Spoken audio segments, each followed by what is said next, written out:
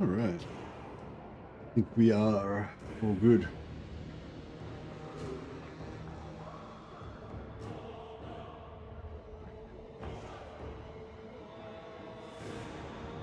All right, hey guys, welcome back to episode 2 of Chaos Dwarfs in Lustria. Astrogoth is going to migrate through the Chaos Dwarf teleporters. So we've got the Chaos Dwarf endgame, put it on as early as possible, like turn 10 to 20, with it on the weakest possible, so turn like 25% strength, and also with diplomacy turned on. So basically what's happened is the Chaos portals have opened. We've conquered some regions, and it's basically sold all, like most of our territory to the Chaos Dwarf endgame faction to make them peace out with us, so we can safely use their portals. And now our armies are about to go through those portals into Lustria. We've also got this Intercept battle on our train. Our poor old train has had a bit of a rough time the last couple of turns. Or last turn.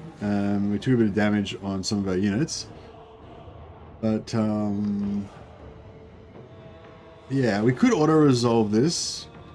But, I don't know. I'm not sure how many turns I've got left before this train gets to... this convoy gets to the end, so I don't want to get devastated. I feel like we could do alright with this, somehow. We've got the Vargolf that's quite fast. So maybe we can like waste ammo a little bit. I don't know, let's see if we can, hopefully I can not screw this up, because bear in mind the auto-resolve is a win, and the auto-resolve doesn't lose any units. So I have to, like, if I'm going to do better than the auto-resolve, I have to win and not lose any units at least, and hopefully, you know, not take as much health damage as I would have. Invasion begins, indeed. So yeah, so we'll have a look at the campaign map once we get out of this battle. But yeah, we're about two regions away from the portal. We've just got to go through a couple of regions, get to the portal, and then we'll be in Lustria. So yeah, we should be able to do that pretty soon. What? So we're... okay, so we're here. They're over there somewhere. Is there any woods? There is some woods. So we could actually hide... we could actually hide our units if we wanted to.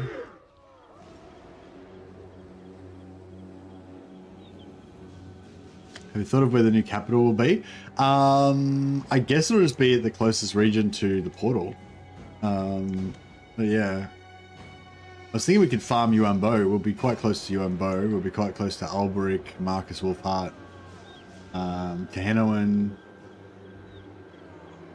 I don't know, none of those people seem like they'd be good allies for us. Oh, we could maybe make an alliance with Skrolk and have Skaven allies if we wanted to have allies at all. So I don't know, there might be some advantage to stealthing inside the woods with the rest of our army while we just take big boys out to play. I'm not sure. Or maybe it'd be better to put us up here so we have this really nice high ground advantage for our guns. 30% extra damage shooting down from here.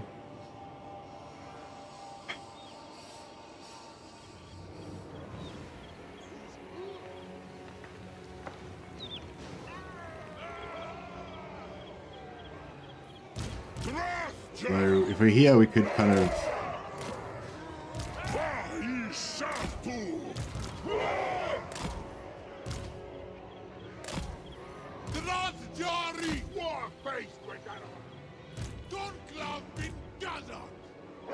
we'll maybe move around to here, and then it would be, you know, not too bad.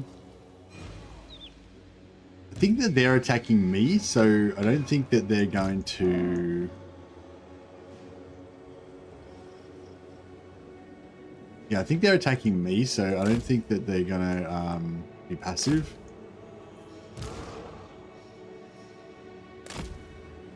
So they're gonna come straight for us. But yeah, I was sort of thinking if they can't see most of my army, then they should sort of search pattern and spread out a little bit, and that might be advantageous to us. I feel like it's going to be really hard to use the mammoth because it's going to get shot and then it's just going to gonna get wrecked.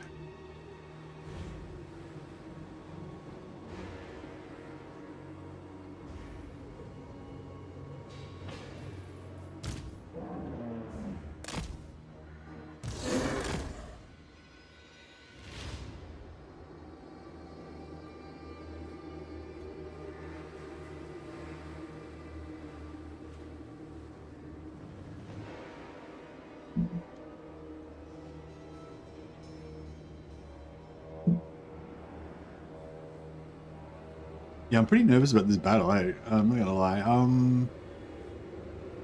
I suppose if we just fight in the forest, that'll stop their guns from doing much to us. And then we can kind of walk... Fuck, I don't know. Well, I guess we just get... Hey, J. Evans.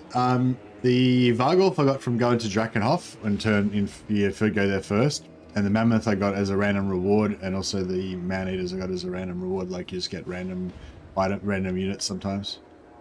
Yeah, it's a convoy. I don't know what we're gonna do, but let's do it. Oh, they are passive. Okay, cool. Okay, I didn't realize they were gonna be passive. That's good. Means we can. Oh, they're not passive. They're going for us. Never mind. All right, that didn't. Oh fuck, he's rampaging already.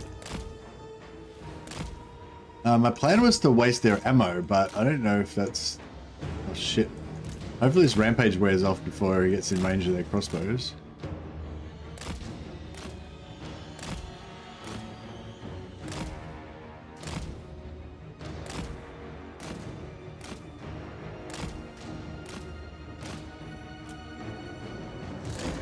Okay.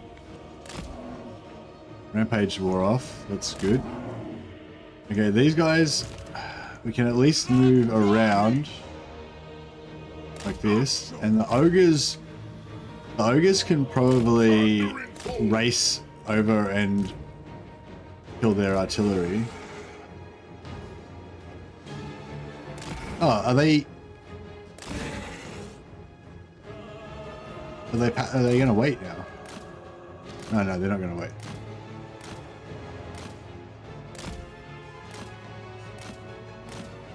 I was hoping to waste their ammo, but it doesn't look like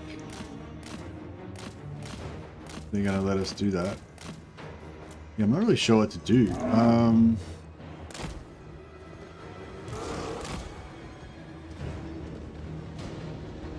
Hard to see their...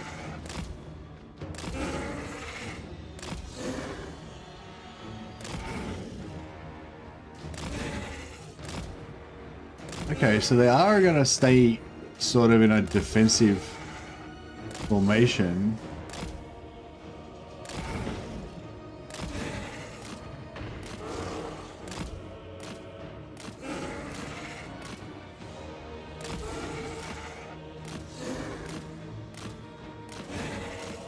I mean, theoretically we could waste their ammo doing this. I'm just not sure if we're gonna have enough health on the Vargolf, because it's going to get shot a bit. We're not going to be able to avoid all the arrows. It's a pretty big target. Seem to be doing okay. I don't seem like we've taken any health damage yet.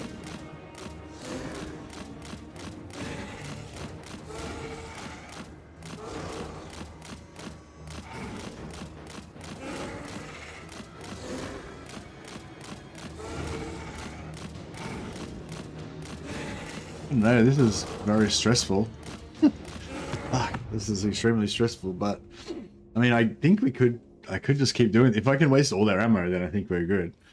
But this is pretty stressful. Because the Vargolf quite, like, sometimes when you turn too sharp, it sort of gets stuck and just rotates really slowly on the spot, at which point it'll instantly take like 3 volleys of Quarrelo shots to the back of the head. Micro like you've never microed before, I know.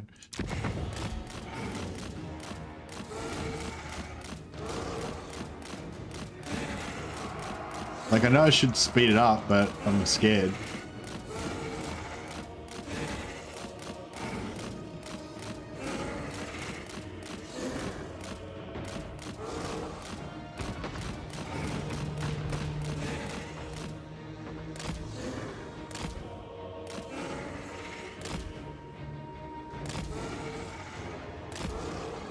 Ah, fuck. Yeah, I got shot. Alright, maybe we'll take the ogres around and try to...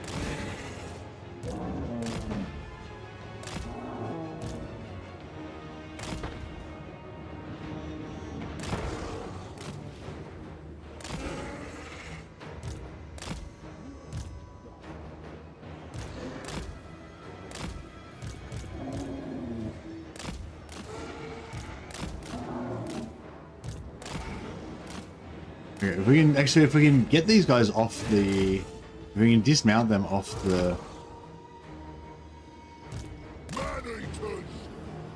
Fuck.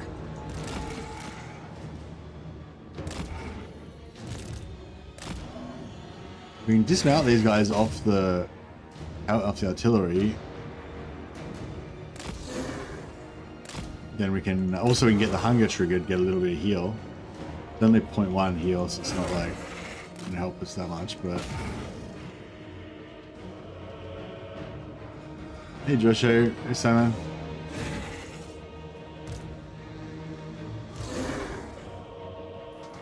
Alright, we're getting our hunger up.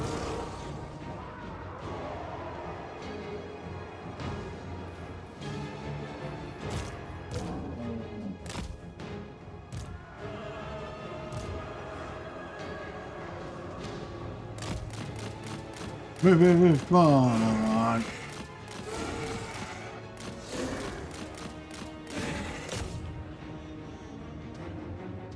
Okay, I think this is working okay.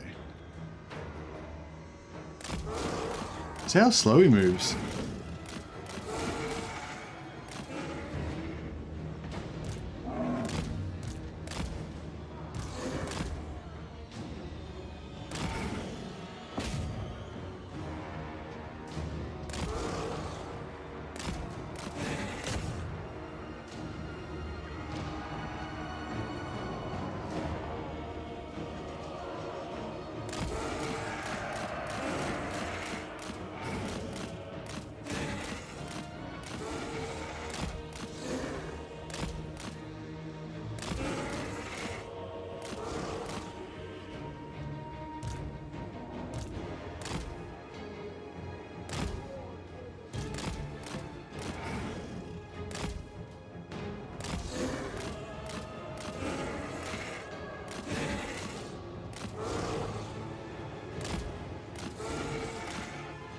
How many quarrels? They've got 3 quarrelers. We can maybe shut down their quarrelers. So this thing's going to rampage again when it gets low. So if it rampages when they're too far away, then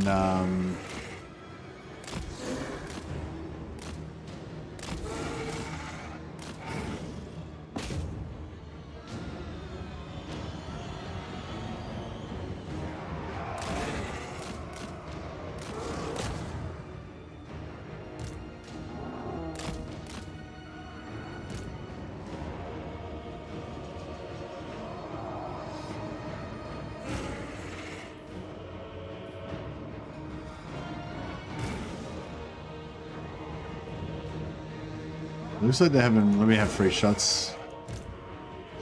And that they're not targeting me. Oh no, yeah, they're targeting me. Move, fuck. Get out of that.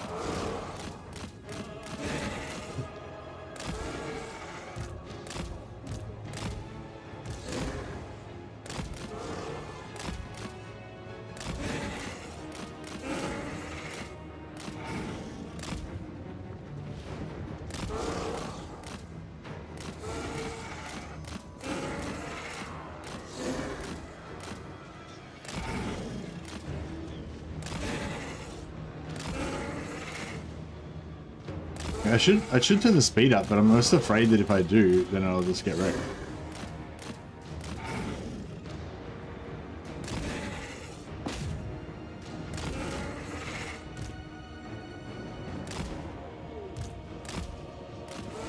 Oh, fuck. Just got wrecked. Anyway.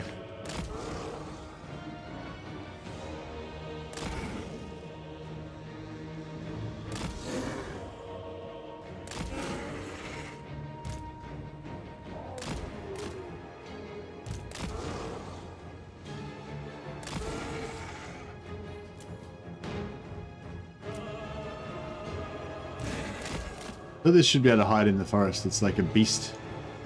It's a beast creature.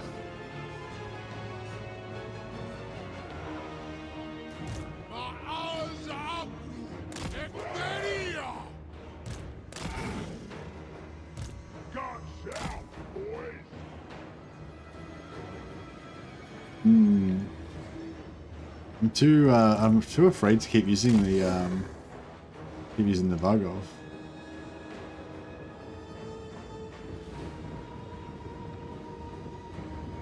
Oh, this is good actually. We've split the coilers.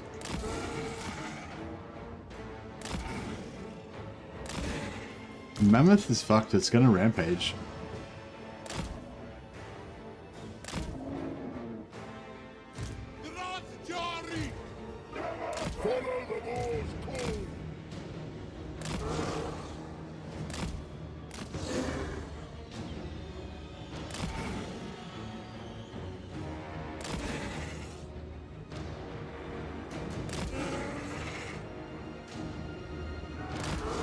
I'm not trying to hide, I'm just trying to get him to get a missile cover from the trees.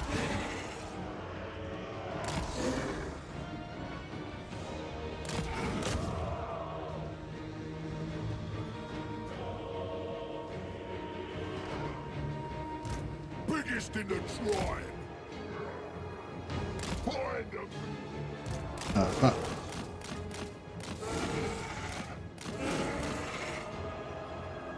Where'd the coilers go? In the woods there.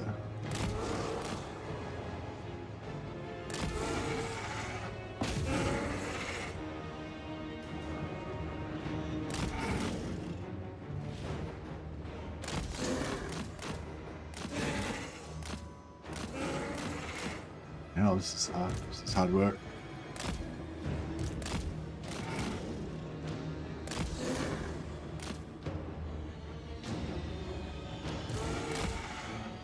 Alright, fuck it. Maybe we let's get a bit more aggressive. Can't really use the mammoth, but I reckon we can use the ogres.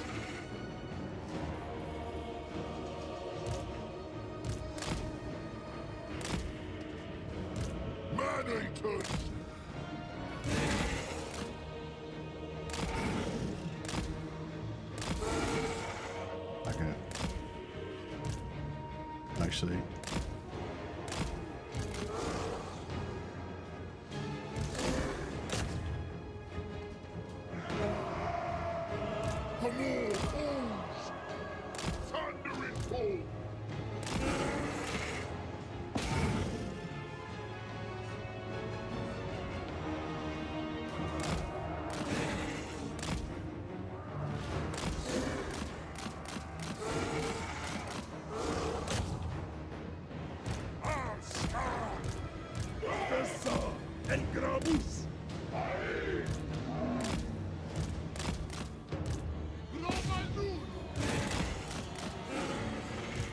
This way! Off we go! Fuck off.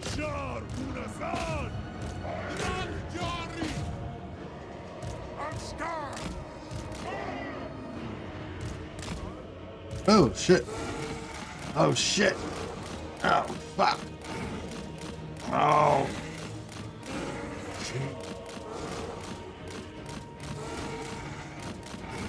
Don't crumble, bro. Don't crumble, my lad. Oh, this is bad. This is looking bad.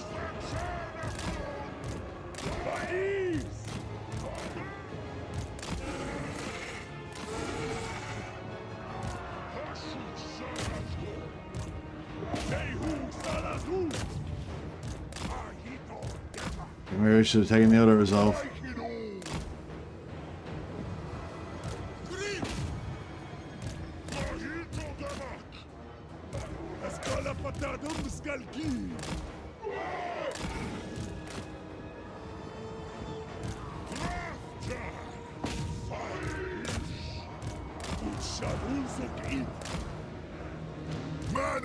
How come these dwarfs are so quick? We're supposed to be like much faster than them, right?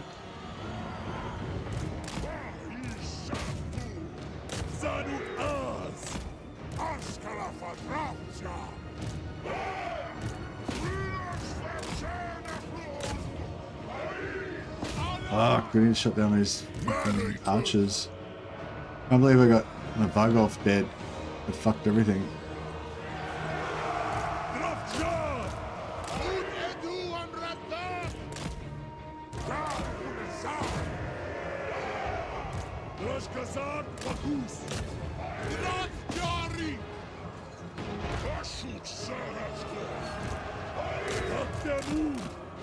I got fucking destroyed. That's bad. Alright, fuck it. I'm gonna get a mammoth in. Mammoth can just fucking do suicide itself to try and save our better units.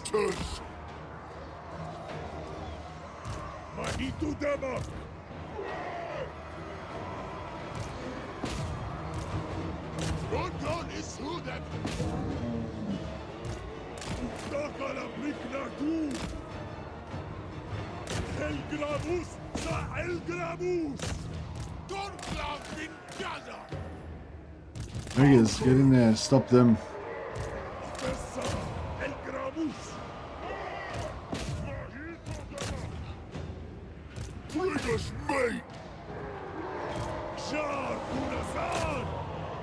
What a mess.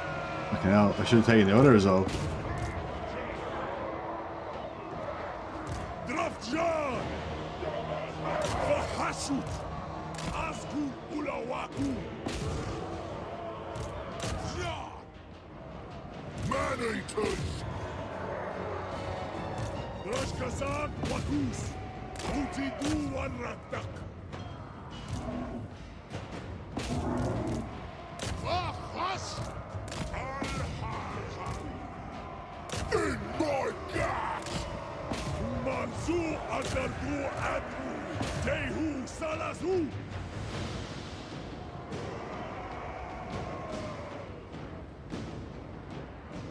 Man, this is so bad. I feel like the auto resolve would have been so much better. I don't know, actually, the auto resolve might have been worse. I mean, we didn't lose any units. That was the minimum. That was kind of like the minimum requirement, I guess.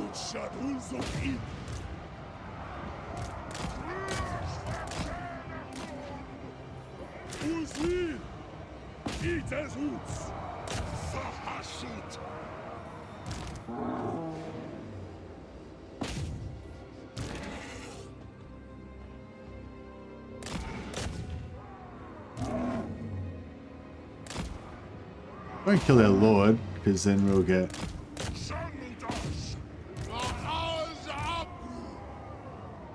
Crunch their skulls! Me! An easy victory? Oh yeah, that was easy. Oh man, that was rough. That was a rough one.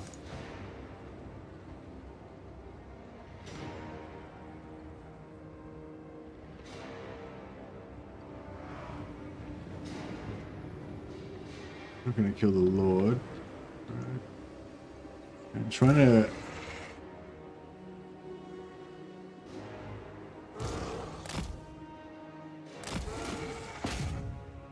heal the Vargolf up with the hunger. Basically, every time he goes into melee, he gets a little bit of health.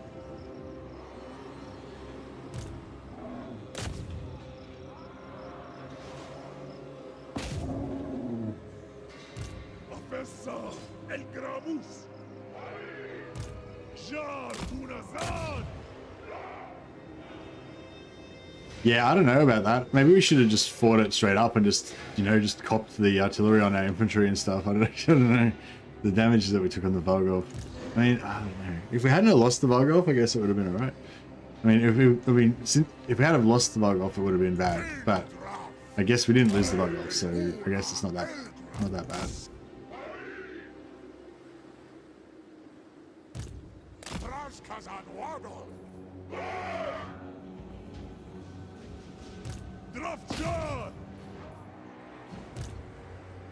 Lonely Vargo. Oh yeah, we got the mammoth, Woolric. Somebody was saying we should rename the Taurus, the Bull Taurus Woolric. It's like, no, that's Woolric, the feral mammoth. We got to play a Noska campaign sometime and get Ulrich back in again.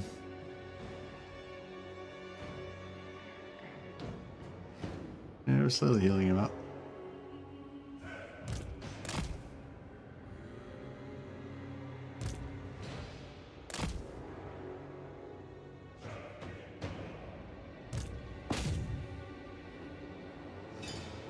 Yeah, I got a bit of health back on him.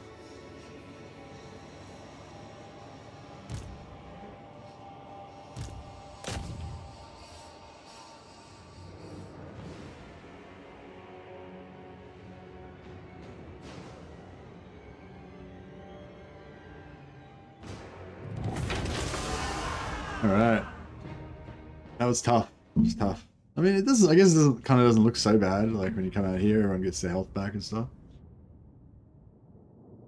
We should be able to get a bit of replenishment because we did kill a few of them after the battle.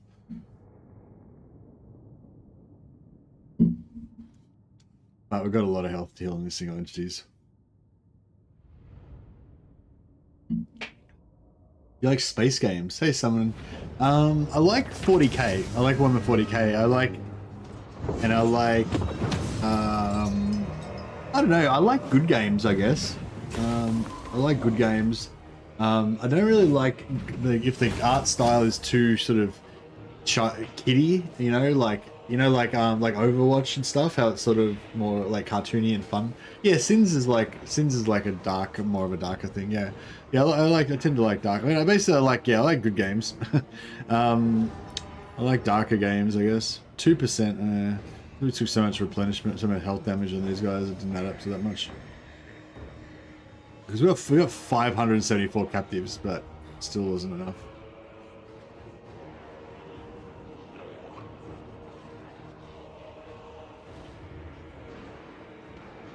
Take what we can get.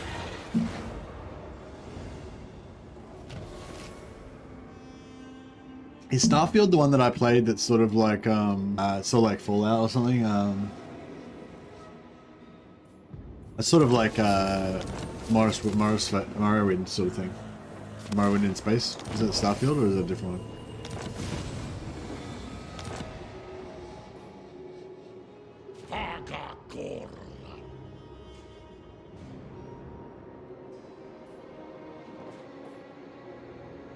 Yeah, no, I thought Starfield was okay. Just didn't really grab me though. Yeah.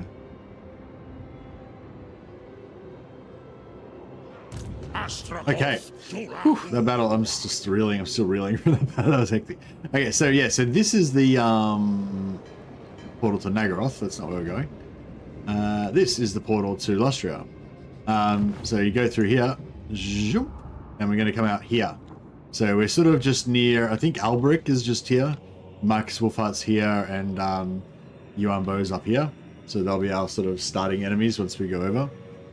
And yeah, we just got to get a couple of, just got to get down to here. We've managed to make peace with the endgame scenario faction, but we had to sell like a bunch of our regions to them to get the peace.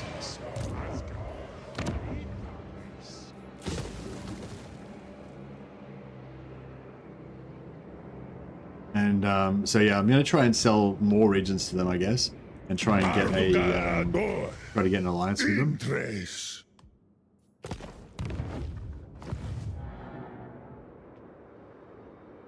What were the vampires? They nearly wiped out. We could nip over there and quickly take that as well.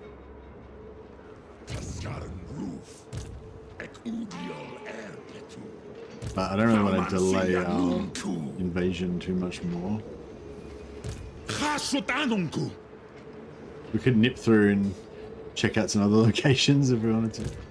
Alright, I might just take Desolation of Drakenmore with Astrogoth to slow him down while this guy can kind of beeline more directly for the portal. Good old Wraith Red Path.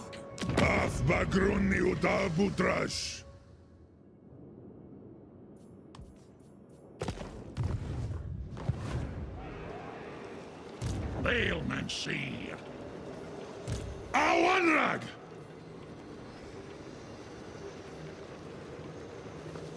Utu dot lank. Might just give him. Dromadrazul. Let's give him a hero. Anfa Agrimazul. Ulastas. Nahitiwas. Dum Thaumancy. Ra Kubeluta Angron.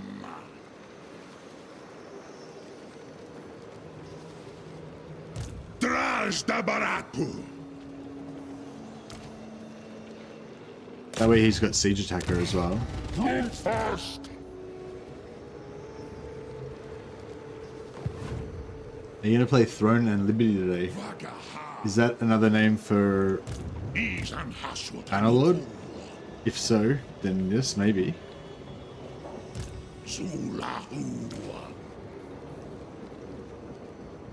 Well, actually, it feels like we...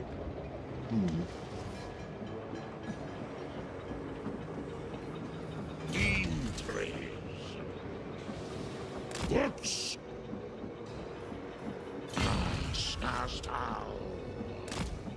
Might just try and sit here and see if we can get an ambush. Zul Unajar.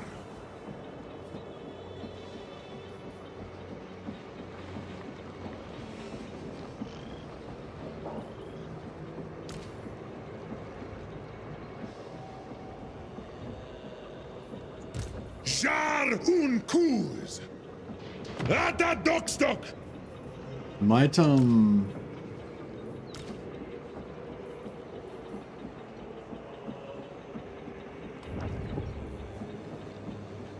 Dakuasta Elgram. switch them around. Dies Hashut Ankor. And that way we can take this. We take this with him. He can serve his movement next turn. You reek of anguish or hopelessness.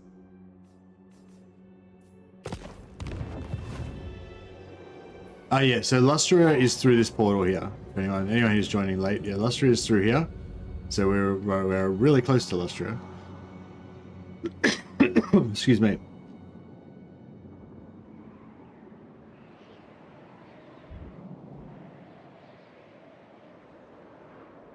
But yeah, what we're trying to do at the moment, what we've been trying to do while we're waiting for the portals to open, is basically secure this area so that we can continue to send convoys through to get our legendary items and our extra units and all that. Or maybe just the legendary items mainly. Portal? No, this is the Chaos Dwarf endgame. So you just put the Chaos Dwarf endgame on, turn the difficulty on the endgame down to like 25%, so they're not too much of a handful, and then make the and then you turn on diplomacy for the endgame factions. So basically, you can trade regions to them to make peace and stuff. Oh,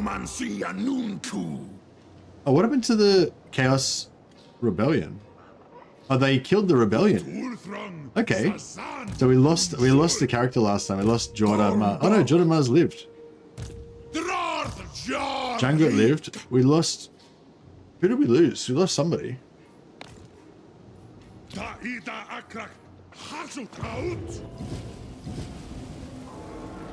Grogan Jakan, the soul farmer.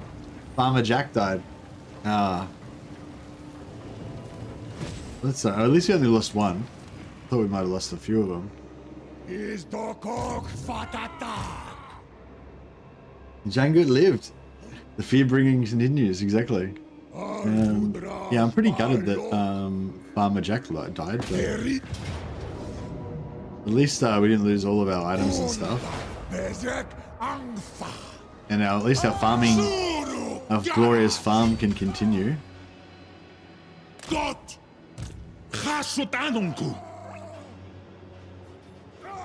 Dalf unbar.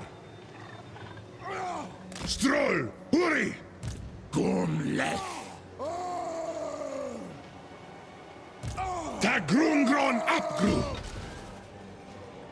Grutash ori. Awanrag.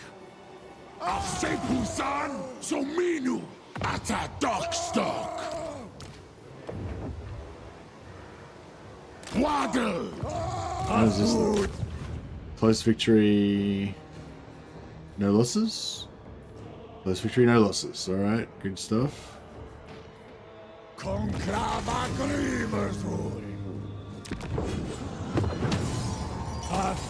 The Sack City continues.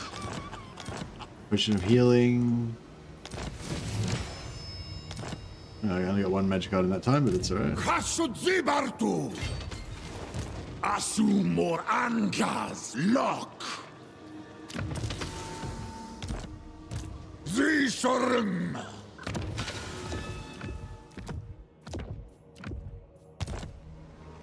Gromadrazul. Oh, yeah, we didn't lose all these greens, that's good. No, they're all crap greens, but we wanted to keep them so we can smelt them down.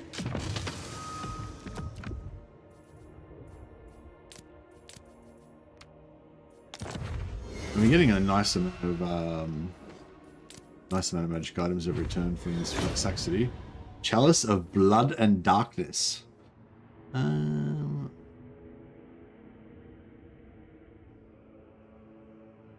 Oh yeah, you get healed if the enemies cast a spell anywhere in the entire map.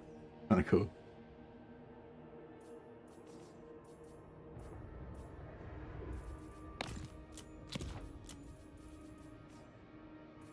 Armor of Silver Steel. They're actually not bad for auto resolve, I guess, but better get better stuff. That's slightly better. It's not really. I wouldn't say that's really worthy of being a blue item, but there's a blue weapon we can get that gives you the hunger. Oh, the Gauntlets of Bazarak the Cruel. This is really an awesome item because it gives you 5 melee defense, 10 physical resistance, expert charge defense, and it's an enchanted item. So it's not an armor and it's not a talisman. So you can have a talisman. You can have like you know, a blue armor that gives you a ward save. You can have a talisman of preservation for 16% ward save, and then you can also have the Bazarak the Cruel from extra physical resistance on top of all that. So yeah, a really cool item that the Chaos Dwarfs get.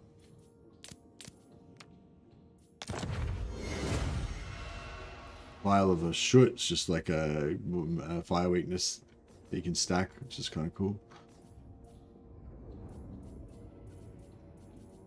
Alright, that's enough smelting for now.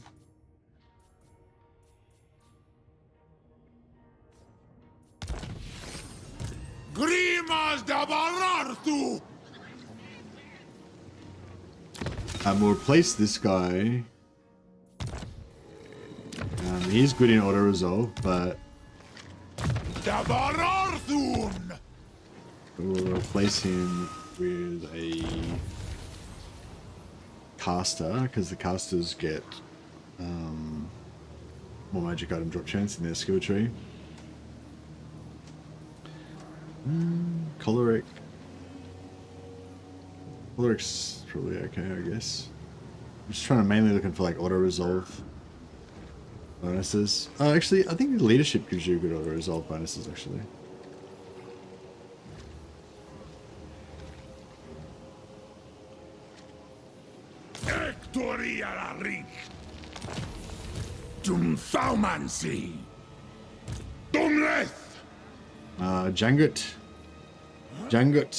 Tangut might need to have a rest.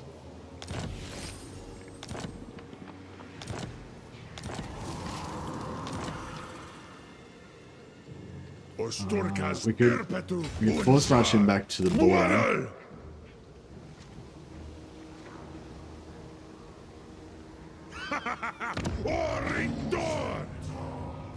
Yeah, that could be good. Alright. Almost time for the South American vacation. Exactly.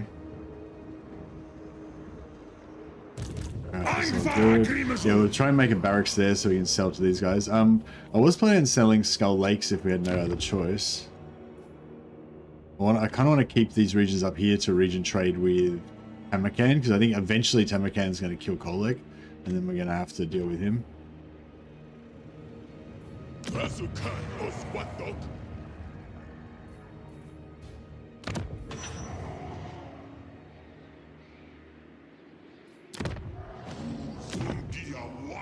No, let's sell him Carrot Flag. Carrot Flag will give us military access.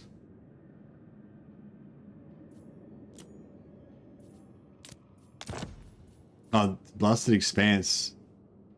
Oh, even without building anything, that'll give us Defensive Alliance straight up. That's pretty cool. I wonder if I would love it if we could get back our settlement, but oh, we probably could get our settlement back if we build a barracks there.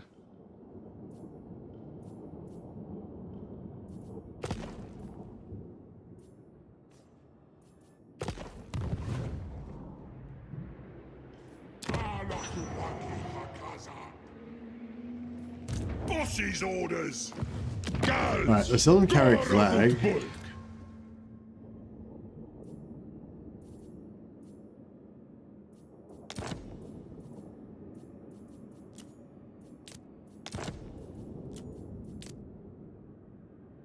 That'll give us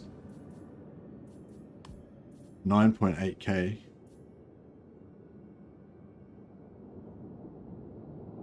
Yeah, alright. Add. Hey, Jonathan. Now the portal is so our armies are here and here, and the portal is here. So we're like one region away, basically 2 regions away. Probably, yeah, it might be 2 turns still. We're just preparing. We're just being responsible. We're trying to like set up a stable situation here. I mean, the portals didn't open for at least 10 turns. I think they opened on turn 12 or 13. So we had to do something while we were waiting. So we spent the time wiping out Grimgore and getting organized. So we might even be able to keep our hold. I'm not going to try too hard to hold my territory, but we might even be able to keep our territory a little bit. Yeah, I'm gonna go for this technology. If we could get a bit more. I'm going to try and trade back for that region if we can get it. Kind of cool. Alright, I think we're pretty good. We've still got plenty of slaves, so we can...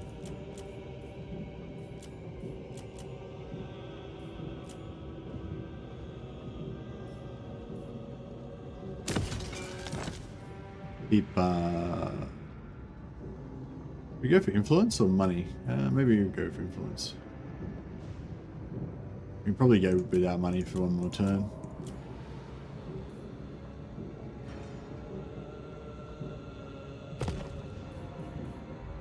Alright, I think we're good.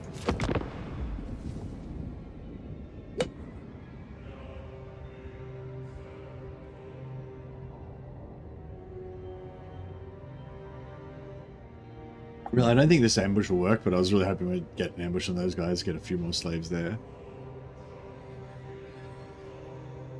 We won't get order. We won't get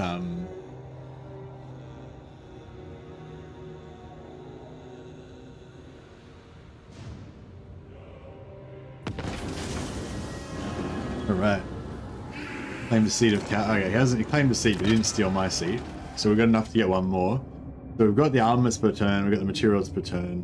We've got the Scarbrand movement range. Next ones I want to get is armor of contempt. Which also gives us siege attacker for all of our armies, which is pretty cool. And then I want to get this one to get winds of magic reserve. I find, yeah, once you get this, you start actually having magic in your armies. So at the moment, our armies are all pretty much like got no winds of magic, which kind of sucks.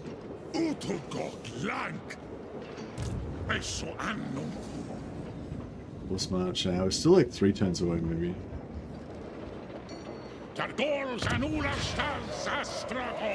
Alright, I'll build this. What's the blasted expanse? Blasted wastes. So we'll just... Oh, actually, I can save money by just... yeah, temporarily turn off the slaves to everywhere else except for the blasted wastes. We'll try and get 100 slaves to go into there.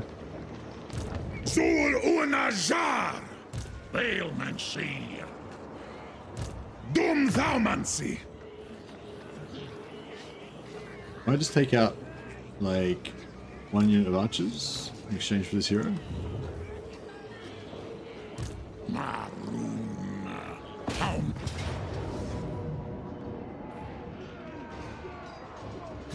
There's no point fighting the battle manually because we can't get mega captives from the captives. We get many slaves from captives, but if we get a field battle, we could have, but it wasn't to be. We'll sack that. Then this guy can sack Ardugal. This guy's rank 4. Has he earned his place at the table? I think he has.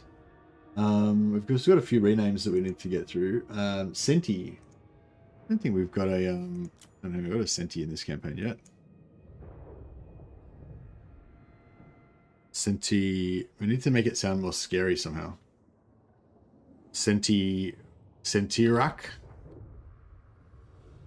Sentirak. Sentirak, and he's thirstful, the thirsting.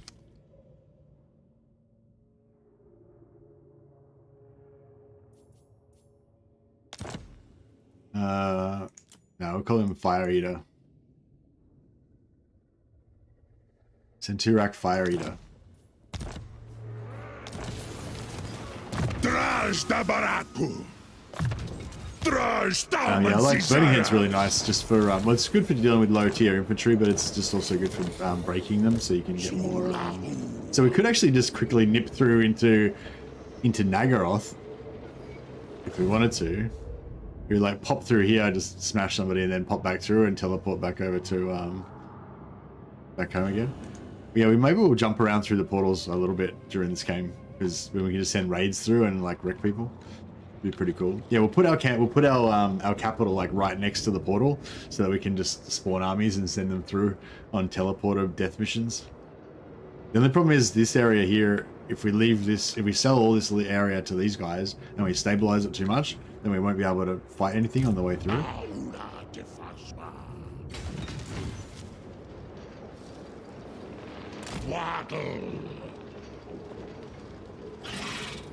Yeah, the auto resolve did a bit of damage.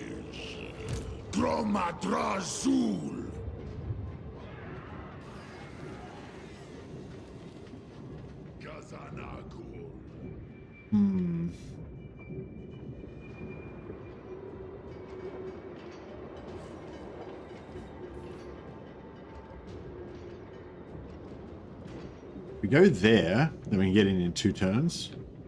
We go there, we might be able to get in 2 turns. Yeah, maybe we'll go here, that way we can guarantee we're going to get through in 2 turns. Just check this. So now we've got enough slaves to get that.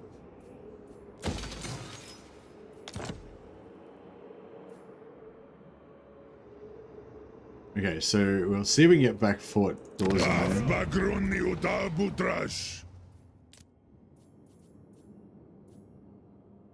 in exchange for Blasted Expanse. No. Oh, I thought they were going to do that.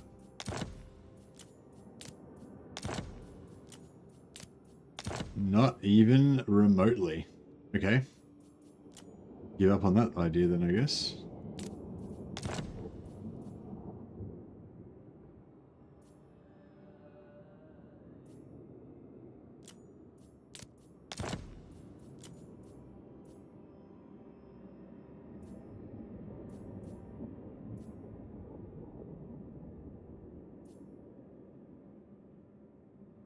Maybe if I sell in Blasted Expanse, then Drakenmoor might do it. Okay, we'll get another 7k from Blasted Expanse. Now Distillation of Drakenmoor still isn't really worth that much. Did he build a barracks in there in Fort Neros? No, oh no, we already had a barracks in there, yeah.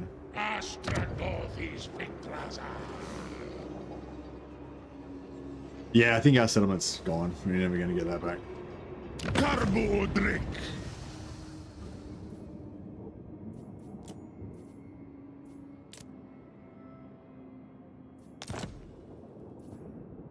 I'm going to go for Defensive Alliance.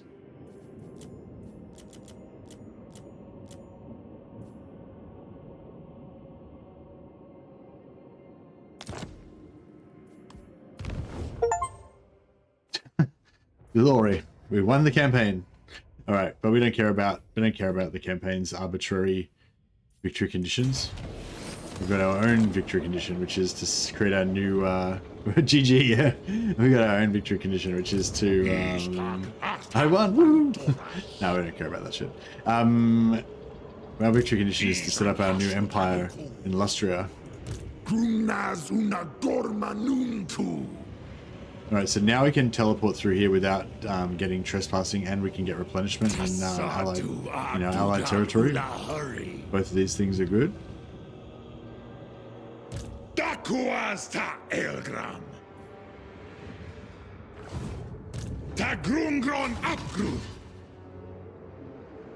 No, we might be able to cheese this next turn.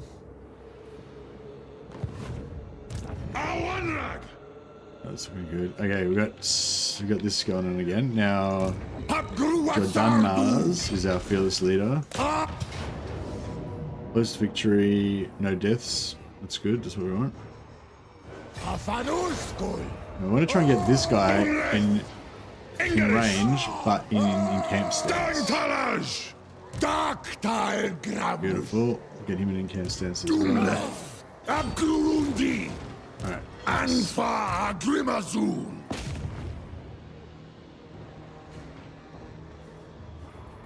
Alright, beautiful. Okay, so what are we up to now? So we're getting 114 labor, which is about 800 gold, plus 900 gold, so that's about 1700 gold worth of stuff. You're gonna get eaten, thief. 1, 2... Yeah, so we get 1700 gold worth and 2 items. So we're basically getting about 2 items every turn, maybe a little bit less.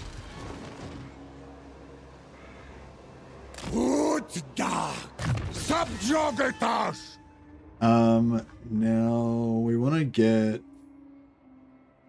this extra money from sacking, extra income from sacking settlements.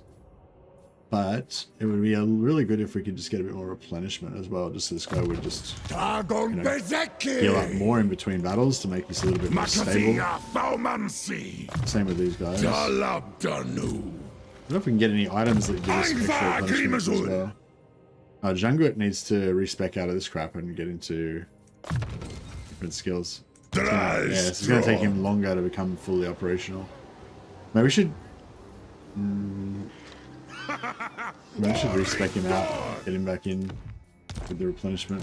Yeah, he'll be alright. But yeah, so basically these guys cost 250, 250, 1,000. Yeah, 1,200. So basically this whole setup, including these goblins, which we don't really need, costs about 1,200, and we're making about 1,700 gold plus 2 items per turn out of it. And you can just keep replicating this everywhere, and we don't have supply lines, so it doesn't.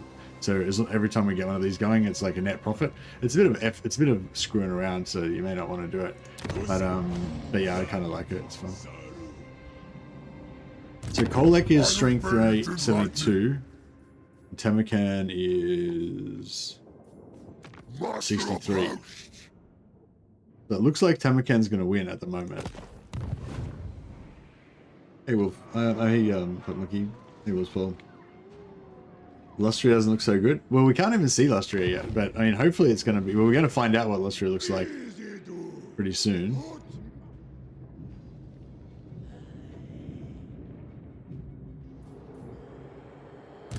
Hopefully, it's not too bad.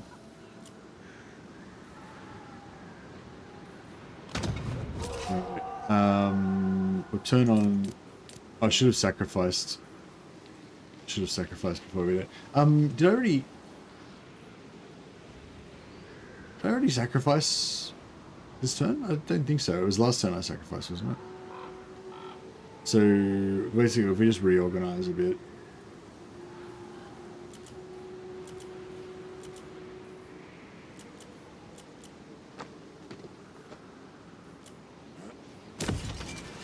There we go. And we're doing pretty good on money. I might just go for influence again. When Chaos Corruption takes hold, does it get rid of the trees in Lustria? I don't know. That'd be good if it did, hey. It'd be good if it actually changed the battle maps to be like Chaos maps instead of Lustria maps. But yeah, I don't think we're going to be that lucky. If I could trade for another region somewhere, that'd be really useful. So we've got Gorge of Rock in that one, we've got Ice Spear in that one, and we've got our home territory. Yeah, that's right.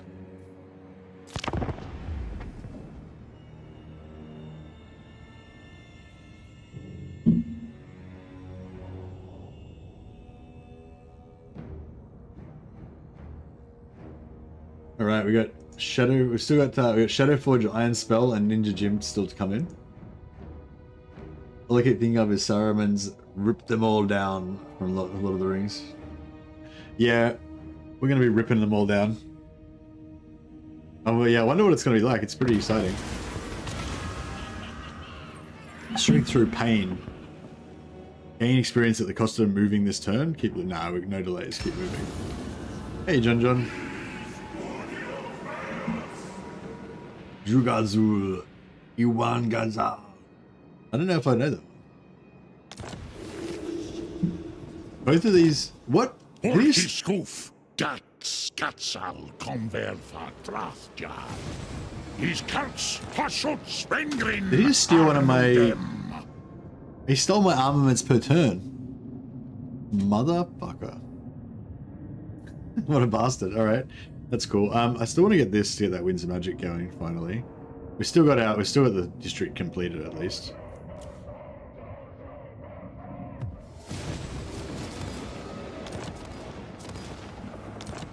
I would have gotten 275 next turn, so I would have been able to get the demon heroes next turn if it wasn't for that. It's kind of annoying.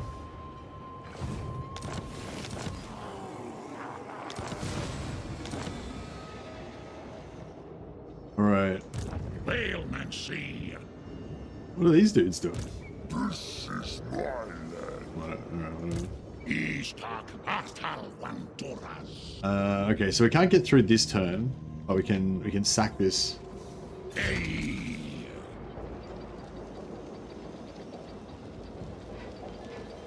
Ital dispa umbak.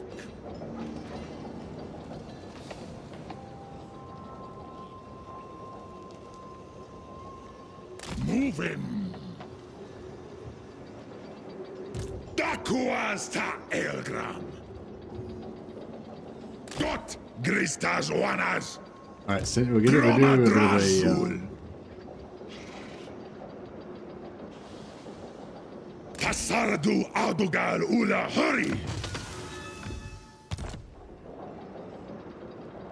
Dures Nemgol is Sultan.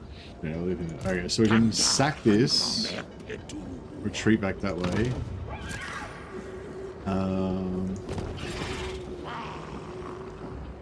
Rakubeluta Angron.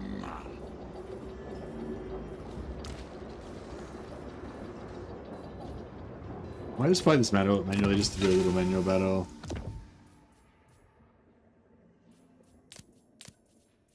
Use some more of our re-farmed magic items.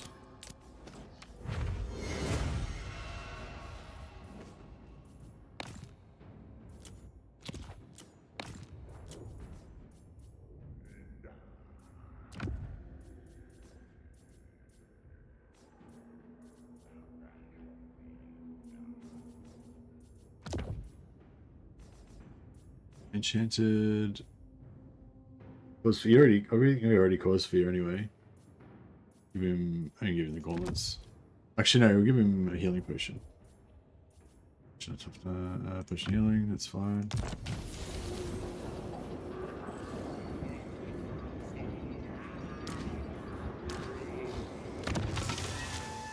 And we'll give him a potion of healing as well.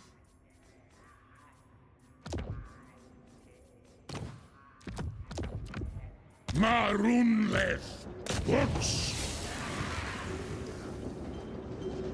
Okay, we've got Skaven fight. That is not musk of fear. No, Musk of strength. He's already at war with our allies, so we can actually pay. We can actually pay to do this. Interest. No, we can't. It's weird. Oh well, we'll go to war with him anyway. Threats. What you want? Treaty pact? Betray me first. Ah, no! the treaty pact. Oh yeah, so we're into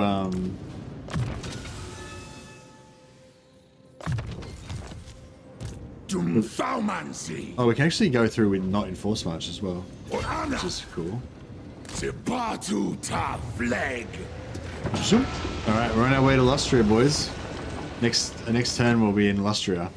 It's pretty cool, the portals, because you can move into the portal, so you get your movement, and then the next turn you start on the other end and you've got your movement. So you don't really, like, it's sort of there's no travel time really. Like you have to spend over the end turn. So if you were standing like right next to the portal and you went into it and didn't use your movement, then you would kind of lose that movement. But you can basically be anywhere within range of the portal, do full movement to it, and then move and start moving out the other side next turn. So it's pretty cool. I'm pretty sure that's how it works.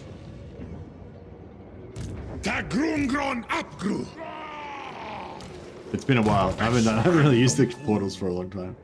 +3 per turn, so we can finally start getting magic. That'll be good. We can boost our renders.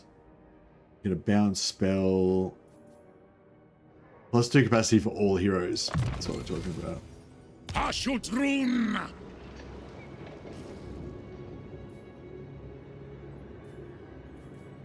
Yeah, we'll start recruiting some extra points. Campaign move range, Vanguard deployment. Hated. Like hated and bully.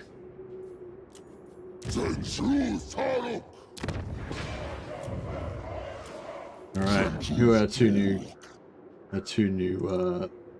characters? Shadowforge Iron Spell. I know Shadowforge Iron Spell's got kind of like a background. So he's gonna be a general. So we'll save him.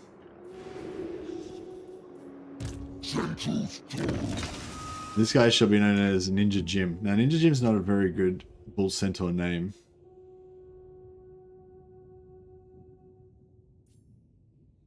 No, we don't already have a Ninja Jim, do we? Not in this campaign, I don't think. It was the last campaign.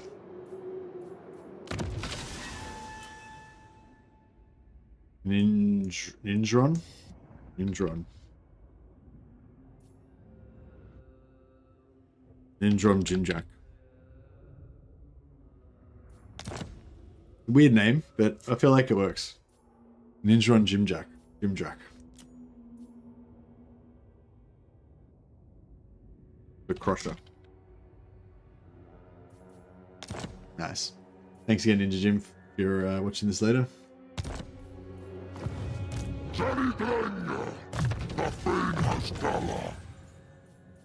Let's go speed on these guys, because they tend to be low mobility in these early matches. Hey, faster than Jesus. Alright, let's get this sack done. Yeah, I'm just going to fight this manually.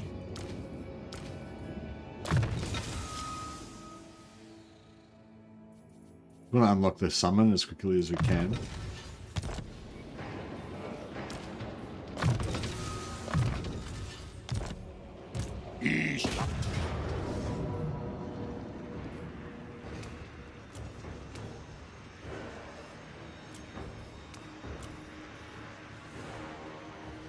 How many summons? They got 2.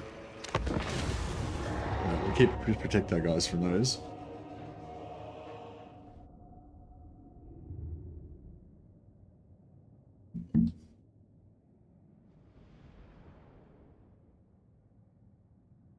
Hey, Leroy. Decided to play Corrupted Alariel today, allied with Nakari, and went on a very bloody war with Turian. That's pretty. You have some good campaign ideas, Anthony. Corrupted Alariel kind of sounds cool. Maybe I should put that on my list.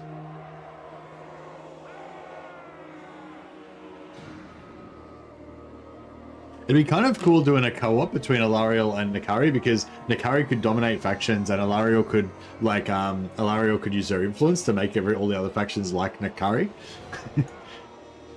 But it wouldn't really work with her. Like Nakari would have to probably migrate to a different continent for Alariel to like it. Otherwise, she'd get the penalties for having chaos factions on Milkline all the time.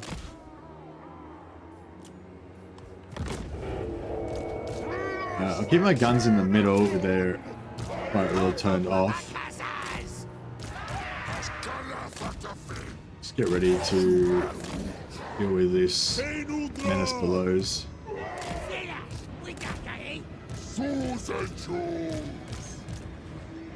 Alle bring gut! Ator! Back bin Wutras! Oh, they're coming for us. Dalet Castellan! Udiol! So I think 130 is when the first one comes. Oh no, there it is. 45. Sorry, is when the first one comes. Grimasklor!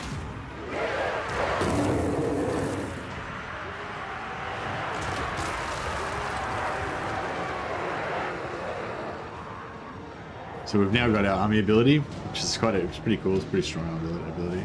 Sturkas! During! Gonna keep moving back till the second menace below pops if we can. There it is. Ansadu! No, I think there's only two, so kind of.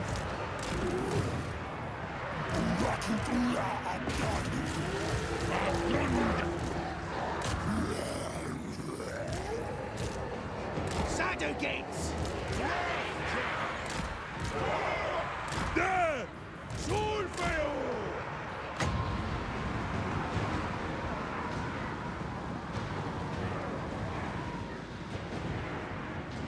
We'll slow these guys so they can't flank us here. What was that? These are struggles! Veilmancy!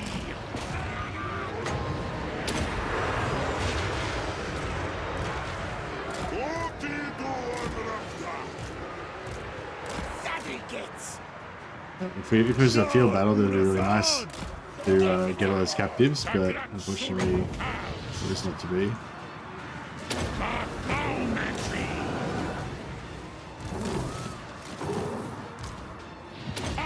Yeah, just gonna heal everybody up. That was the whole point of this battle, basically, just to get to full health.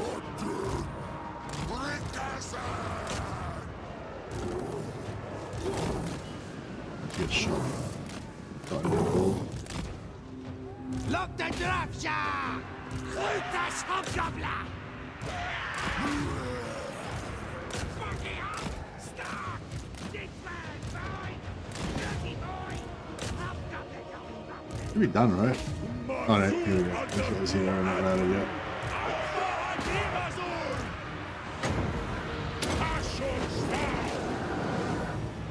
Escola Podrafja!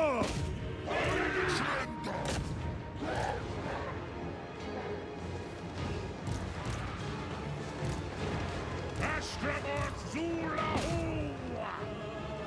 Ashot Sarasco! Udi Askel! Oh, man, what are these? How are these guys not? These Astragos!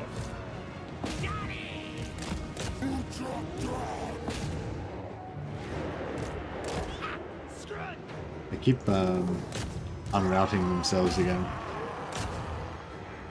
Hobgoblin! Hobgoblin Akasas! Terrier to slow, Drake! What's up? Waddle over there! Takasa! Astragor Zulahu! War! Wood! Hobgoblin hat! Mosh! Ashut Mahi to Sanjulfo!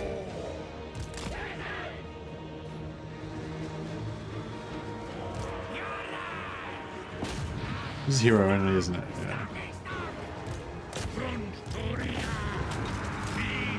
Alright, nice.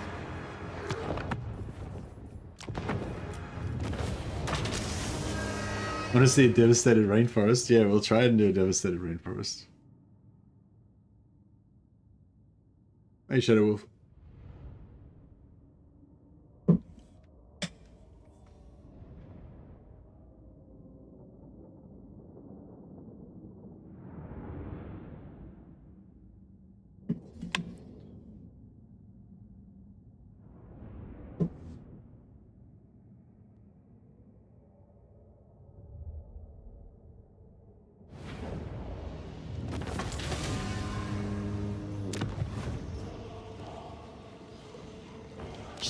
Get a sack, bounces off in the right direction. We can respec him out. Be back in 3 turns. So he can join us in the new world. And just place him with some random dude. This guy.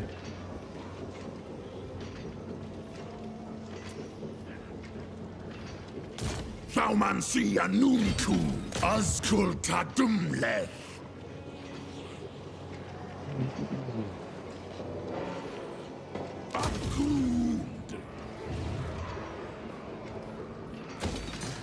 Makazia Thaumansi Astragoth Jolahu. What do you get? Let's see if we can sell. How long is the queue for glory names? The queue is well, there's a if you want a bull centaur, there's a bull centaur available right now. Shadow Slep's got Shadowforge Iron Spell coming in, but he's going to be a general, not a hero. So there's a queue of 1 if you want to be a general. There's no queue if you want to be a bull centaur and go around rocking on things. There was a massive queue yesterday. There was about 12 people had like queued up. Took me like I didn't even. These are still it's renames from yesterday that I'm doing now. Took me like all that time to get through them all. Okay, let's see if I can. Well, I'm not going to sell it necessarily now. I just wanted to see 9.8. Yeah.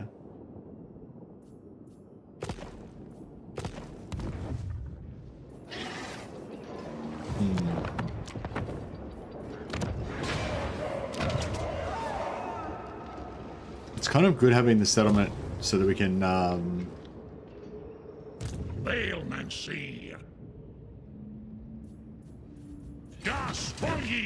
Alright, so he's going to be 1 turn behind. So it would have been cool if we could have made that extra little bit of movement there, but it's like so close, but no.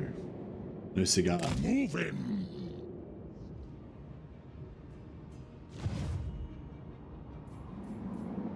Dromadrazul. Anfa Agrimazul. Yeah, he's going to be 1 turn behind as well. Ula Hasalak. Awanrag. It's alright. Meanwhile, back at the ranch, we could keep trading these regions, but I'm just trying to. I'm thinking I should try to. I'm not like I'm plus 625 with him. What's Tamarkan? See, Tamarkan's only minus 124, mainly because of gifts. So I reckon that's not that bad. Like, so if he ends up beating Kolek, I reckon we could always region trade our way back out of it.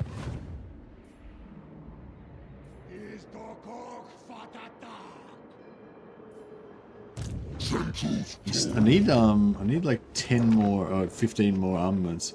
Construct a building from the assembly line chain in a factory to produce armaments.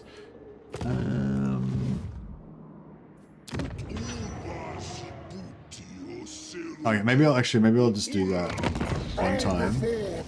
So I'll just sell Ice Spear up at Blizzard Peak, and then that'll give me a factory where I can build armaments building.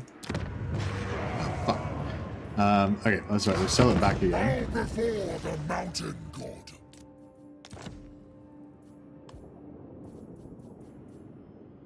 So be it. Okay. So that would have just destroyed the build. Yeah, just destroyed the building for us. Oh, but it turned it into a fucking outpost. Crap.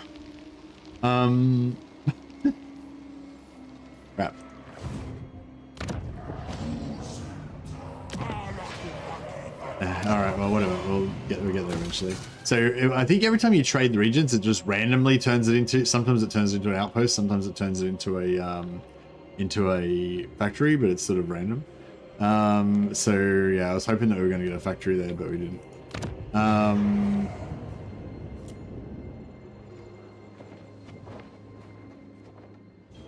Yeah. We could convert to a factory and destroy the barracks. Yeah, it doesn't cost any money.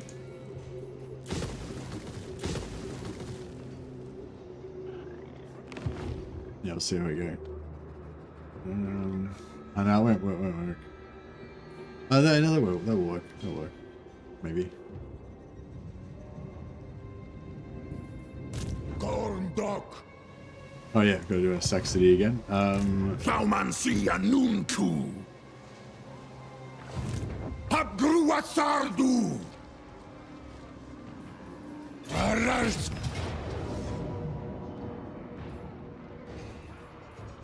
Conclava Grimazu. Another potion of healing, very nice.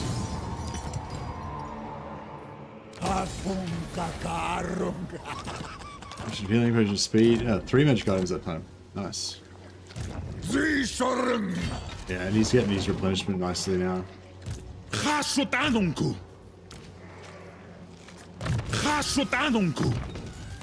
strong.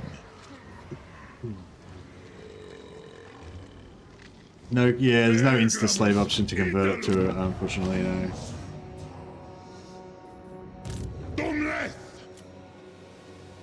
Alright, Lustria, here we come. 1 turn till our convoy makes it to the end.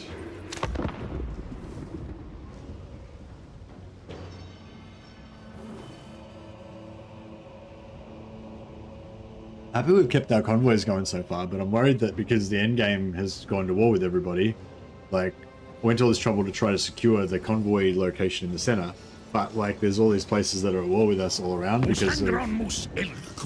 Oh, actually, we're not at war with that many of them.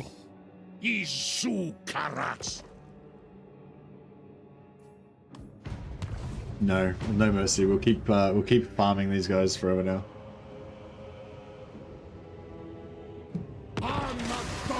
All right, we got the mirror shield. Very nice.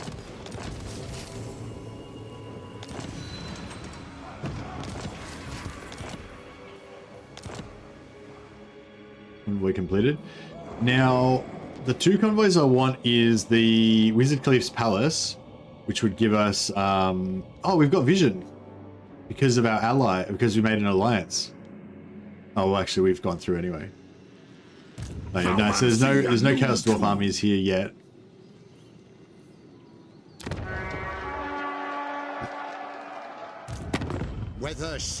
Strength rank 43. I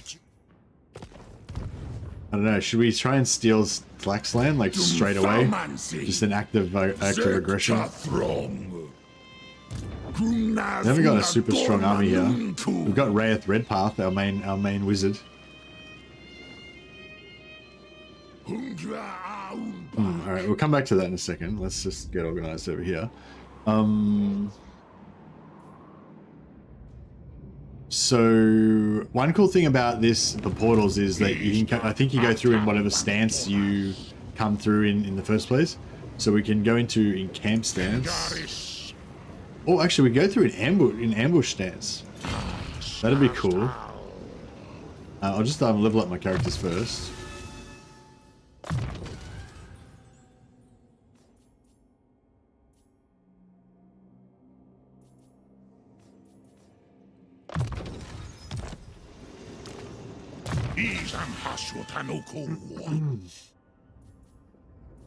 We have to get 4 points? 2 points. Okay, Master the Conclave.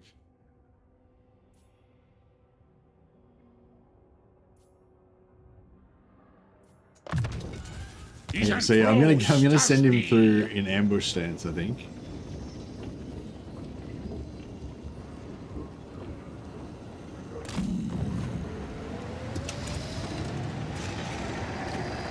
Actually, I can't cancel? There's no cancel. That's weird. I couldn't cancel it.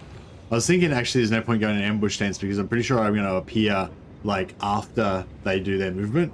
So I won't be able to ambush them anyway. I may as well just go in camp and get the replenishment.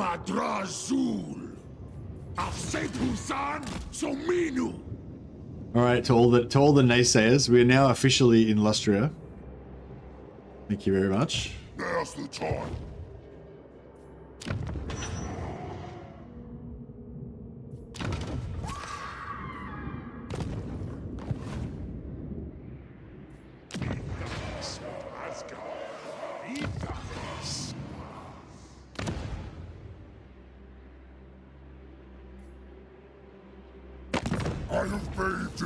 happening?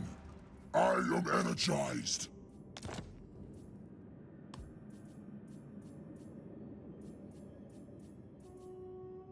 I guess I'll catch there. Okay, so what about if we...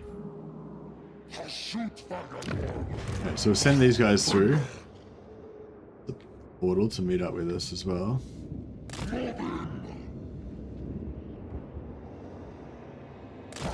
Sandiswas. Uves orte. Sensu Saluk. Bahuvis.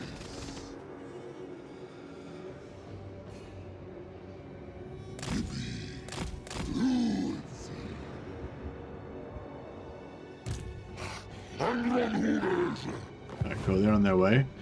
Got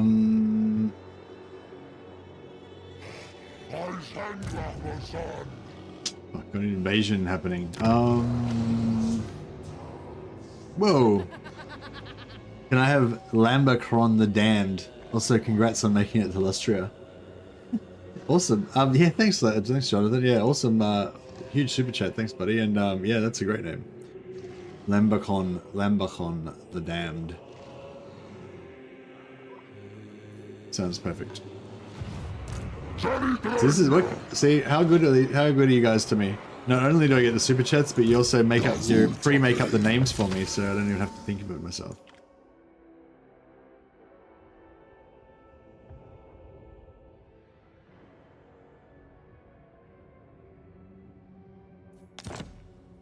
Nice. I love these heroes. They're so fun. Like, because they got their high mass, they just go around smashing everything.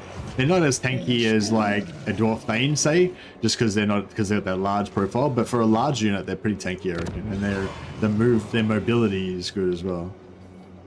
Okay, so if we build, what do we have to build? We have to build a factory.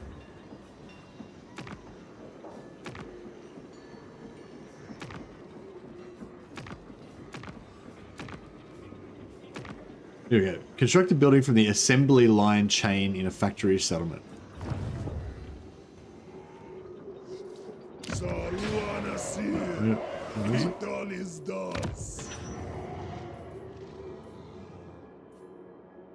Assembly line. Cool. And then we need 200 slaves to rush it. Are we there yet? Hey, there you go. We are there. We are there.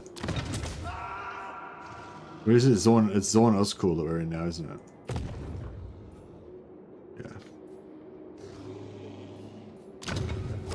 Yeah. Okay. So.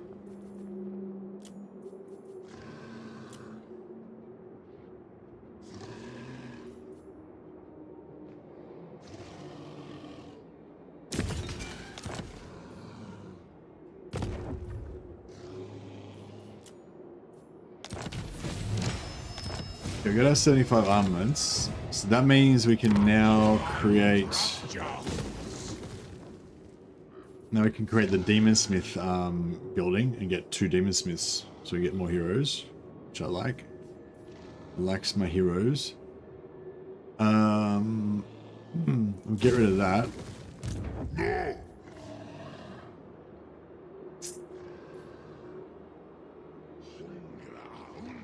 I'm thinking I might sell this actually. Gals, good bulk. Because we're basically cashing out of this region, this whole area, and moving to Lustria. But 13,000 gold, it's hard to go past.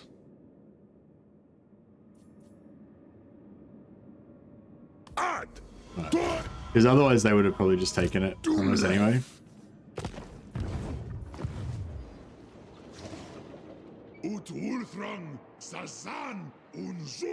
Kerstor's going to Lustria just made me think of they're taking the hobbits to Isengard. That doesn't matter. I don't know if that makes sense, but yeah, that sounds funny.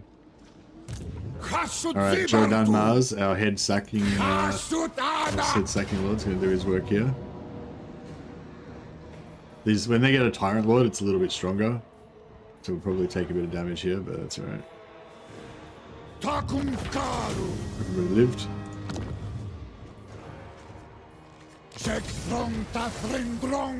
We're taking the chaos bits to Lustria Guard. Yeah, that's it. One magic item? Okay, I only got one magic item that time.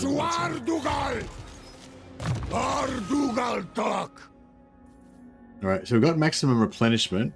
Now we can keep going here to get a bit more sack value. Let's make it a little bit more economical. These guys need to keep working on their replenishment so they can be better at their job. What's this guy's superior? So we really want needful lords would be the best.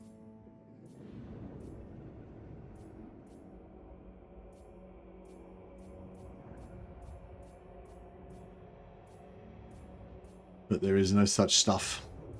That's right. The ones we've got are pretty good. Alright, that's all good. There's a peak. Yeah, we could keep trading there, but we'll just leave it for now. These settlements aren't really doing much, but we'll just keep them basically to as insurance. So if we need to sell them to anyone to get a peace treaty or something.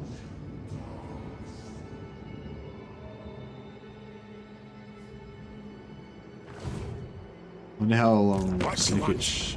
Treaty pact. I mean, Tretch is pretty weak already, so maybe we don't even need to worry about him.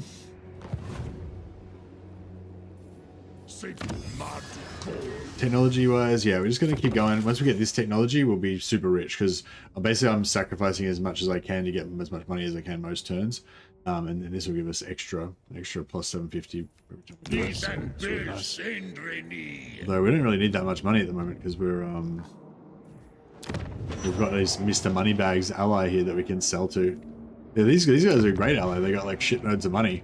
Just keep selling them regions for exorbitant prices. All right, so we're now in Lustria. I feel like we should wait for. I kind of feel like we should wait for Astrogoth.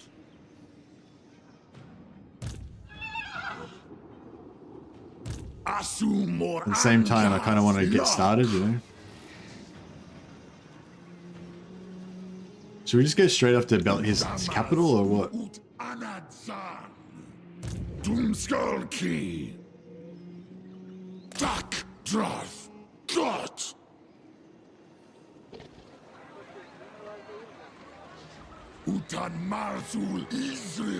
What's the garrison? It's got a pretty good garrison. I don't know if we could actually win this.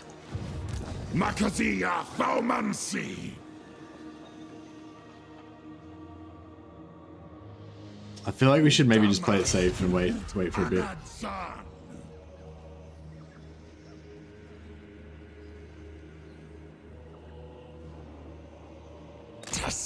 Just gonna go in ambush stance so that hopefully they don't notice us.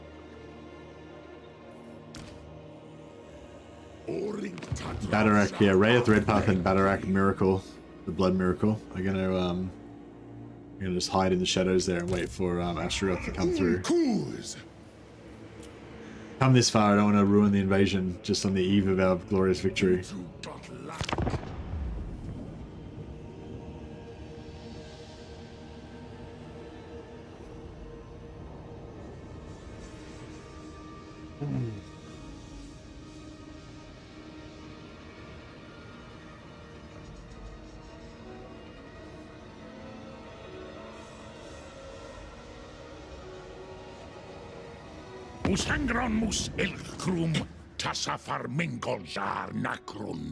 We are there, yeah, we are there. All happening. Who the hell are these guys? I mean, I guess so, I don't care. Sure. Let's be at peace. So yeah, the cool thing about this is we're basically gonna make our capital right next to the portal. So after we move to Lustria, we can still keep sending like raiding parties back through the portals to go and like raid other places, which should be pretty fun.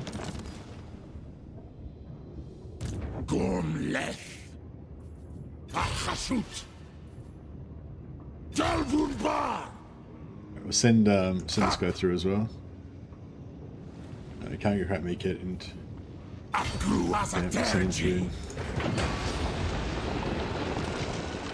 Alright, he's through the portal. Portals are fun, aren't they? Just teleporting around places.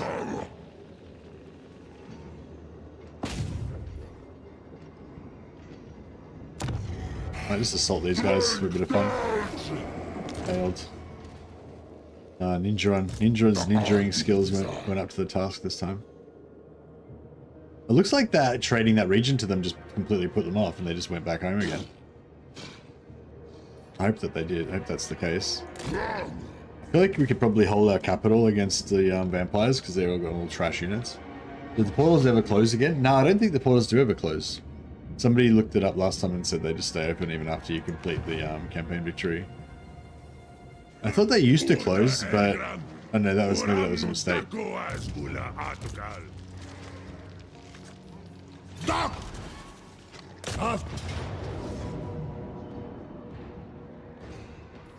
Yeah, this should be an easy auto resolve.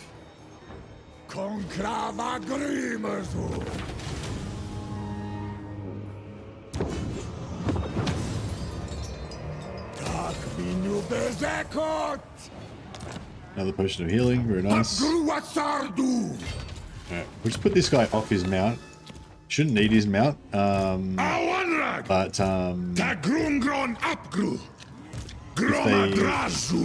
if we ever have like a tough battle, we can just put them all on their mounts and then we'll resolve that and go up heaps. Don't really need these hobgoblin archers, but we'll leave them in there anyway.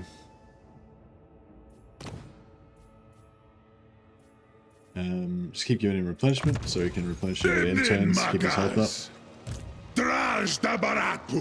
Who's got the most replenishment? So this guy's got. This guy's rocking. Oh, he's got 4%.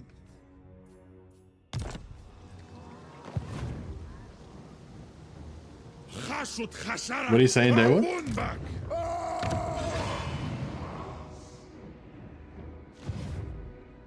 What's MI? And what's the Chaos Incursion? What? I don't get what you're talking about. What are you saying? Alright.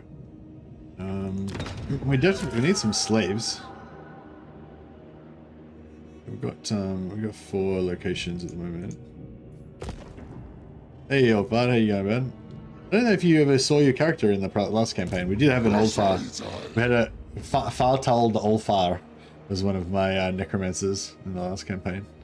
Okay, so Astrogoth's here. Red Path softened the way for him. No worries, man. With your farming fellows, magic items, Chaos Revolt, probably called it. Oh, is there a Chaos Revolt coming?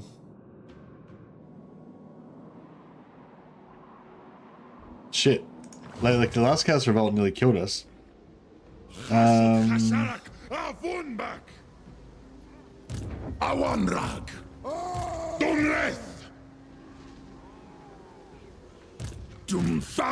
put him back on his horse. On his bull horse. Flying bull horse. The Chaos Invasion might just kill the settlement.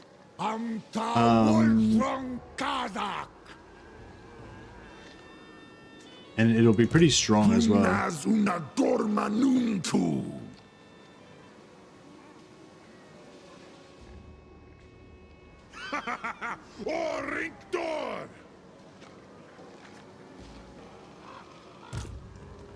mean, our army looks a fair bit stronger this time than it was before.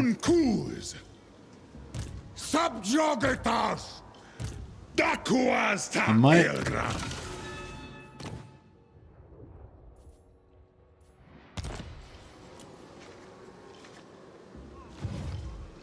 Tagrungron Apgru.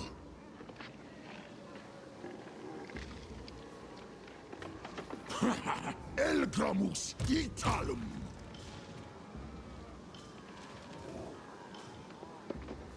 Chashut Chasharak Avunbak. Wanan Baras. I might just get a little bit of insurance. Zul Onajar! Dot Gristas Wanas! Yeah, we'll see how we go. They might kill it. They might wreck us. They might Easy-do! Better!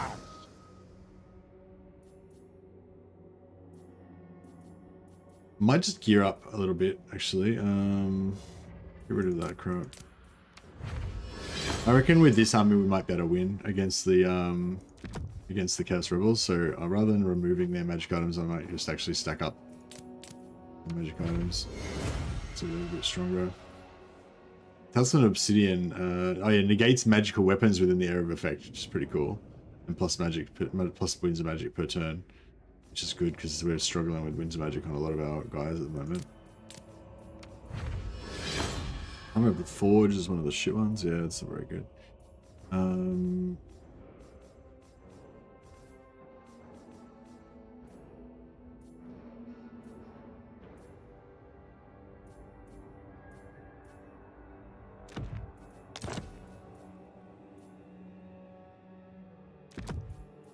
Going all in.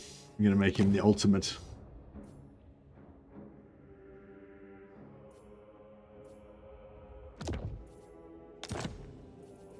Okay, before we get too excited over there, I might need some of these. I might need some of these items to help us with our other battle over here. Oh yeah, I forgot to send another caravan out. Shit, as well. So I think obedient mutant, or the so there's one that gives you -1 construction time, which is really strong for Chaos Dwarfs. There's another one that gives you plus 10% campaign movement range, which you put it on the main army, and it's really good. I'll just quickly refer to my own video on the subject, which I made a long time ago, and I can never actually remember. It. If anyone wants to check it out, this is the Chaos Dwarf convoys, all 12 locations.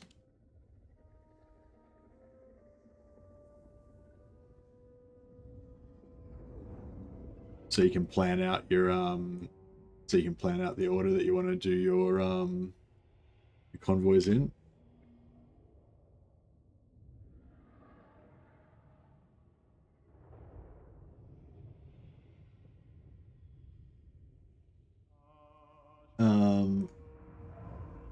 Yeah, so basically, pretty large, isn't it? You get the gist anyway. I'll just make it a bit smaller. Yeah, so basically, yeah, you go through this video, it gives you like a list of all the different items and their locations, and then it kind of goes through which ones I think are the best and stuff. So Eternal Servitude, this one gives you Eternal Servitude gives you plus 10 campaign movement range on the army that you equip it on. You can't switch it between turns, like because it doesn't apply to the following turn. But yeah, you can put it on your main army and you got extra campaign movement range. Really 10% really strong, right? So Wizard Khalifa's Palace is good, but it takes 10 turns to get there, so it's a big investment. Great video. I use a lot for my customers. Yeah, nice one, man. Thanks. Yeah, I think it's just a simple little video, but I think it's a really useful one. It's a good resource for people, so I always try to plug it every time I think of it. So this one's really good. The other one is Obedient Mutant. That's Silver Tower of Sorcerers. Now it's only -1 turn construction for all buildings, so it costs you 100 slaves to rush a building per turn. So if you put this on, -1 turn saves you 100 slaves every time you rush a building, right? So yeah, it's really good. I can't. The two are like, they're both really powerful. Like having your main army move further is super good, but having every building like -1 turn construction is really good as well. So they're both equally valuable in my opinion. But I think the Silver Tower of Sorcerers might be closer. So let's just have a look. So we've got.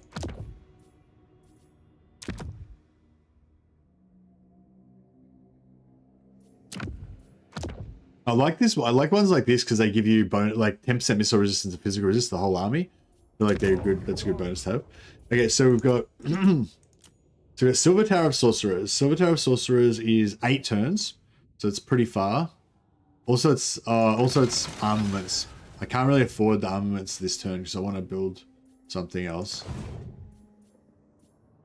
Or Wizard Caliph's Palace is 10 turns, I think. Yeah, 10 turns. And it's also armaments. So we're screwed either way. Alright, what I might do is I might just wait one extra turn. If we're lucky, it might even change and they might not want armaments anymore. And then if we wait one extra turn, we can send our original convoy so we can just keep stacking up the same convoy and making it stronger and stronger. Which is kind of a cool strat. It's a bit inefficient, but you don't get as many, things per turn.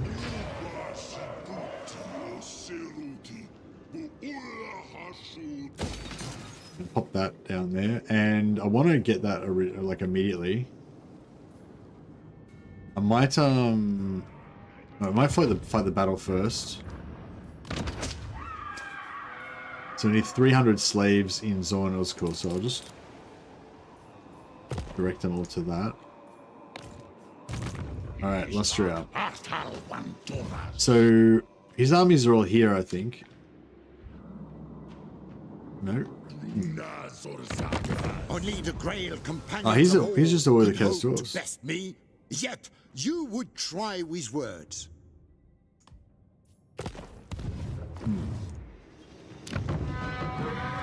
He's got a tier 3 settlement here.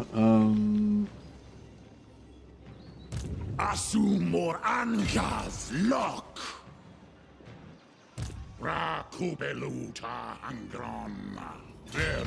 We could sort of take both, but not really. Because this army wouldn't be able to handle that, I don't think.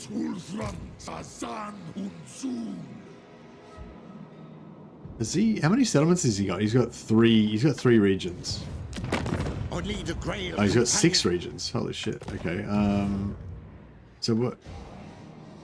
Wait. Let's go back to diplomacy. We should be able to see his regions and do diplomacy.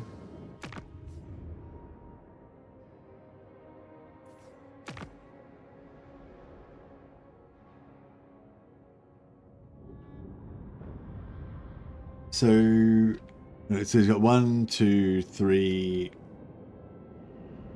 4, 5, 6. Okay, so I think he's right down here.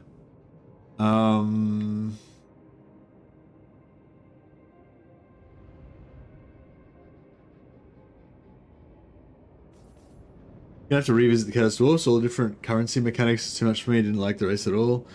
If you see the way that I play, Danny, like it's pretty simple. Like because I focus on gold. So in the early game, I focus on gold, and then I only get into the mechanics later on, really. So if you do it that way, you don't really care about any of the mechanics. You just convert all these slaves into gold, and then just hire more armies and conquer more stuff. So it's pretty basic, you know. But I feel like that's actually probably one of the best ways to play Chaos Dwarfs. And then like kind of later on, you worry about getting into your other stuff. Oh no, he owns this as well. Where's Bregon? Is Bregon this? No, that's Slankler. So we can maybe, if we take that first, we can maybe sell. Yeah, I don't really want an alliance with these guys, though, do I? Where do we want to? Where do we want to set up our empire? Oh, we want to set up our empire here because we want access to the portal. So we want these. We want this to be our core regions, probably.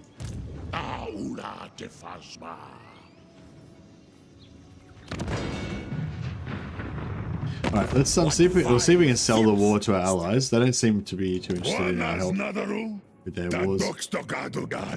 No, they give us a little bit of money. Actually, does he have any wars that we can buy? I mean, sell. Axo Orbar, Drath. Ut Fasha.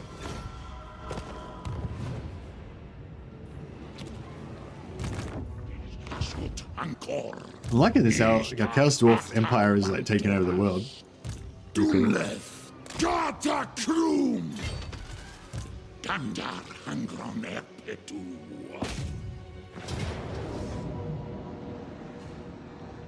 Oh yeah, we've got the other magic item now. So he's got the Crown of Skulls, which gives him the hunger, but then he's also got the Mirror Shield. And we can also whack some other stuff on him as well, I guess.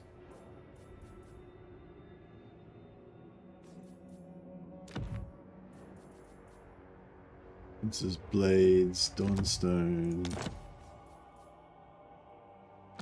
Resurrect the Cruel. And North Oki. And Tyrant Fanboy is going to roll with him. And where's the one that gives you the aura of physical resistance being stripped?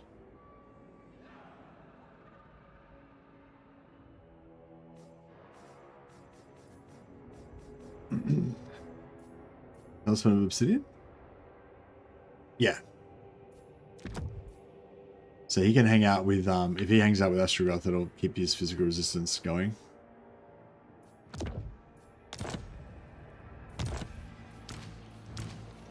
I don't know if there's any... Actually, Tormentor Sword would be really nice on him as well. Switch it with the guy. And armor... Black Shadows, that's crap. That's crap. That's a bit better, I guess. Oh, the Dagger of Malice is actually kind of nice, but... Alright, we'll let him move that.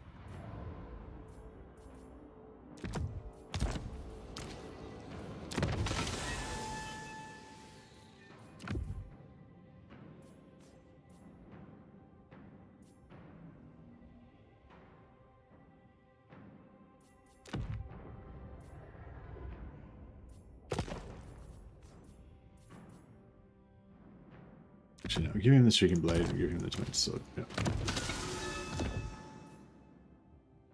Marunleth. Kill the peasants, indeed. Alright, let's fight this one.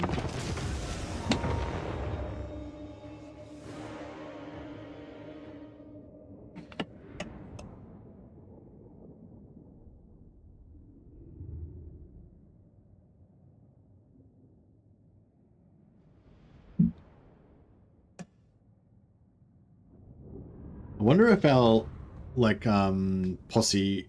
Do they have Ground Knights? They're not Ground Knights, are they? They're just Knights of the Realm or something. Oh no, they're Knights of the Realm. What are those? They're Ground Knights. I think the Ground Knights, if they have them, have magic attacks, but we can negate that.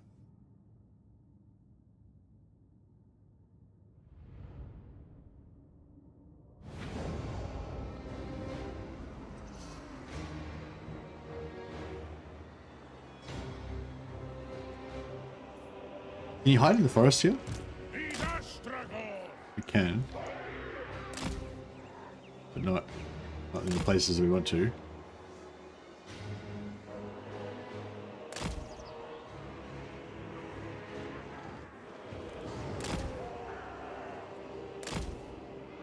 I hate places that have these fake fucking forests that don't actually exist. It's annoying.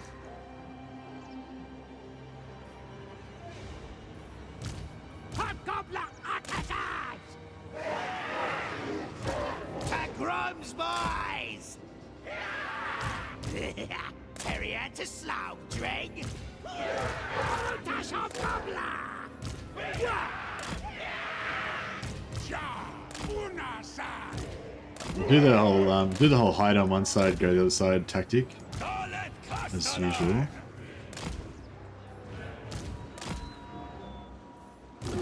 This guy can't hide, so he can go right over here. The old switcheroo. They'll never know. They'll never know what hit him. The allies coming on there.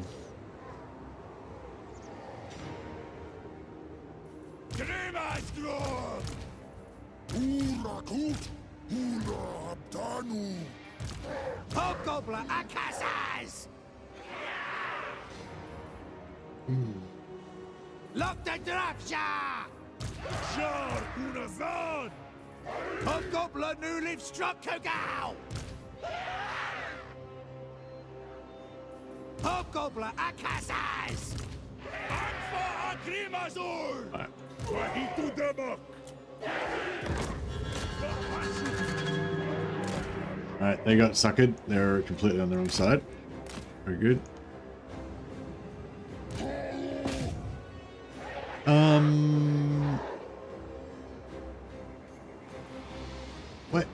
Didn't we have that ability that was supposed to give us wall breaches or something? Oh, we've got wall breach here. Okay. We can go around here with these guys and capture. Who's the fastest?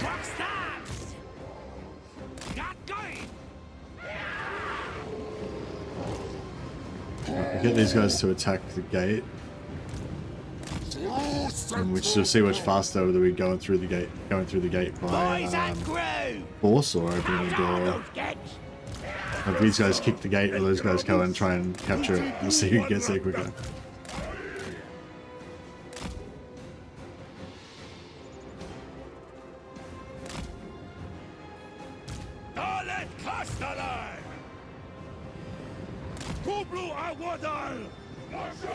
No, we're taking the gate down pretty quick.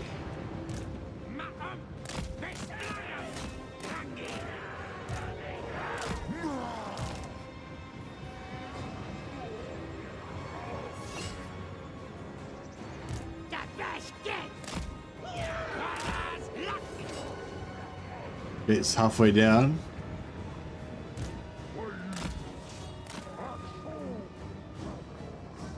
Those guys will be able to come through straight through this breach, which should be good. Captured. The capture's going to happen faster than the gate destruction. Good. Alright, we got it. We're in. And that's the realm. Ground Knight. Yeah, they do have ground knights, but it's okay. Let's try and get up. Maybe get up here. We can make a bit of a defensive formation in the side of our. Here.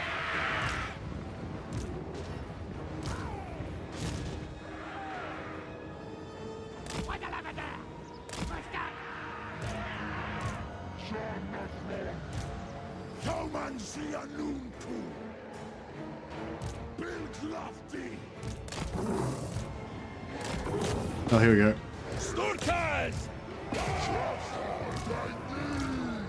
Off our lads.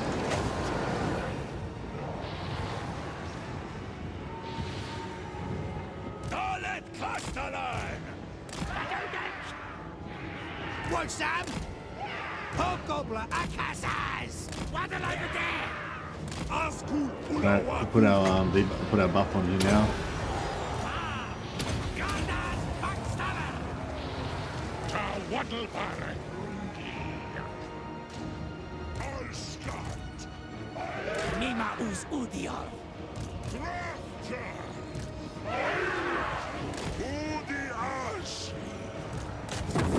So the ground knights will disable their magical attacks.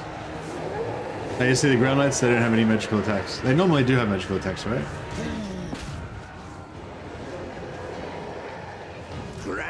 I'm a bit worried we're getting friendly fire here. This was boys. Like some. We got I. Mahir to dema.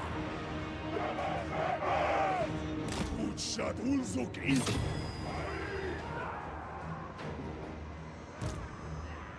Egi. Asustamas. Go after these knights, Aaron. Grand buys.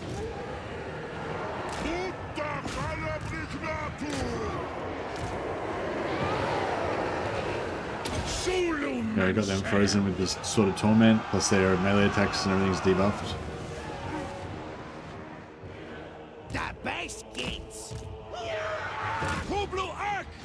Is there artillery? We're going to need to deal with that at some point. Let's send the bull back around. Slay those horse sodomizers. Indeed. Right.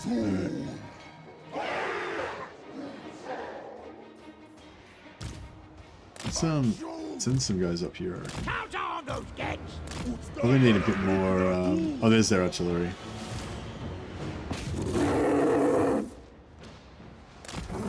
Watch out for those archers. Need to jank a little bit. Alright, let's go after this. Tree. Hobgoblin Akasas! Would live a day! Hobgoblin new Lustria Kugal! Hobgoblin Akasas!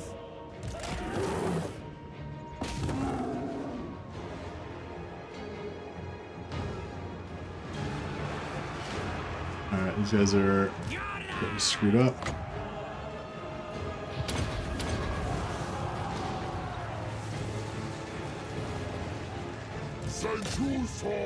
Are these archers holding the line against my entire fucking...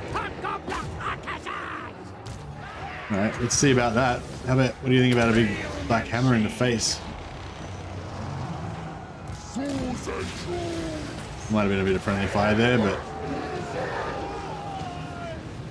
all good.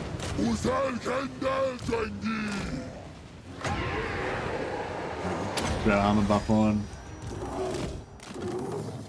No, this guy's gonna get wrecked by these halberds if I forget about him. So I guess we'll just try not to forget about him. See if we can cap that. I'll send him to defend them actually, and we'll send the dwarfs as well. So when I forget about them, inevitably I forget about them, at least I'll have some support. I think we're nearly done actually.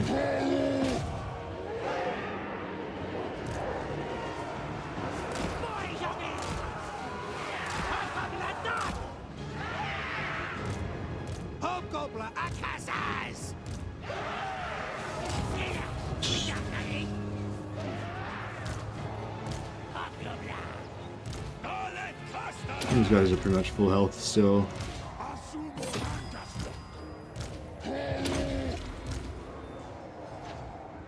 Don't need to do any captives because we get the slaves based on the settlement battle, not those captives in this one. Only the field battles give you the mega captives. Speaking of which, we need to get a good ambush field battle going so that we can get some captives.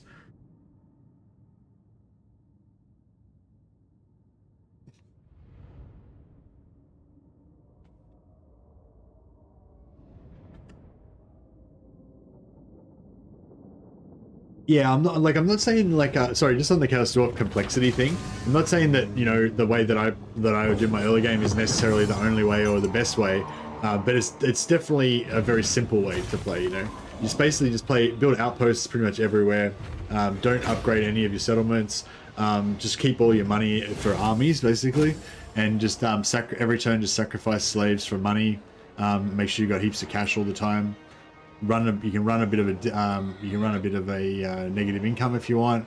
You know, I've got 30,000, so minus 3,700 at 100 returns, not too bad.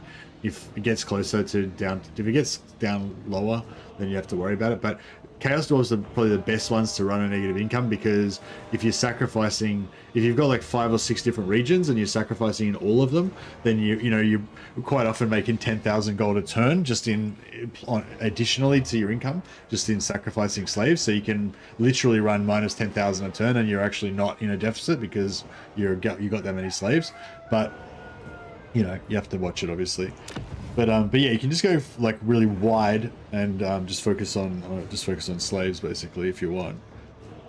Focus on sacrificing slaves for money, and then later on, once you've kind of got a lot of territory and a lot of armies and stuff, and once you get a few regions, like if you find any regions that have got wood, iron, marble, or shards, then yeah, you basically build your settlements around those.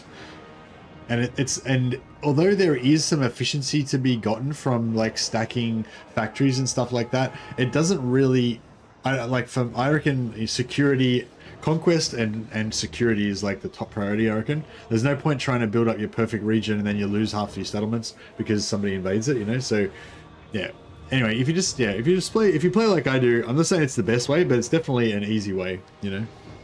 So if you feel like Chaos Dwarfs are a bit overwhelming, it's like an easy way to just slide into them, you know, without having to deal with too many confusing concepts or anything. Starzit! Astragoth Jolahu! Thaumansia Nunku! Achasut!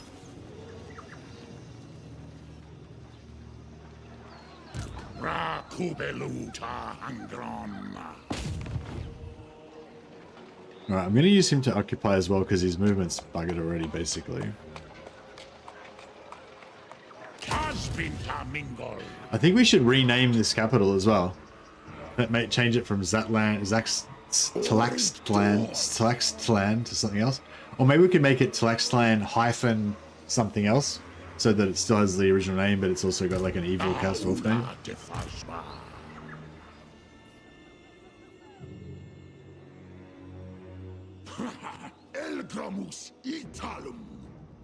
Cat sat on your keyboard? Oh, that was the 555 plus 1? Oh yeah, I was wondering what that meant. I'm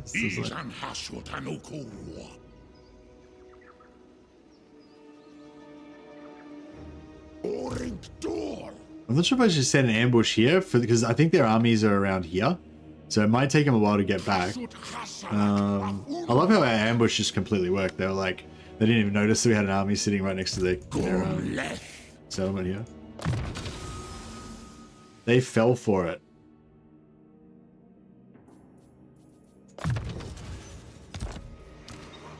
Doomskull.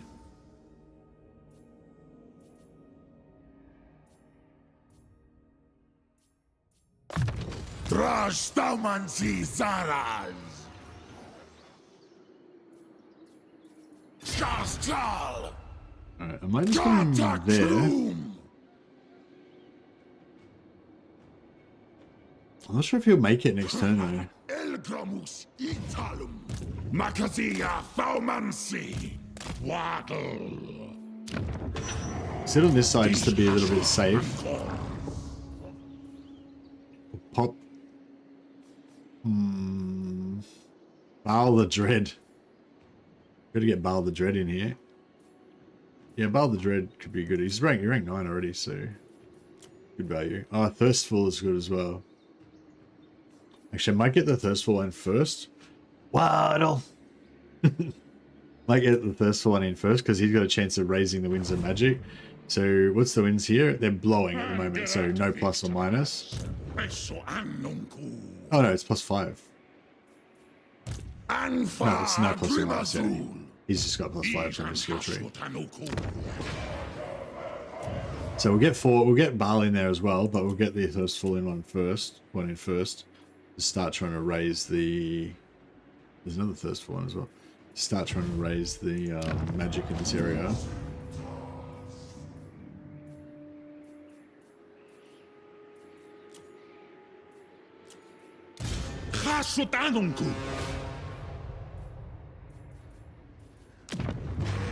And we'll pop down a quick one of those, and I might build this as well. Gives you +10% campaign movement range,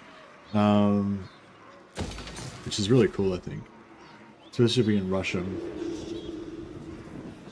Not using any mods, Cookie Wisp. We migrated through the portals.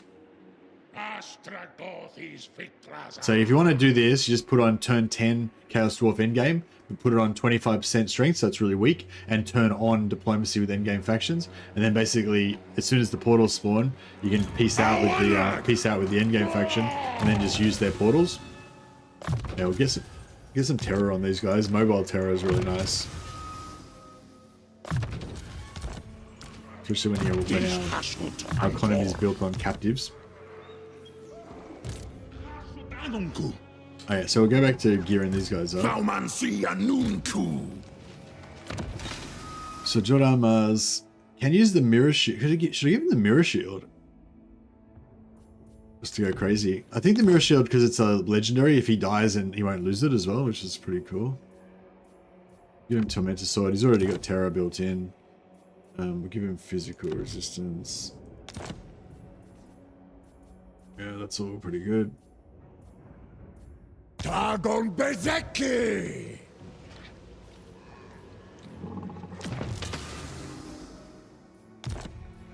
Could replace this guy. I could. Zul Unajar! Asumor Angas Lock! Zibatu Tough Leg! Khasut Anunku! Ardugalzan Tabarag! Asardu Adugal Ula Hurry. Actually, I might respec all these guys because Jungut needs a respec anyway. So if we respec him out, and then we can bring in Baal the Dread.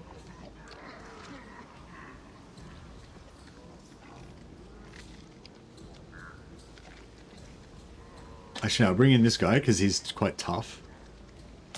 Corn dog. We can get auto resolve.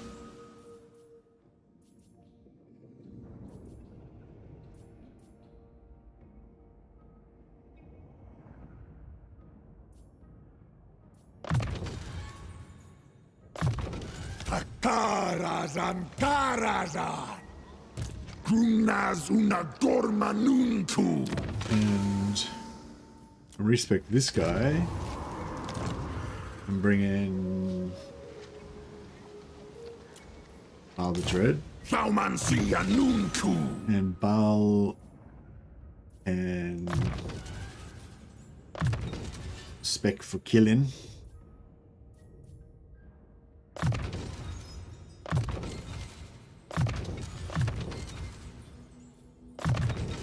Drastrom. Yeah, Baal should be a bit of a deal breaker.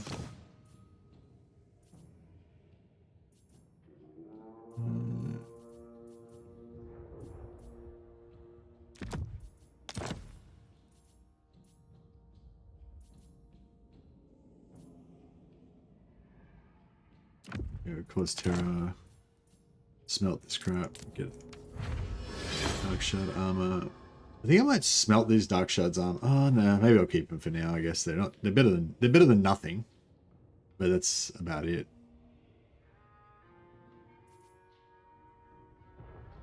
Give him the Crown of Skulls. Those got the hunger.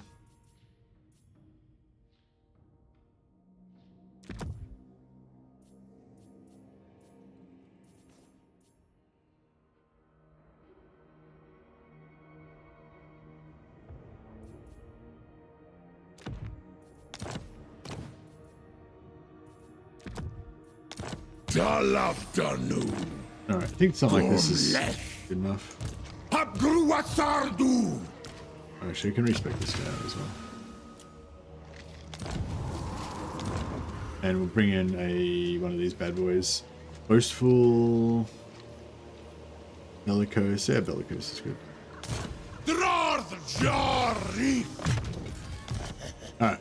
I think that'll be able to probably handle. I think that'll probably be able to handle the Chaos Rebels.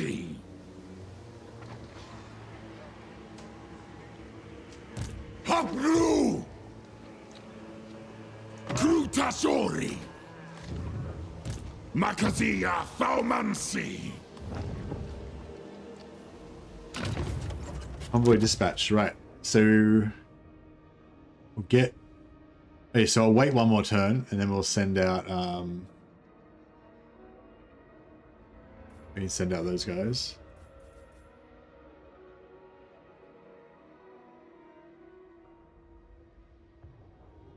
There's a lot of wars everywhere around here, isn't there?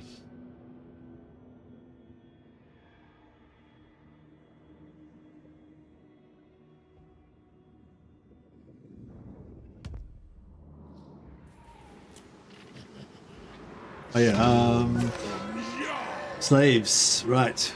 How much do we got? 44. Yeah, I might go for influence this turn. So we'll let's see, get rid of that one, get rid of that one, get rid of that one.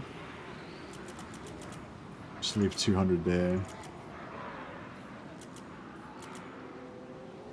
Got 149 left. We'll just leave them in the original.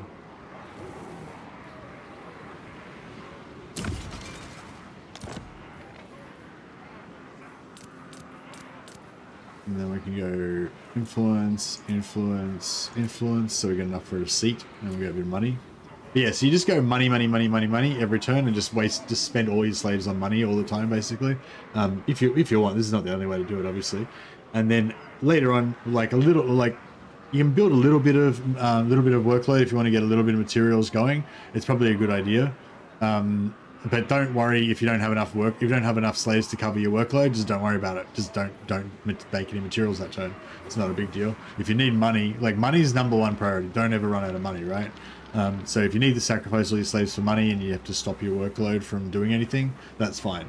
You know, I think that's the main thing people like. I think get freaked out by or stressed out by with Chaos Dwarfs. Like, you don't need to keep your like materials economy going. You can just ignore it if you want. You know, so yeah, so I don't not do it at all, but I just prioritize money, prioritize conquest, security, killing people and taking them as slaves. that's the thing. And oh yeah, and fighting manual battles. If you haven't seen my video about getting tons of captives, check that out. Because yeah, getting thousands of captives every now and again really keeps your economy going. Yeah, you're right, Willsport. The manual battles is huge. So I'm running out of slaves at the moment, but yeah, if I just get one really good manual battle, then I'll have shitloads of slaves all again. It'll be all good.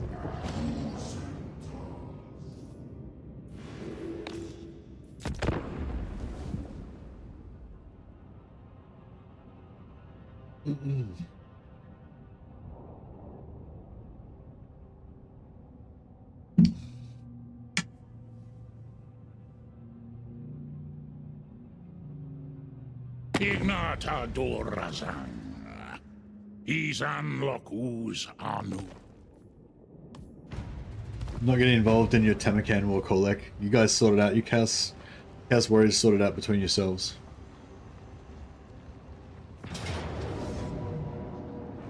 Oh, I thought he wasn't going to be in range for that. I would have sold it last turn.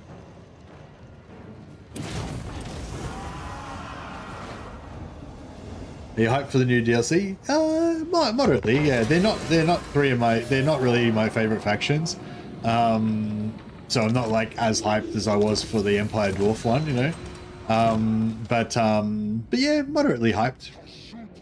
I'm probably the main thing I'm looking forward to is if there's a Khorne faction that I really like, because I don't really like Scarbrand that much. I don't really like the blood host mechanic. How you spawn all these random armies everywhere that you don't really care about. Like, I just find that's not a very not very enticing mechanic. But I really love Khorne. Like, so that's the thing for me. Like, I really love Khorne as a like concept, you know. Like, I like Valkyr, but I just don't like I just don't like the blood host thing really. I was thinking about the other day, it's like it's not the movement thing I don't mind so much, like being able to charge around everywhere is kind of cool. But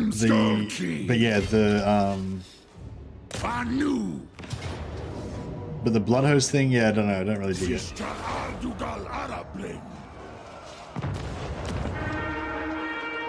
The blood hosts are OP. Yeah, the blood hosts are like over useful, don't get me wrong. It's just that when you play Scarbrand, you know, you charge around, conquer everything in like one turn, create fucking blood hosts everywhere, and then you've got all these armies. Like you know, quite often when you're playing Scarbrand, you might, depending on how many you can keep juggling, you know, you might have like 5, 10, 15, 20, 30 blood hosts, you know, just fucking everywhere all over the map, right? And so every turn you've got to move them all, and like they're kind of disposable, so you don't really care about them.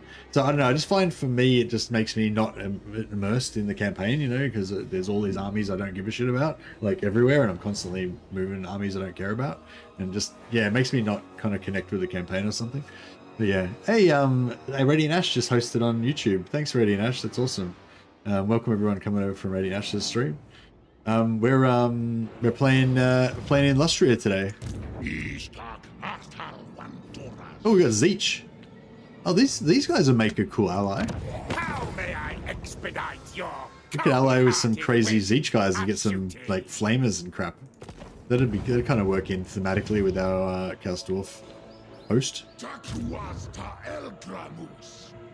This is Wolfheart here, right? Yeah. Nah, no mod. We just migrated through the portals. So you put on Chaos Dwarf endgame on turn 10, and then you just go through the portal as soon as it spawns. So yeah, that's the plan. Wait, did this magic go up? Glowing? No, not really.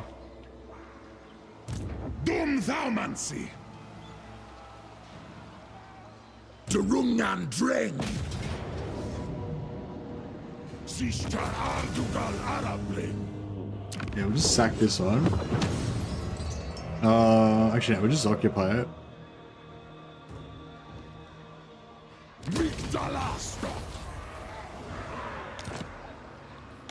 That was nice, so we actually got a tier 2. So yeah, so if I get a tier 2, I don't usually upgrade anything to tier from, I don't really usually upgrade anything early because I don't want to waste resources, you know. But if you get one at tier 2 like that, it's pretty nice. And then I can just put money and also materials in there without having to spend any money on upgrading it. We're probably going to lose it at some point, but you know, it's not a huge investment because we just took it free.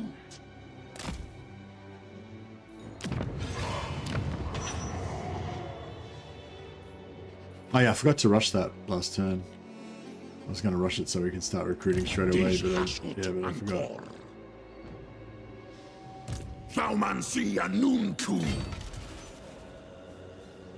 Movement when you're not on the roads is pretty bad.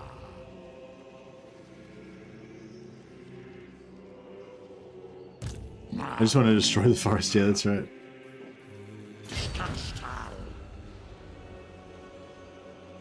Right, we might just stop just on our side of the border so that we get a bit of replenishment if we need it.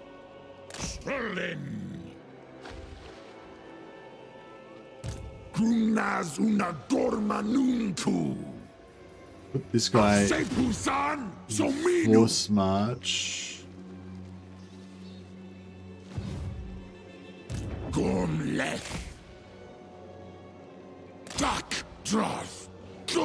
Don't have any vision. Don't have any vision on anything. I suspect they're not. I suspect they're not in range, but I don't really know.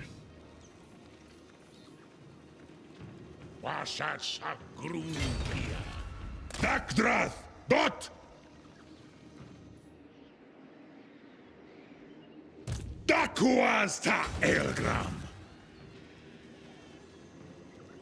Waddle. Alright, and we'll we'll just get him to recruit. We'll get another Thirstful Lord in here as well.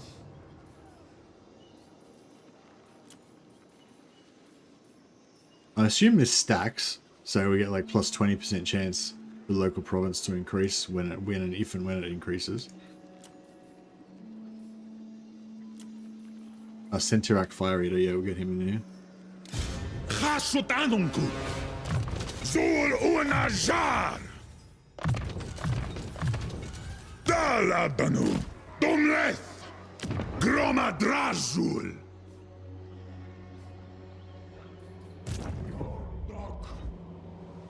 What happened to the rebels?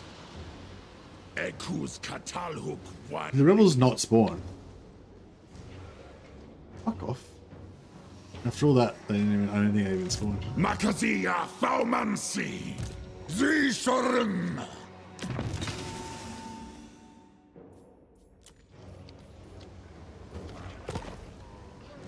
Doomskulki Khasudzibartu up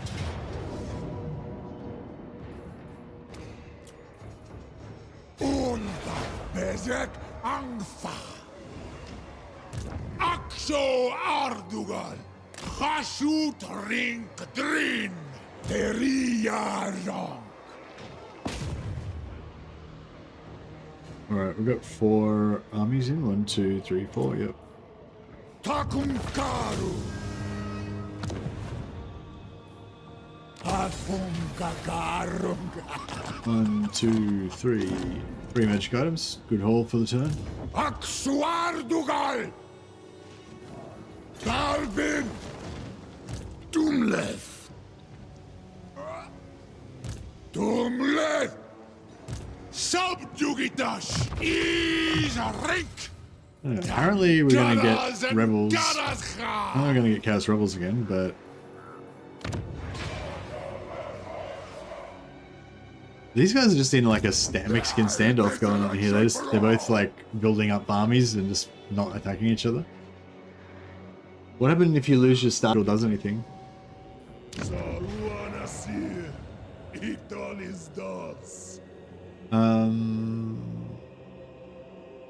Yeah, unless there might be a quest. There might be a quest. There's probably a quest that you need to do to get this to tier 4. That you won't be able to do if you don't have the drill, obviously. I could not just sit and watch the stream. I had to load up a Chaos Dwarf campaign of my own. Nice one, Crucial. Are you going to migrate to Lustria through the portals?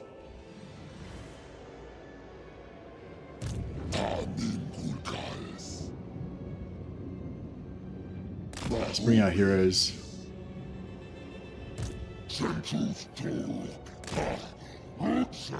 We're here. And let's rush this. Alright, we got a stone mantle. We've got another 5,000 gold out of that as well. Oh, I forgot to choose my thing. Alright, so what do we want? Probably fire. Oh, plus 15% experience gain. Income from post-battle loot accompanying Lord. He's like a specialist Saxony guy. Underway, enchant of intercepting underway experience for units when fighting against forces of order. Yeah. These are kind of interesting little followers.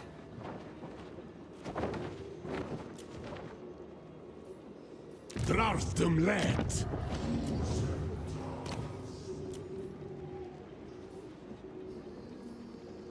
Yeah, let's go for cooldown. No, nothing too. Didn't get any really exciting traits there, but that's alright.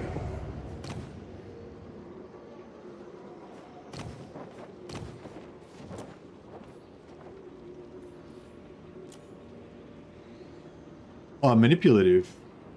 That's nice. I don't really like. That's nice as well. I don't really like her shoot sorcerers that much, but I like these traits. Drarstum let. We'll get all of them. Yeah, manipulative is really nice. If we might get another one as well because we've got 3 slots for new dwarfs to come in. Probably should have recruited one of the metal ones as well. Actually, yeah, maybe we'll get rid of one of these guys just so we can make room for another trait. Trait's the crappiest. Greedy's kind of cool. Impulsive.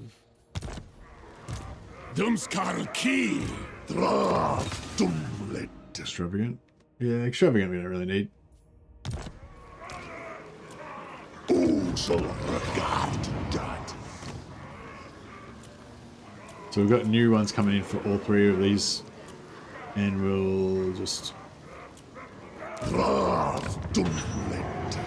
It's public order like that. Minus 14. No. I wonder if I should upgrade this. If we upgrade it to tier 3, we could get iron, which would be pretty cool.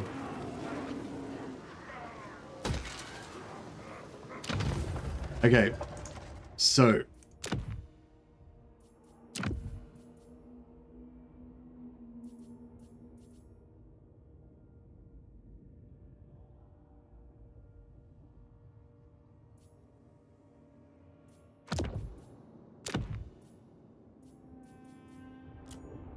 we're going to go to Power of Silver Sorcerers. I think that one's the way to go.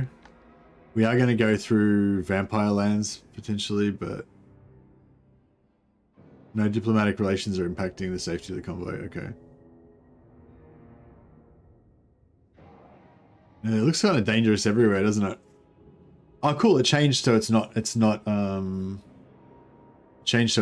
armaments anymore.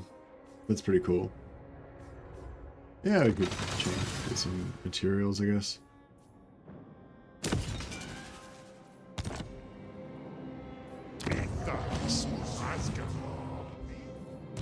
Sabaratun! Wari must daku. Yeah, we'll rush that. They... yeah, so all of these guys are in the Pat's land. Yeah, we're all in the same region, so we'll get the extra move there. Where's Burgon? Where's Burgon? Oh, Burgon's over here, okay.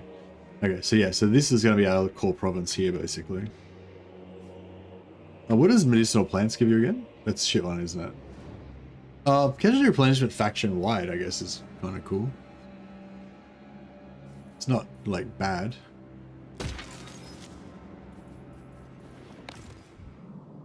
But, it's, yeah, actually, it's kind of bad, because we probably don't want to spend the slot, hey?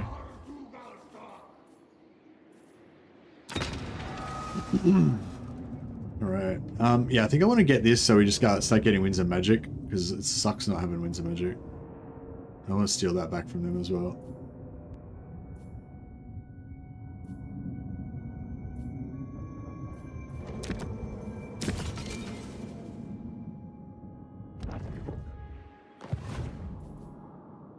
Alright.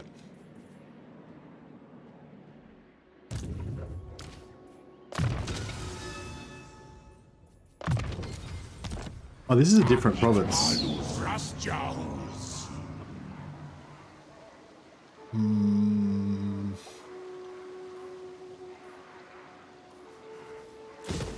Might just quickly build this.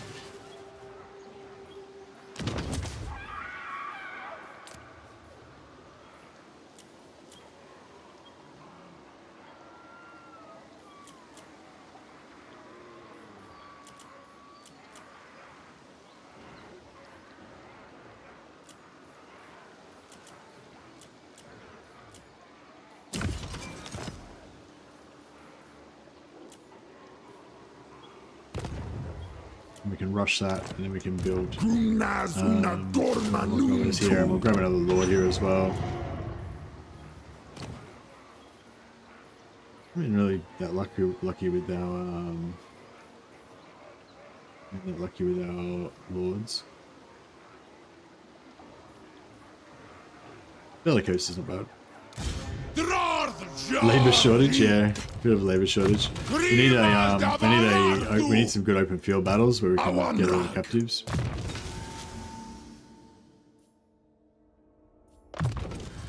Yeah, it's gonna get +2 per turn at least. Better than nothing.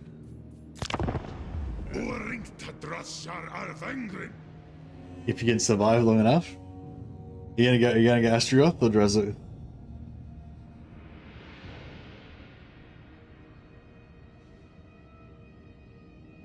Yeah, I'm pretty sure it doesn't. I don't think it changes the maps, does it? Like it'll still be forest map. I wonder if it'll look at chaosy at all.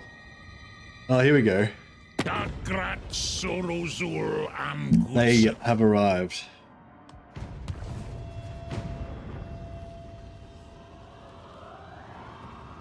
Oh, he went into force march outside his settlement.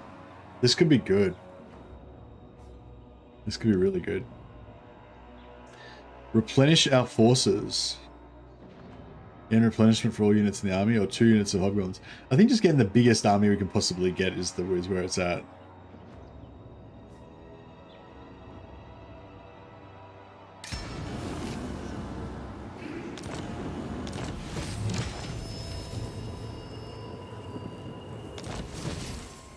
All right, I think our slave problems are over.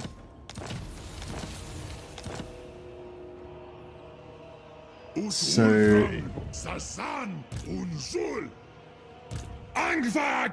yeah, so we're gonna get this army plus this army plus the garrison of Burgon. So we're gonna get like a massive pile of slaves. What you ask is impossible. And he's in force march. So after we smash these guys, we can smash him as well and get even more slaves. Like we're gonna get a lot of slaves out of this turn. Glory. Glory to the righteous. Well, not glory, but you know, evilness to the righteous. Alright, let's make sure we've got everything turned on. Is there any other provinces? No, we can't get any other provinces. Actually, I'll quickly do our Saxony guys first, in case they need any help. All is well over here.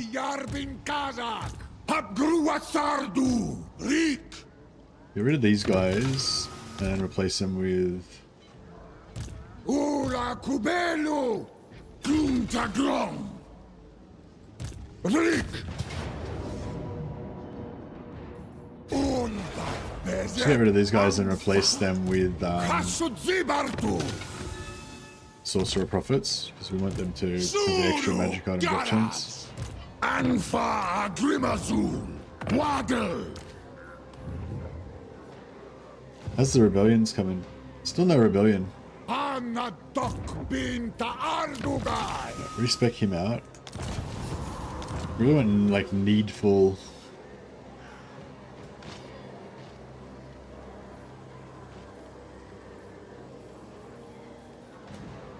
Yeah, really went this guy needful.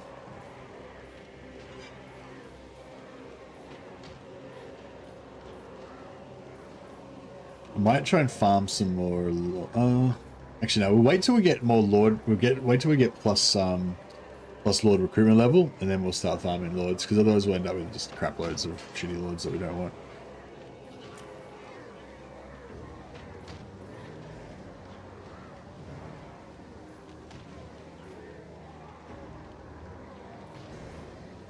Hasutanunku Dakuasta Elgram.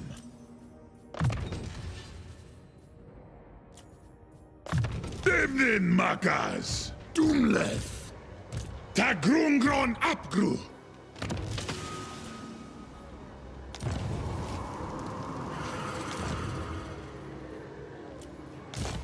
So the reason we want these guys basically is so that when they get here, they get plus 10% magic item drop chance.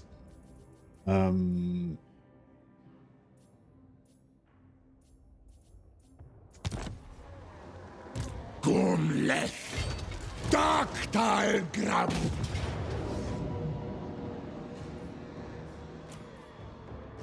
Takumkaru. Takminu Berzekot. Rebellion. Alright, apparently we're going to get the rebellion again this time. Gromadrazul. It pretty much threatens it every single turn. Sharhun Kuz. Papru. Hashutsar Metadrinkaras.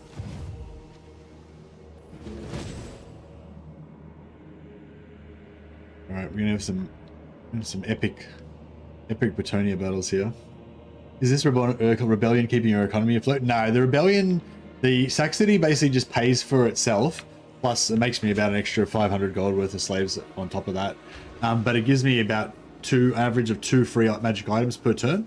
Plus, it levels up the lords. So yeah, it's just just all these magic items we got, and a lot of these were greys originally, and we fused them up to blues and greens. You know. You can see there's a lot of good items in there. It's pretty early in the campaign still. So we just basically just regardless of what else I'm doing, I'm constantly getting like about two magic items per turn from that, on top of the normal stuff.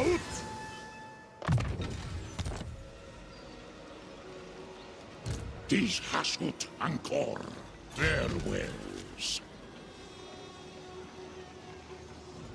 Afrinko, moving. Okay, so he's inside their zone of control, so now we can set these guys up nicely on the edge. Sebatu ta flag. Draj da baraku. Odiol Venglin. Cool, they're all in range now. And then we get this guy in as well. Centirak Fire Eater. Or Agreg. Do we have any more renames to do now? Oh yeah, Shadowforge Iron Spell. Or Ula. Sulahua. He hasn't been. He's been waiting coming for a while. Alright, everyone's in. Cool. Is everyone renamed? No, this guy hasn't got a rename yet. He's only level 1. Is there someone more?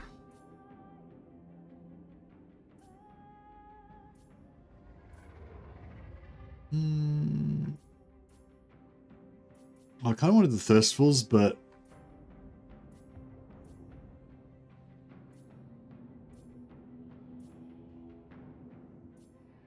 oh yeah, so we got rank 5 now, rank 4 now. Envious.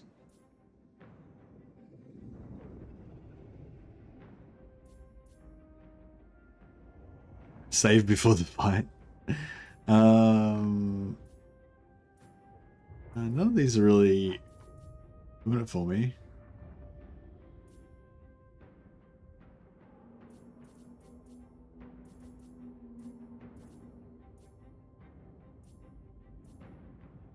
It's all right. He's only level 1 right now, but he'll be level 4 pretty soon. All right, we'll finally get Shadow Slurp in.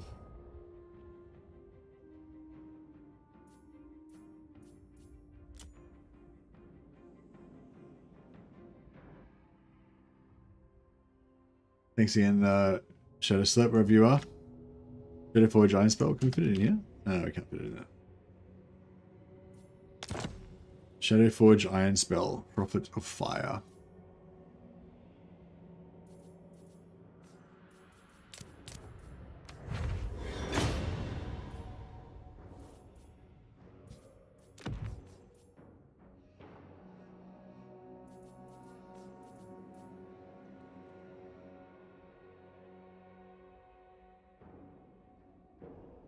Oh yeah, that's pretty cool.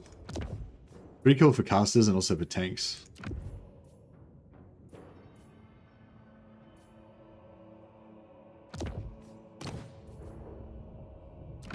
I want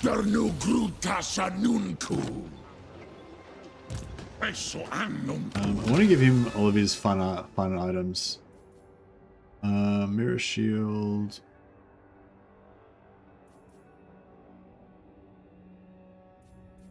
Yeah, we'll give him the Mirror Shield, and we'll give him the Stone Mantle, and we'll give him the Crown of Skulls. We are there indeed. We are indeed there. And we had some interesting weapons as well. Terror. You have Terror? Or Warrior Bane. Maybe Terror.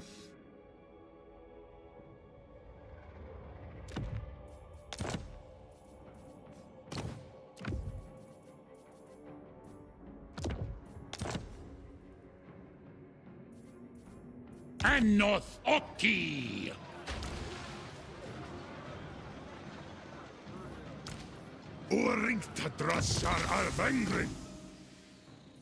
Give him the Helmet Discord. And Dementor Sword we need on this guy. No, Dementor Sword.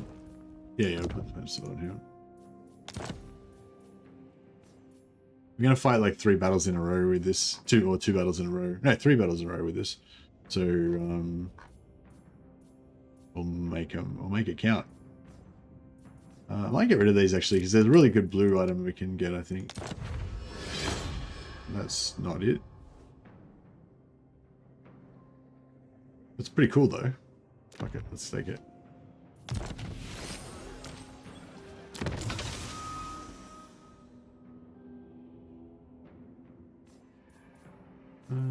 Weapons, talismans.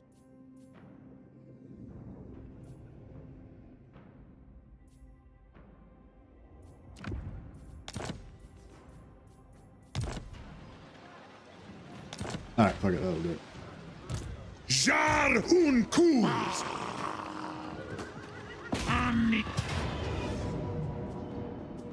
Alright. So the goal of the exercise is to get as many captives as we can, and there's a lot of stuff here that we can capture, so it should be good. Speed plus 10 and Strider.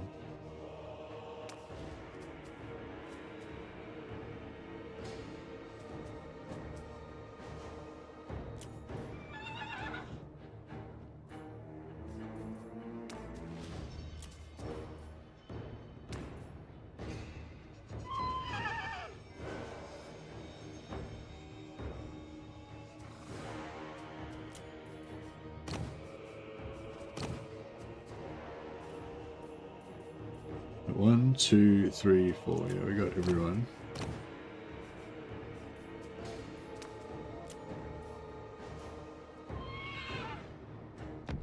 Don't think you've ever battled Bretonia as Chaos Dwarfs before? Yeah, actually, I don't think I have either. This is the first time I've ever fought. I think this is the first time I've ever fought Bretonia playing as Chaos Dwarfs.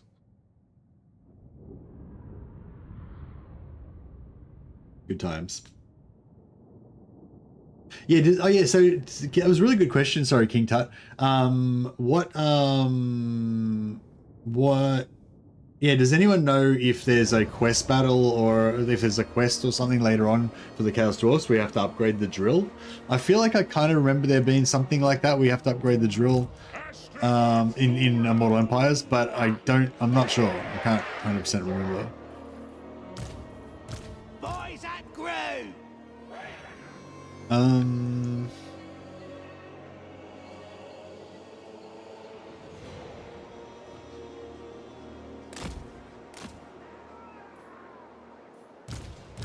Magrund! Want some? Transkazan Bakus! Und hold your arm down!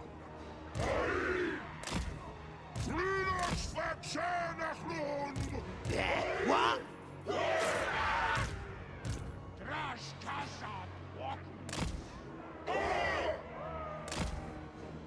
Ja, Unasa!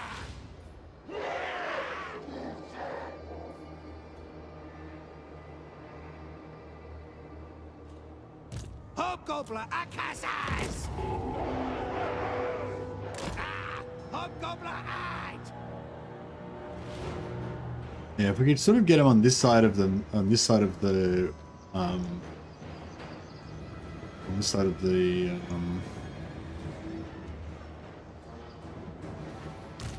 crossing.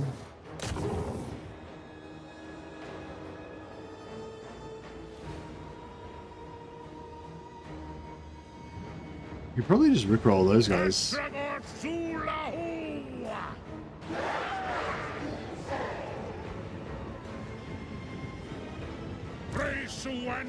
We want to actually, yeah, we can do it. We can activate him with this. Activate him with these guys.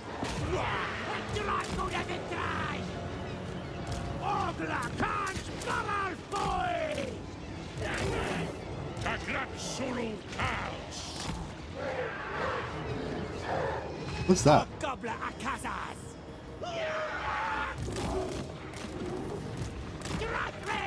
Ah, right. Makes sense.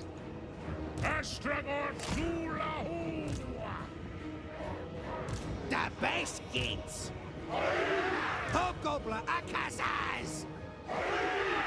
Hobgoblin Ore! Try and activate these guys.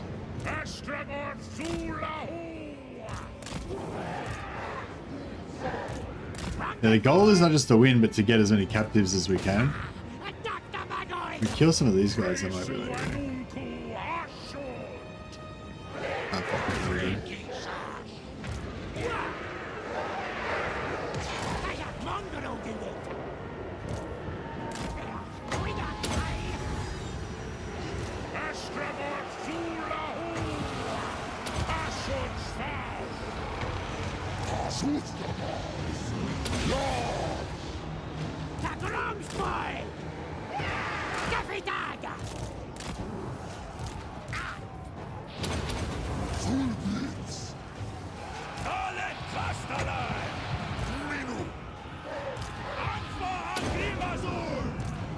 where's there she is.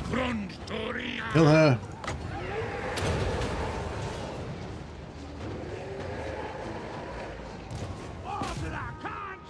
cavalry's coming in.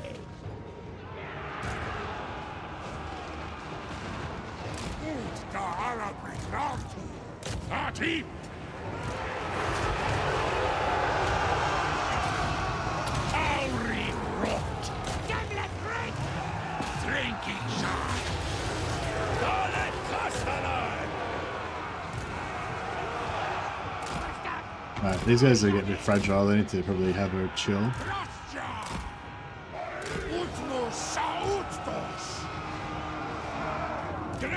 Did we kill it?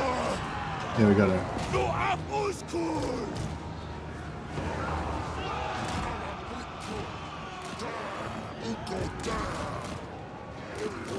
Alright, this is getting a little bit out of control.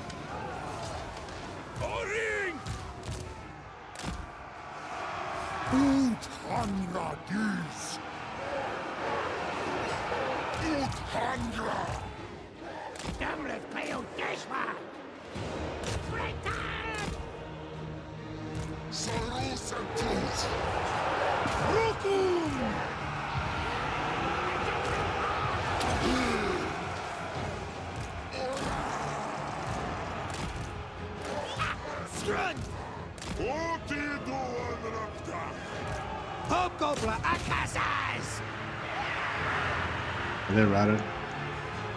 Oh.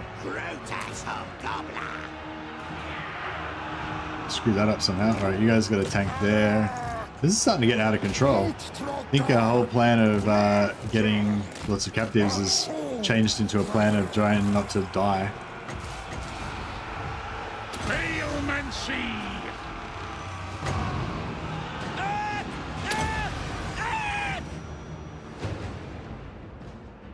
New plan, try not to die.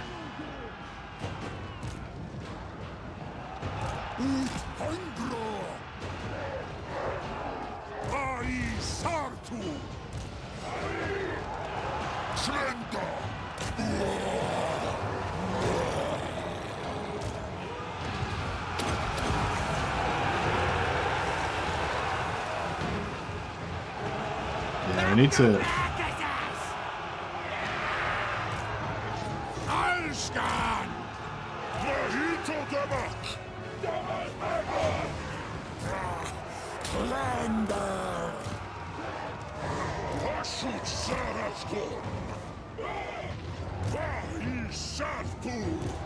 Actually, that's cool. They can just hold that, that's fine. New plan. Try not to die.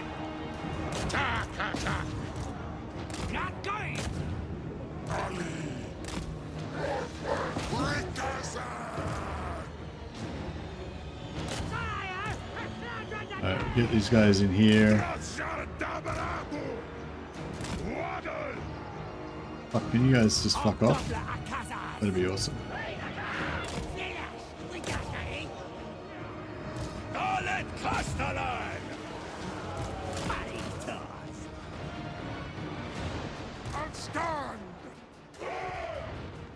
Hobgoblin Akasas! Hobgoblin attack! Yeah! Hobgoblin White son! Hobgoblin attack! Attack Rome's boys! Siglug out! There's a lot of good captives getting away, but there's a limit to what we can do.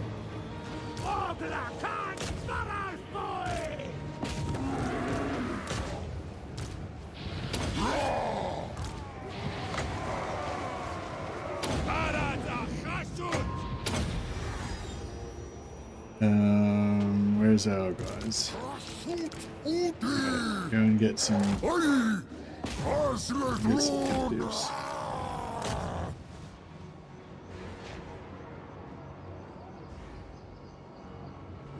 That was pretty fun.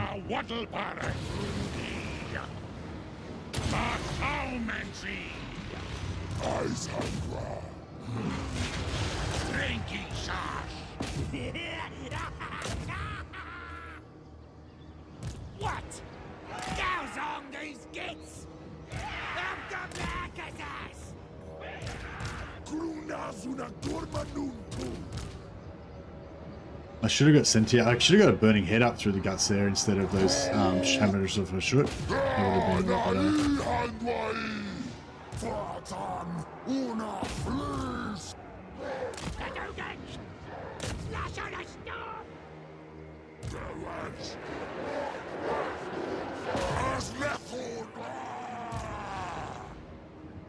Don't let me use this one.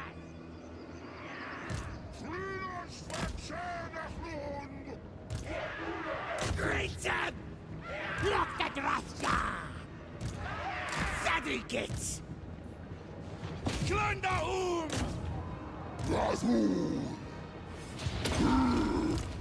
Sturkas! Da grat solo Karls! Orgla Kans Varalfoys! You better. I'll try. Hobgoblin Nilifstokagal! Hasud Anungu! Hobgoblin Akazas! Wiedergaard! Grutash Hobgoblin! Grundy boys! Fish hot! Vai Shatu! Astragor Zulahu! Grutash Hobgoblin! Gardas Backstabber! Yes! Every one of these captives, every captive we get gives us half a labor, but we get 4 captives for every one of these guys we kill. So basically, every one of these guys we kill gives us 2 labor. Which is pretty cool.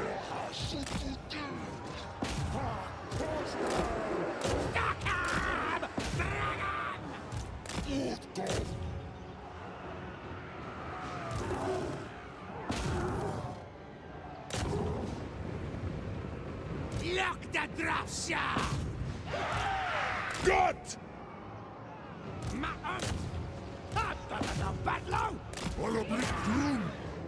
Hobgoblin Akazas! Draft break! Aye!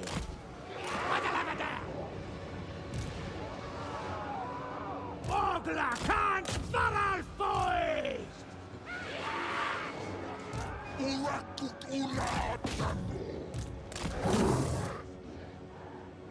Hobgoblin new Livestreams! No, get these guys. Hobgoblin! Aldau!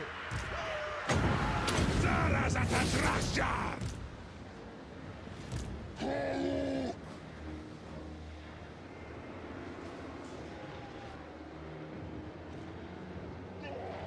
Yeah, trying to get as many captives as we can.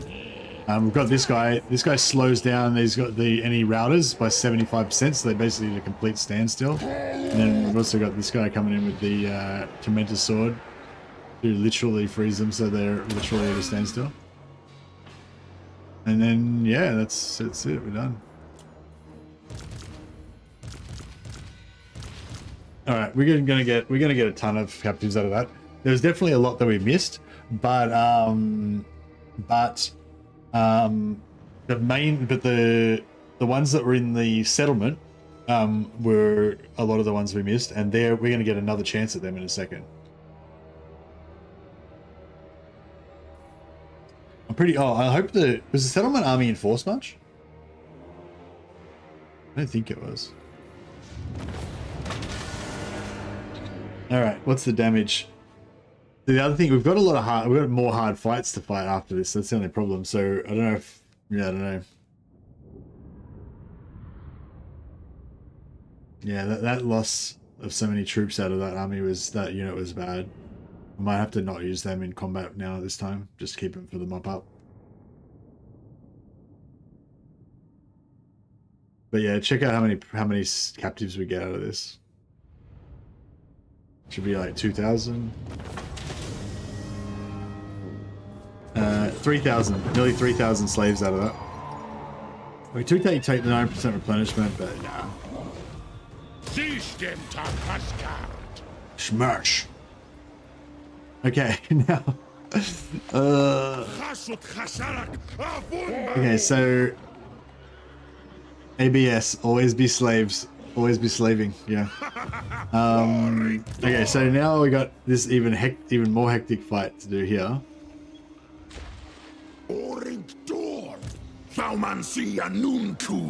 I don't even know if we can do this. Like,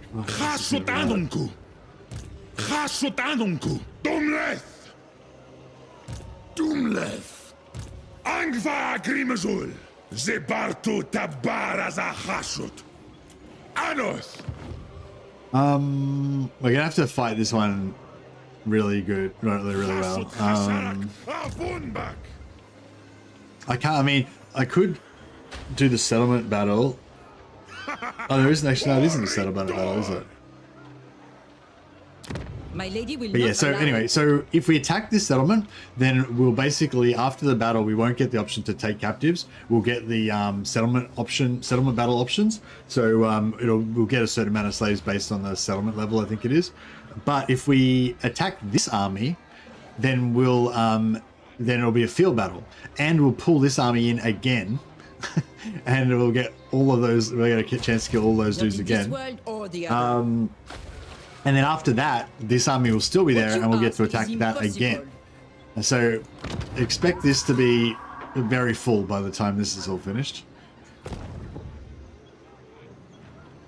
Or we might be dead, because this is going to be hard.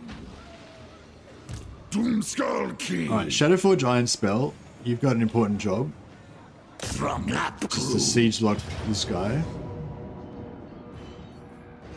Oh, we can auto-resolve it.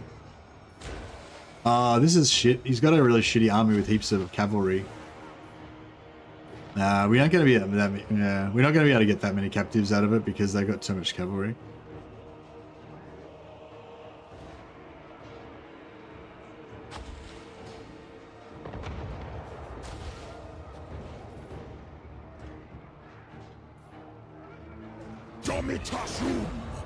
That's okay.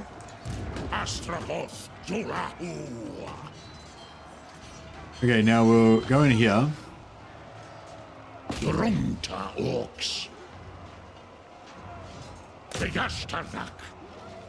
But we don't attack him.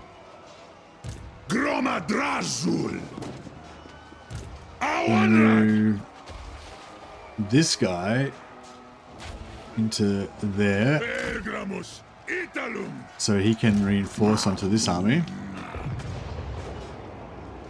Then move this guy into here. Stroll, hurry!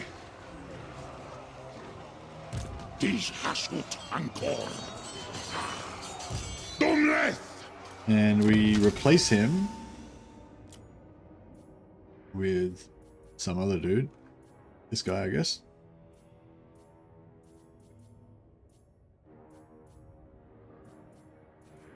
Is there any other ones we want?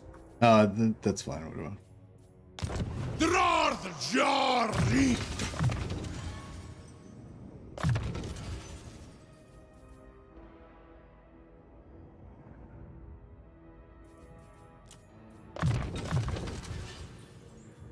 I don't know, whatever, doesn't matter.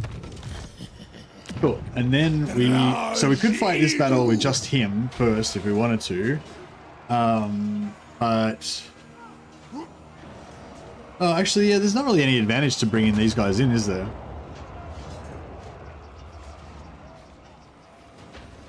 I was going to bring these guys in again, so we could fight it all together. But yeah, there's not really any advantage because you only get experience for what you kill, I believe, and we only get the captives that we capture. So we may as well just fight this army by itself. Oh no, we don't get the captives from these guys unless we pull them in. That's right. Yeah, sorry, that was the whole point of it. Okay, so then we retreat with this guy. And then we use this guy to re-siege. Which gets rid of the zone of control so we can move again. Then we go back to this guy.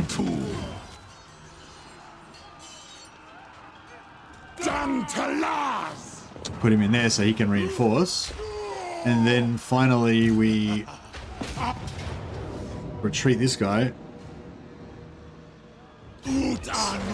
so that the settlement army is back into the battle again. So yeah, so basically now, yeah, instead of attacking this and getting no captives, we're going to attack this and we're going to get a shit ton of captives.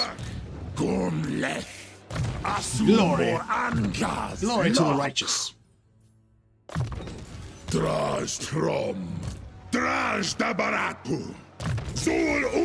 Unfortunately, our lad Senti is not going to be in it.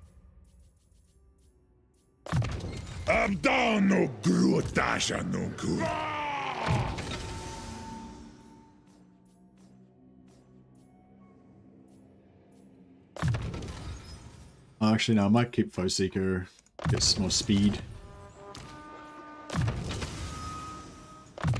He kind of needs a healing potion. Enchanted battle of slavery, replenishment, physical resistance for hobgoblins, immune psychology for hobgoblins. Man, it's pretty good. It's really hard to heal this guy because you always want to keep him. You always want to keep this on. It's a really good buff.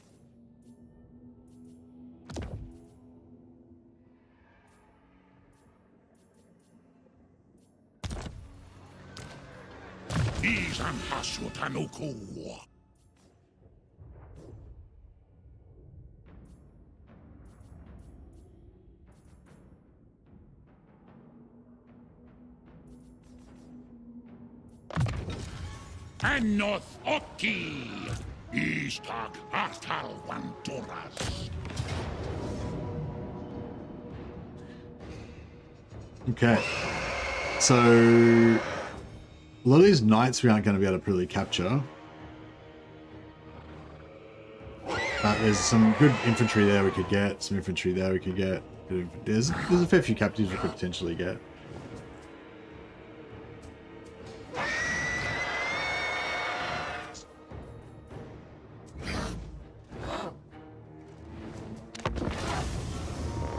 He's on his griffin. Hey Shdongle, I reached Lustria by doing the Chaos Dwarf endgame. You can just put it on 25% the weakest and put it on turn 10 so it pops as early as possible. And then when the Chaos Dwarf endgame pops, it opens up a portal that you can go through. So yeah, basically just go through a gateway from the Darklands to straight to Lustria. And we can go back through it as well if we want to. Didn't know Albert got a griffin? Well, apparently he does.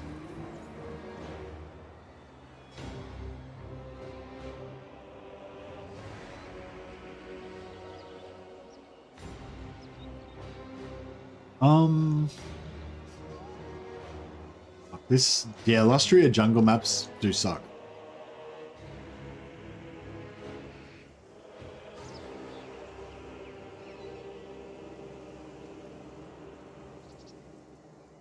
We might have to go for a corner camp on this one, I reckon, because it's going to be hectic otherwise. I mean, it's going to be hectic anyway, but...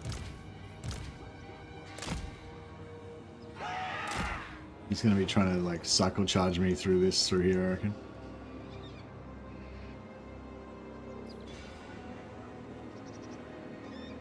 Crotax Hobgoblin!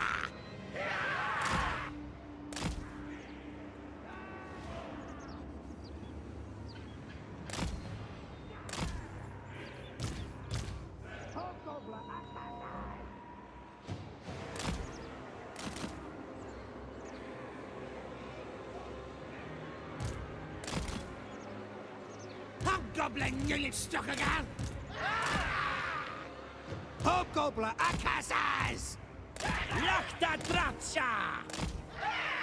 Hobgoblin Akasas!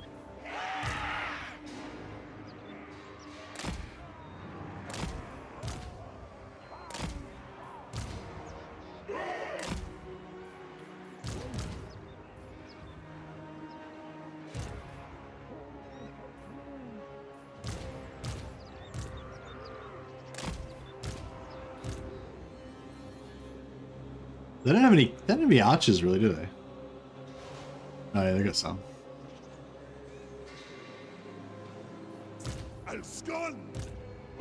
This is looking bad. I'm not Excuse me. I'm looking at this now and I'm thinking, fuck, this doesn't actually look like a very good fight. This looks kind of tough.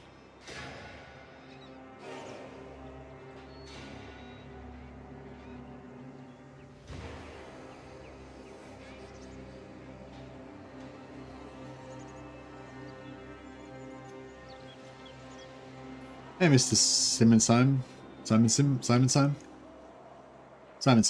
That's it. Hey, welcome. Yeah, this is gonna be fucked. It's just gonna be like non-stop cycle charging from their cavalry, and none of our range units are gonna be even able to shoot. We might actually lose this.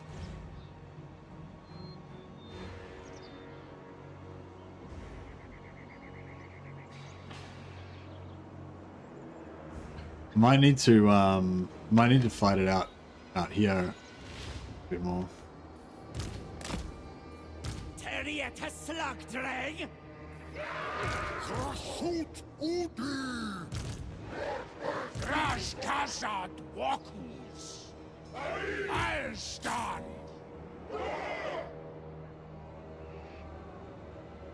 Tagrams boys!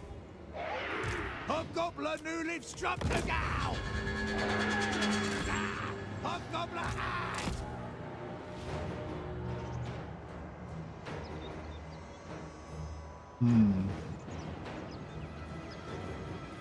Agla Kans war auf Weiß! Ey! Sado geht's! Seinkem, Hobgoblin!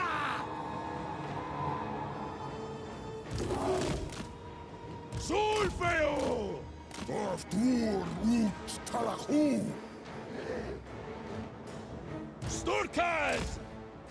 Mariktor! Agla Kans war auf Weiß! What, son? Agla Kans war auf Weiß! Takrams Weiß! Grimastrom! Botgrun!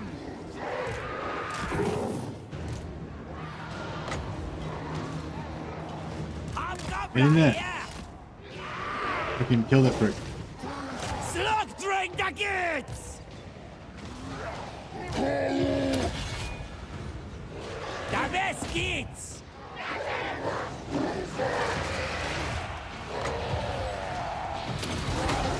This ranged coming in is not awesome. Agla Kans war auf Weiß!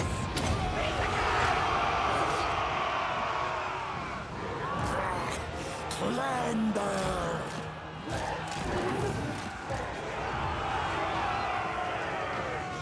Du auf Uskul! Dieser Struggle! Minu? Weiß! Approve! This was boys! Taklat Sulu counts! Waddle over there! Dalet Castellan!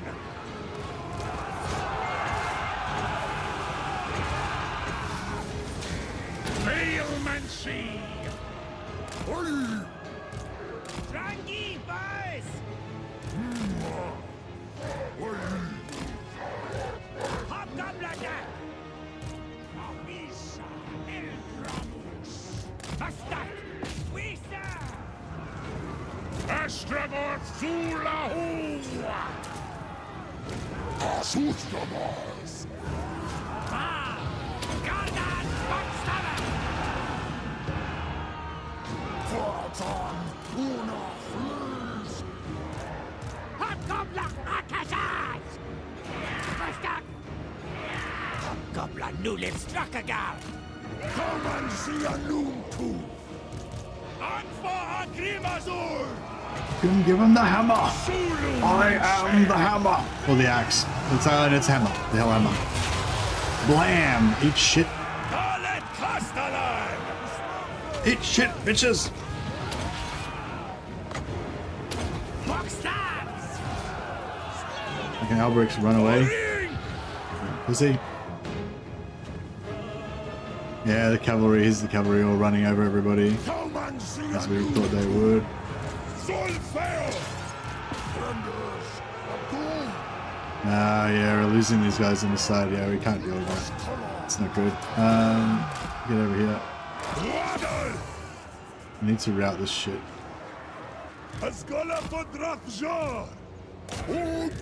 No, he's fucking routed again. So we can get this over and done with. Yeah, he did that healing potion, didn't he?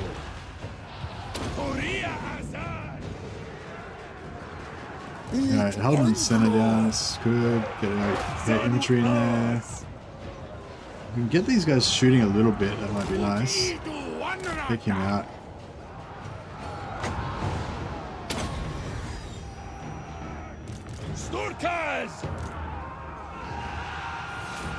Trying to get Elbrick himself.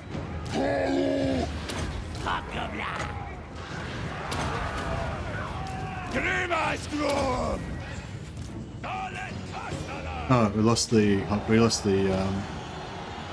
dudes. These guys are hiding in there. We need to get some more terror in here. Some of these guys are not shooting. Take this a long way. With the big guns.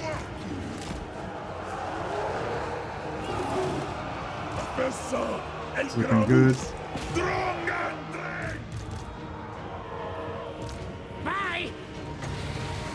Give him the hammer!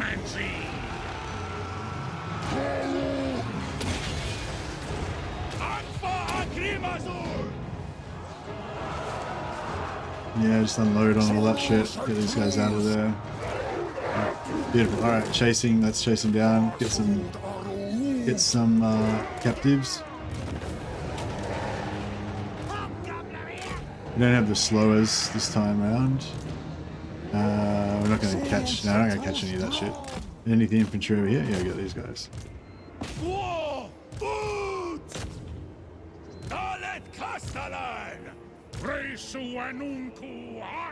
Can hammer get anything?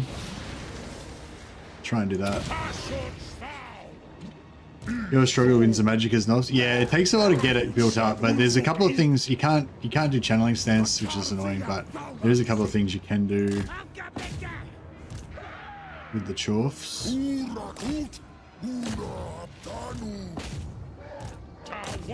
There's a couple of items that you can get. There's a follower that you can get from the convoys that gives you +1 per turn. It's the one from Grungzint, the Orc Shaman, I think. There's a lot of the lords have a skill that gives them plus wins magic per turn. The caster lords, you just got to level them up to like level 10 or whatever. It's like once you get up there, you know, once you get up to that level, it's not so bad. Problem with corner camping is that the enemy routes off the field fast. Yeah, I mean, there wasn't really much choice in this case though. I would have fucking lost the battle if I didn't do that. So, you know, better that we lose a few captives than that we lose the battle, I guess.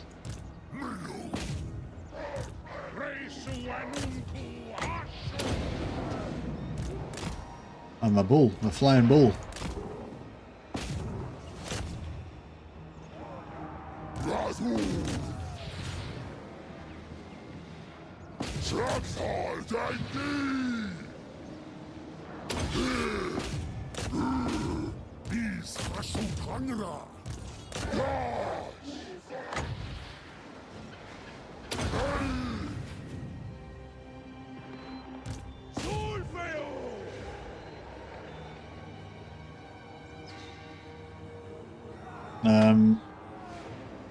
Yeah, so we only got 3 lords in this time, so we don't get as much of a multiplier. Plus, obviously, there's not as many captives, but, you know, it's still a good amount.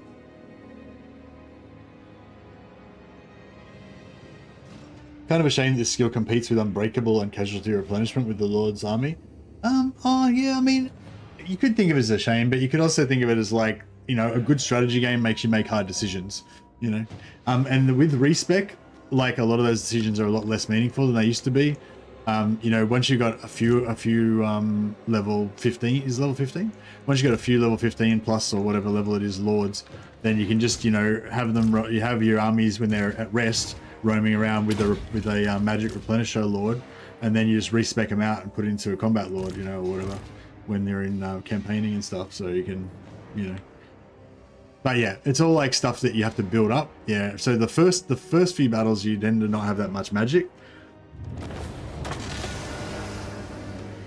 But they have the lore of gun, the lore of the gun. Wanted to crack a joke about peasants eating shit, but then I realized there's nothing to laugh about. A shoot magic rocks. A shoot magic is cool, I guess. I don't know. It's not one of my favorites, but I feel like it's a bit expensive for a lot of the stuff. Like that hammer, I think it's good for Astrogoth because he gets it cheap. He gets a really hefty cost reduction on it. But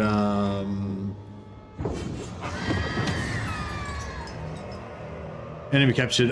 So you only got 1,100 captives, so yeah, not so good. But that's alright. I mean, it's still 568 slaves, so it's still a good amount. Oh, the Oakland's Wolf Boys got completely wiped out. That sucks. Now we don't have them for a long time. Probably would have rather have kept them and lost the slaves, actually.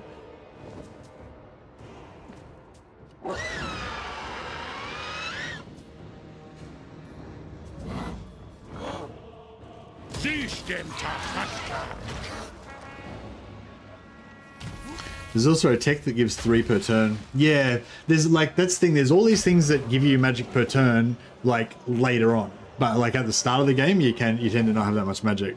But I think that's kind of cool, I think, about Chaos Dwarfs. Like, early game, you just, you know, you've got the lore of Blunderbuss. That's your early game magic, you know. But I think that's kind of cool.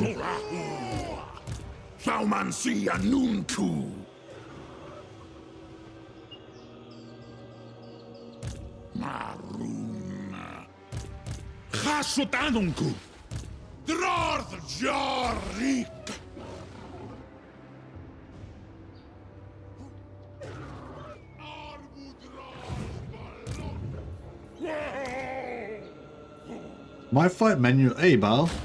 Sorry, no quote, but was cool drop za. I don't know if I recommend that one. I mean, I don't know if I recognize that one. But fucking, oh wow, it's massive super chat, by the way, Bal. Thanks for the big super chat. Appreciate it. Uskul Dratzar. I don't know that one, but yeah. I can already recruit Dreadquakes, and I'm yet to get a switch off. Yet to switch off those.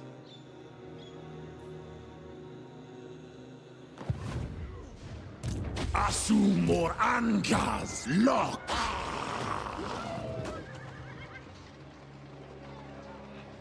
Oring Door. Angva Grimazul. Abdano Grutasha Nunku. At least we got Shadowforge Iron Spells leveling up a bit. Drastrom. Aula Gefashma. I'm sort of thinking we should fight this manually so we can top up our heals on our characters. So he's got a toughness potion, he's nearly full, he's got a potion, he needs a healing potion.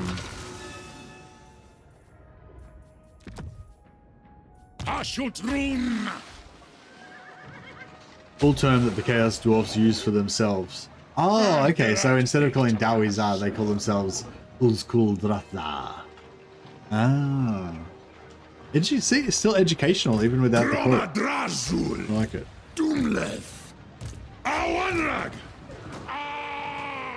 Alright, I think I'll take the...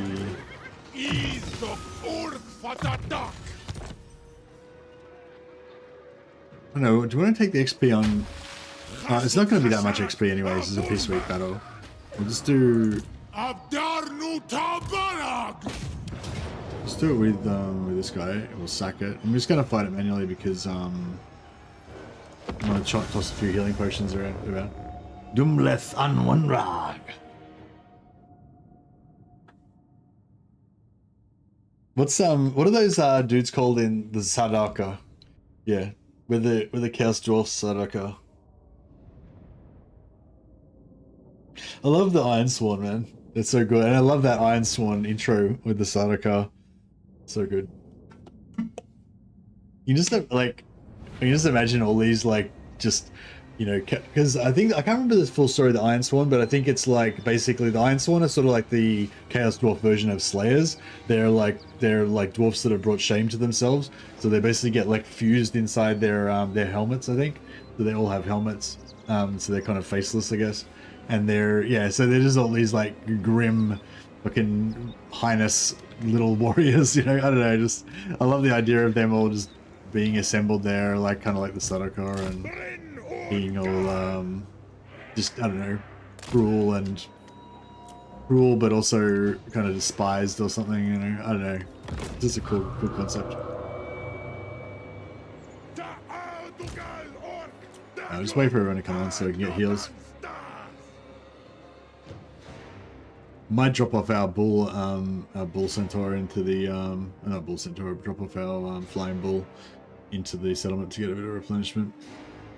It's pretty useful having a flying high mass terror unit, but they get shot, like, you know, they take so much damage all the time. It's really hard to keep it healthy.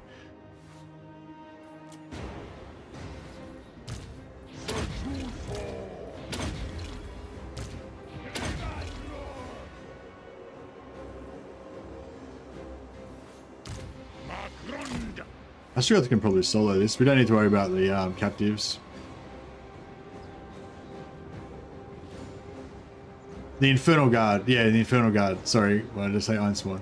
The Iron Sworn, are they Iron Sworn also Infernal Guard, or are they something different?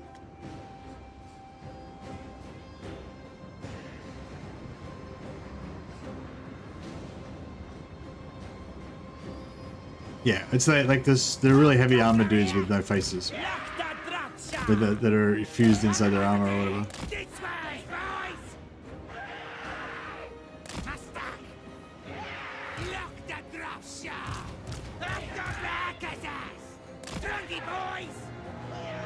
Iron Sword are the best amongst the Infernal Guard. Ah, okay, cool. So it's like, yeah, so it's all the Infernal Guard. But yeah, anyway, they're just I don't know, just the whole idea of them, I don't know, like just that, you know, that scene where the Chaos Dwarfs, actually let's just watch that for a second. Please hold.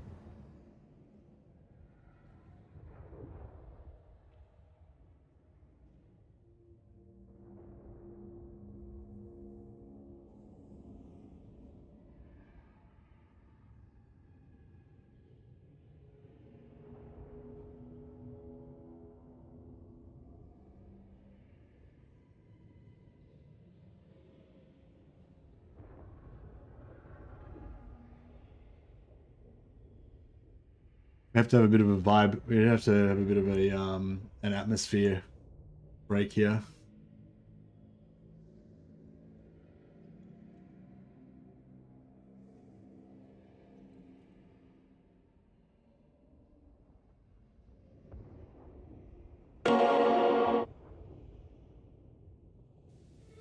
Forsaken, abandoned to the dark. What choice but to follow the flame?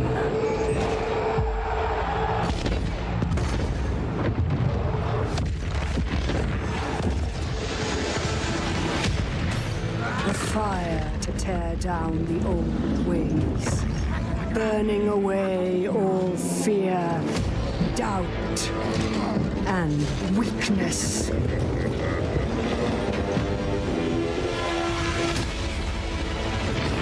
Nothing remains but power and ambition. This roaring fire will always demand more. More fuel. More sacrifice. The fiercest heat to forge the hardest steel. Destiny. Rising from within the crucible.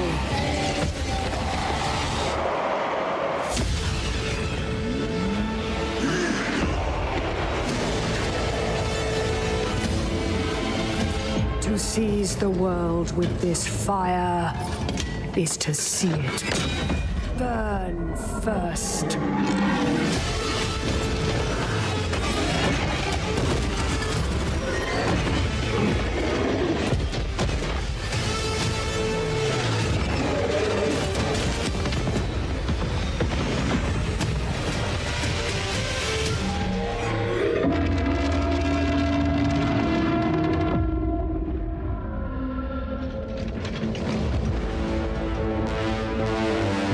The trailer is so fucking good. It's just so fucking good. I feel like fucking marching to Kara's Karak and destroying the Dowie after watching that. But yeah, I just love this. I love this scene where all the Infernal Guard are just all like silent in silent ranks, you know. I don't know, it's really cool. It's just, yeah, it's such a great trailer. The music is fucking insane. It's just, I don't know, let's just watch it one more time. It's just so good. Forsaken, abandoned to the dark. What choice but to follow the flame?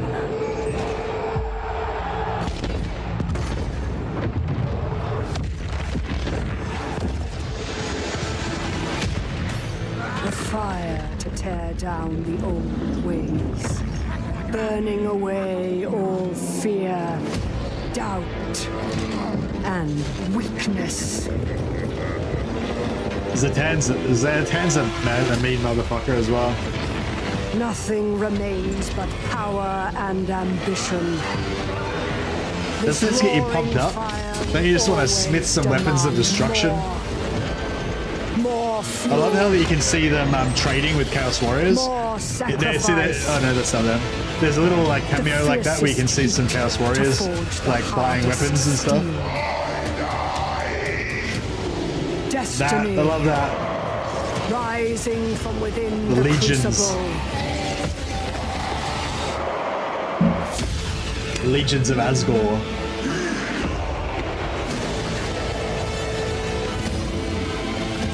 To seize the world with this fire is to see it burn first.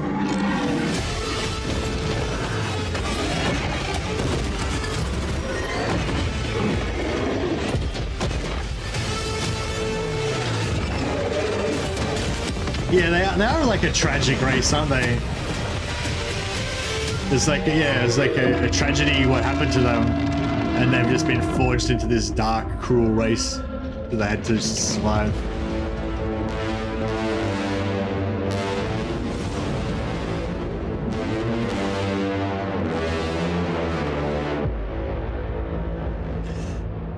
So good. So good. Sorry I had to play that twice, but I just love that trailer. It's so good. It just gets me so pumped for Chaos Dwarfs. Hey Avulcus, you thinking on buying the game? What's your opinion on it? What factions do you prefer? Yeah, I definitely recommend it. Really good game. But I'd probably recommend you just buy Warhammer 3 first. And see if you like this type of game, if you haven't played a Total War game before, or if you haven't played a Warhammer game before. But my favorite factions are actually factions from game 1 and 2. So there's game 1, 2, and 3, and you basically they all kind of combine together into the big map. So you need Warhammer 3 to get the big map, but then I'd probably buy Warhammer 1 and 2 as well to get the races. So yeah, so depending on how committed you are, you know, if you're not sure you like it, maybe just get Warhammer 3 first. But if you're pretty sure you're going to really like it, I'd probably get the trilogy pack where you get Warhammer 1, 2, and 3 all together, and it's heavily discounted. I think they have it on Instant Gaming. I don't think there's a special on Steam at the moment, but I think there is on Instant Gaming. I'll just check if I can find the trilogy pack for you. Is there a trilogy pack on Instant Gaming? I think there is, but oh yeah, and Chaos Dwarfs are a really good race as well. I'd highly recommend them.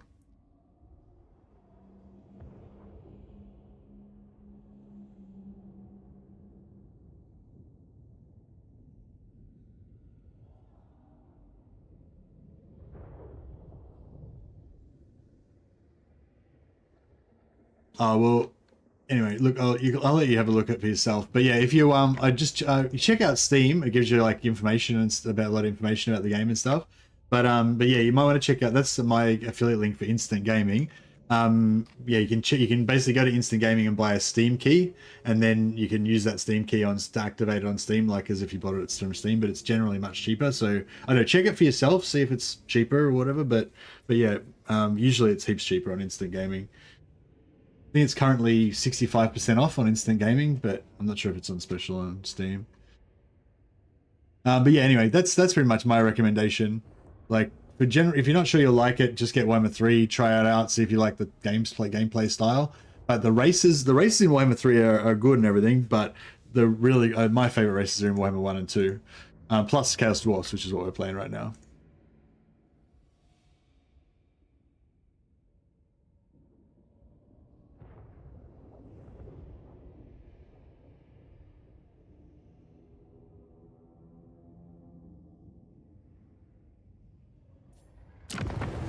All right, back into the thick of it. Well, no, not really. Just doing a cruisy battle here to get some heals. I think everyone's pretty much topped up.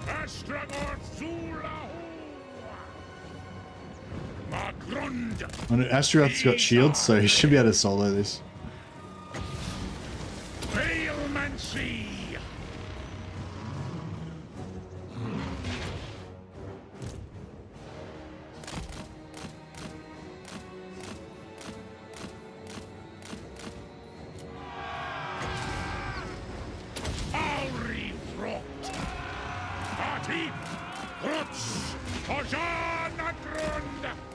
I did. Oh yeah, I've got terror on, I forgot.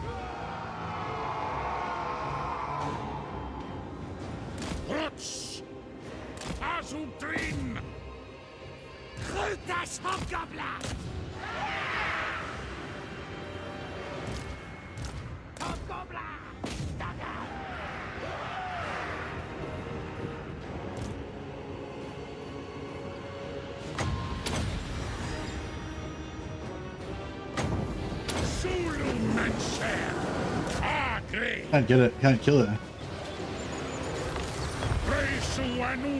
She casting spells on me. Just trying.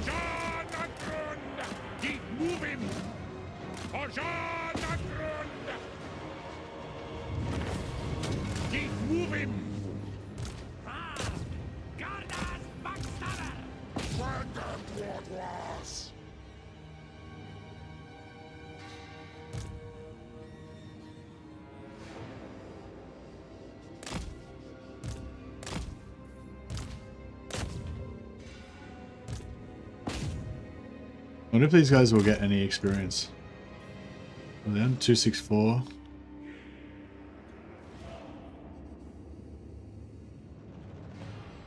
If they can even hit her.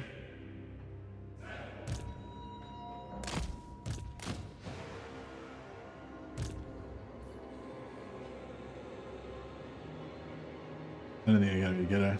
They keep knocking her over without hurting her. Oh,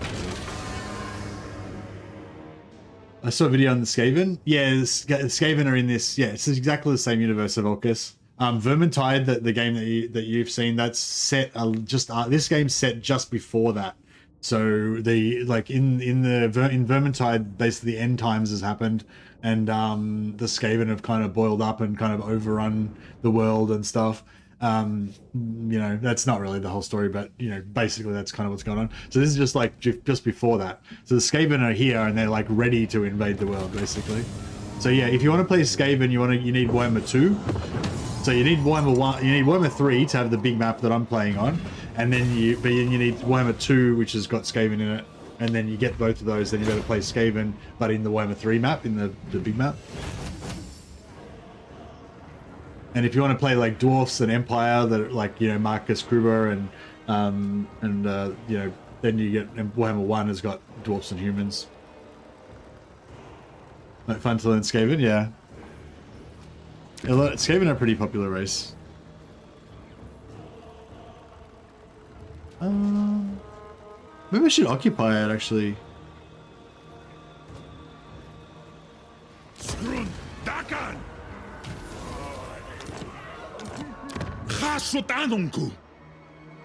Oh, actually, if it's got a port, Ports you're supposed to, yeah, ports you're supposed to make into factories, aren't you? That's okay though. I'll just temporarily, because yeah, I'll keep it temporarily as an outpost, so we can get some monies, and then yeah, once we get later on, once we get into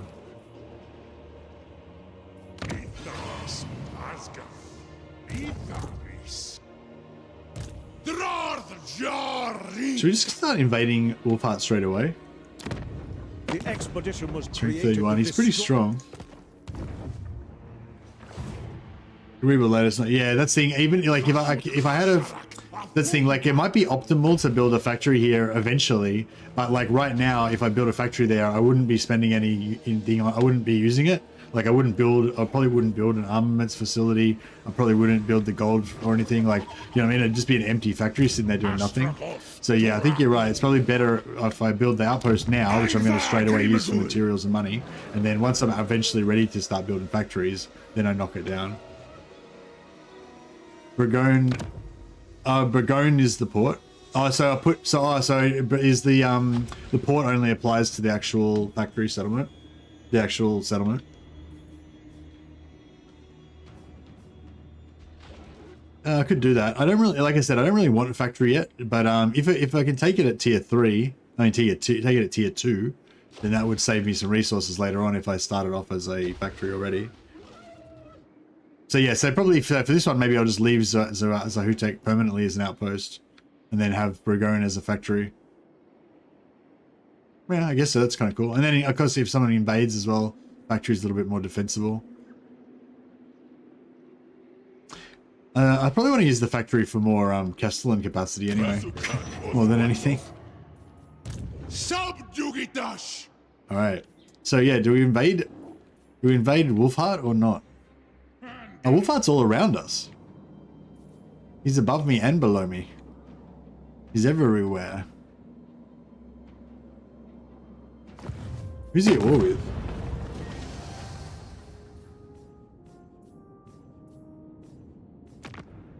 Yeah, he's at war with them. And they're getting wrecked.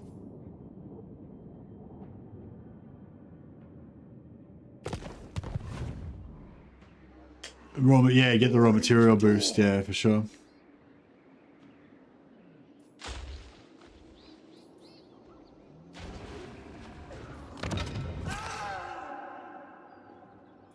Do we want any more? I don't really need that. I mean, it's a luxury, but I don't really need it right now. Don't really need that. Don't really need that. Don't need any of that. Don't need that. Yeah, I wouldn't mind stealing that back. 25% armaments per turn is kind of nice, but not super needed.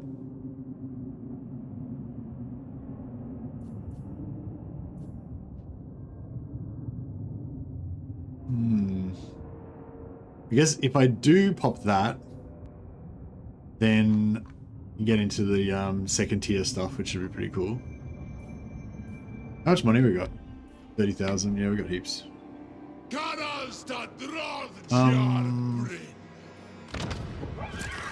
I'll go influence, yeah. I'm not sure if I want to spend.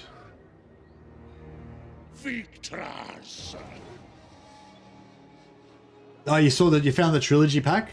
Yeah, it's the trilogy pack's the best value if you think you want to, if you want to play Skaven. I think that's the best value, because with the trilogy pack, so like with Warhammer 3, I think you get about 8 or 9 different factions you can play, and then you can buy like the Chaos Dwarfs, which is just one faction, but it's really good. Highly recommend the Chaos Dwarfs. That's what I'm playing now.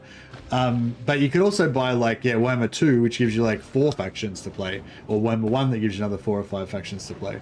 So yeah, so they're usually heavily discounted. So yeah, so if you get like Warhammer 1, 2, and 3 in a pack, you basically get like 19 or 20. I think you get 20 different. I think you get Bretonia for free as well. So you get the 8 or 9 from Warhammer 3, 4 or 5 from Warhammer 1 and 2, plus you get Bretonia for free. So you get like 20 different races that you can try out, which is pretty much almost all the races, you know.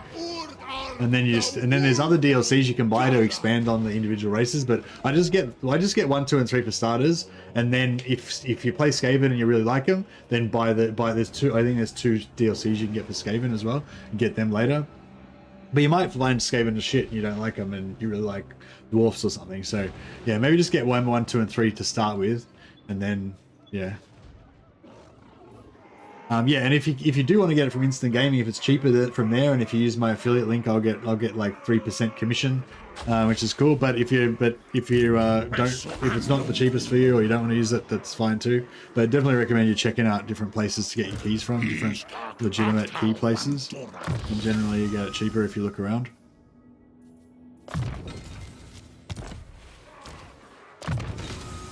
All right. Yeah, my shotgun, my 90 range shotgun, so I can get it 10% longer range.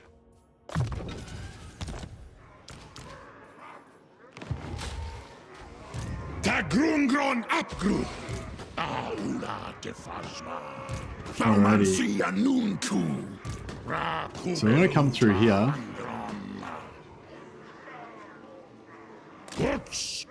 So move there.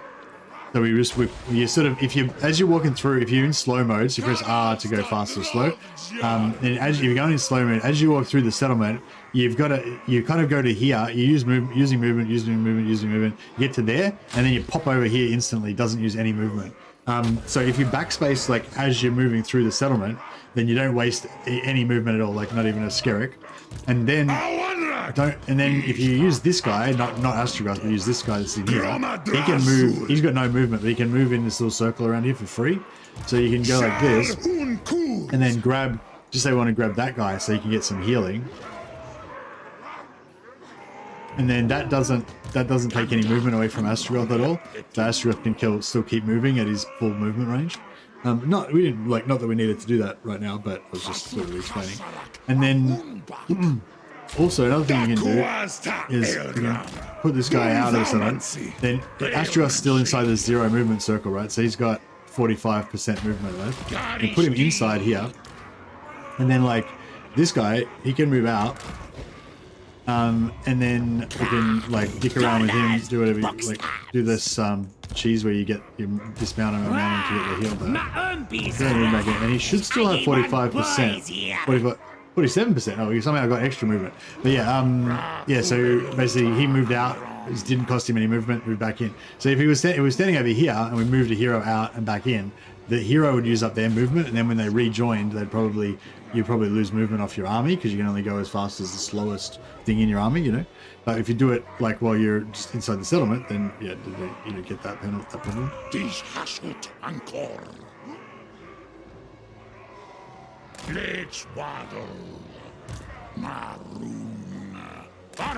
I think we did lose some movement actually, because we were gonna. Whatever. Anyway, in theory, all that stuff works, but maybe it didn't work out exactly how I planned, because I feel like we did lose a tiny bit of movement. But you get the idea. Did you find a bug to get reset movement? No, that was just a weird little follower bug. There's a lot of little issues with like. It was probably like somehow Gordas had less movement than the rest of the army, so when he moved out. So what am I trying to say? So all that stuff was about not losing movement off my main army. So I didn't lose movement off my main army, I'm pretty sure. But I think Gordas has less movement than the army. So when Gordas rejoined, the army went down to his movement. Even though, like, all that stuff that I said was correct. But there's, like, a separate thing from that, which is that, like, Gordas, like...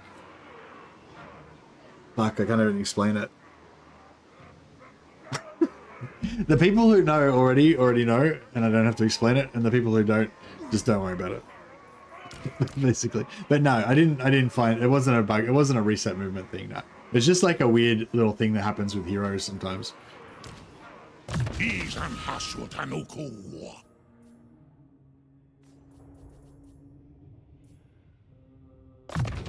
Like probably if I moved Gordas back out, we would get that little extra bit of movement back. But it's not because Gordas lost movement Or it might be. Actually, it could be just that Gordo's actually lost a bit of... I might not have backspaced him properly. He might have lost a bit of movement moving out of settlement. But it might also be just that because he moved out of the army and back in, he like changed into a different... Oh yeah, no, not infinite movement. Bar. We got infinite movement. If we want infinite movement, we can just do infinite movement without worrying about that. You missed them? Oh, they're still in the game, Bal. If you want infinite movement, all you need to do is have a unit that you can move. Like all you need is like, so this guy, right? He's level 4. If you want infinite movement, just do this. So you move your army somewhere. And then you just need a character that's at least level 2, and then you need some sort of unit that you can recruit instantly. So in this case, we'll just use a Regiment of Renown, right? So we recruit the Regiment of Renown. Now this guy's got no movement because he just force marched here, right? But the Regiment of Renown has got full movement. And then when you just respec this guy out, it only works with respec. Respec this guy out and put in this guy, and then he takes on the movement of the He takes on the movement of the Regiment of Renown when the new Lord spawns in, and then you can just keep doing that. If you had like 10 Regiments of Renown, you can just keep chaining it and moving all the way across the map wherever you want to go. But you can only do it. You can only do it if you've got a unit that you can recruit instantly. So for most factions, you can only do it when you're in a province where you own at least one settlement, and you've got Regiments of Renown, or you've got mercenaries. Like it works with Wolfart's mercenaries, anything like that. Anything you instantly recruit. But if you're Warriors of Chaos, where you've got warband recruitment in every single region, you can just keep fucking moving around the entire map and go wherever the fuck you want, which is pretty cool. As long as you just need to have recruit Lord recruit rank. Levels. But anyway, I don't want to use that stuff, so I'm just going to put him back where he originally was, and we'll just pretend that we didn't get that extra movement.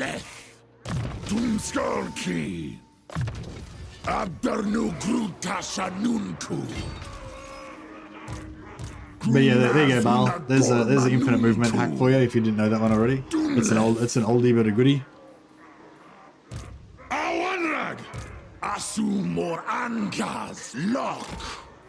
So just do the same thing with this guy, grab his unit. Some extra replenishment.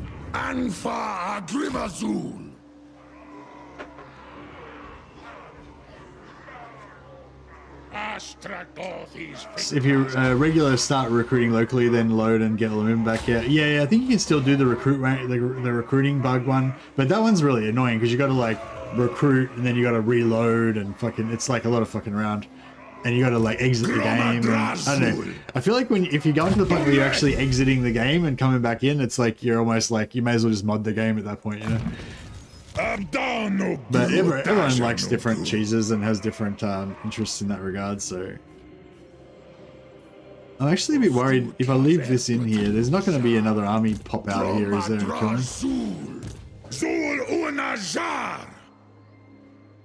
I really want that replenishment on my Taurus. Awanrag. Tagrungron Apgru. Makazia Faumansi. Tandar Hangron Ep.2.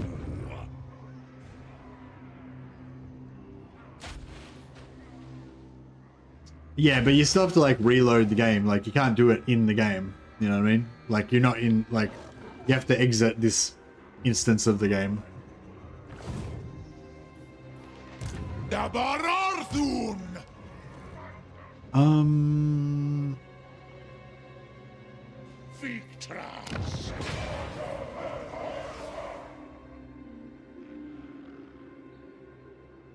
It's like it's like save scumming or whatever, you know.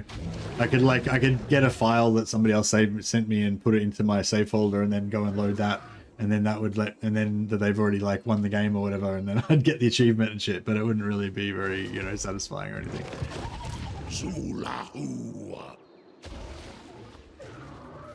Alright.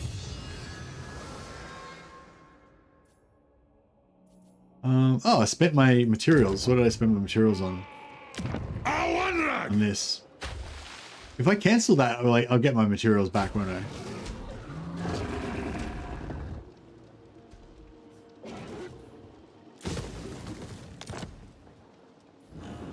Yeah, I want this technology is really really good, so I want to beeline towards that. Oh, sorry, Vasily. By the way, I did crunch numbers regarding how much raw materials I would get per laborer dead if I were to build a 4-slot province with marble. What? I don't think I want to know about that right now, Vasily. That's probably more of a Discord thing. If you can explain it really super simply, then maybe I'd be interested. But yeah, no, I don't want to do any maths right now. I find it very hard to do maths and talk and strategize and play the game at the same time.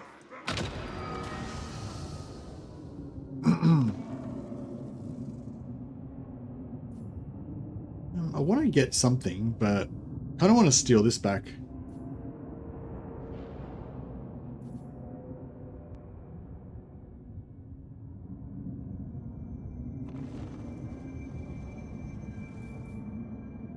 I want somebody else to buy that so that I can then get some tier 2 stuff. I feel like as soon as I get this, that somebody else is gonna get yeah. Does the AI like have preferences for these? I feel like they always go for the ones I want. Oh no, not always.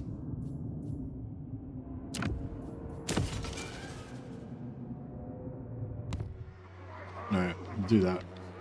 Taida Akrak, Krasut Aut. Dish Hashut Ankor.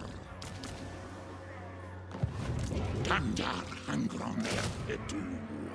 Wanan Baras. Idan Kaza.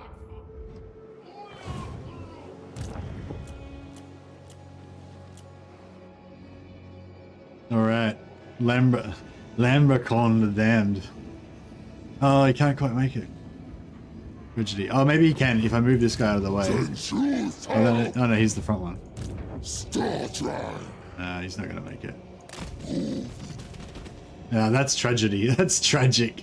I'm gonna spend the whole next turn just moving from there to there.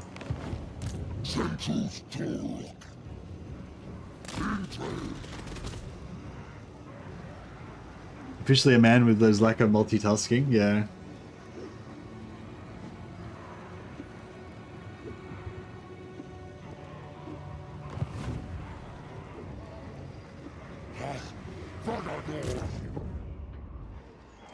The optimizing, yeah, no, you don't need to optimize Chaos Dwarfs at all. It's not even really that advantageous, I would say. It's like, the optimization thing is more like, it's more fun, you know what I mean? It's more like a thing to do. Like, if you like thinking about that stuff and you like figuring out, oh, if I do this and that, I'll get 10% extra, blah, blah, blah. Like, you know what I mean? That's just part of the entertainment, you know? That's my opinion. It's like it's not gonna make that much difference to how successful your campaign is, not compared to like strategic decisions, like whether should I attack this settlement right now? Like, that's way more important than getting you like 10% more efficiency on your armaments or whatever, you know. I feel like I should attack this settlement right now. I don't know where his armies are though. I need intel.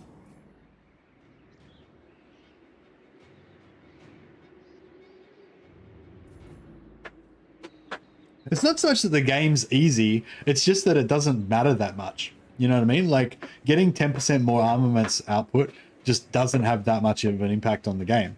It's like, you know, it does have some impact, but it's like way less impactful than just not screwing up the game. Like, the strategic, your strategic and tactical decisions are way more important.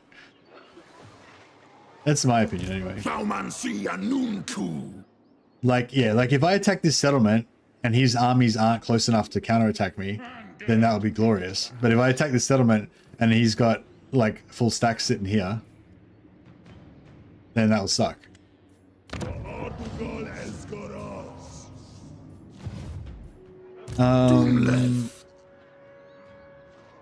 I just like an extra mini game that breaks my regular build pattern. Yeah, that's what I'm saying. Like, it's the reason why you want to do it is not because you need to, but because it's fun. Like, it's fun trying to figure out what the best formula to put your settlements in and stuff. But I'm saying, like, a lot of people like stress out of, oh shit. A lot of people stress out about it, and like, it's not. It does. I don't think you don't need to stress out about it. You know.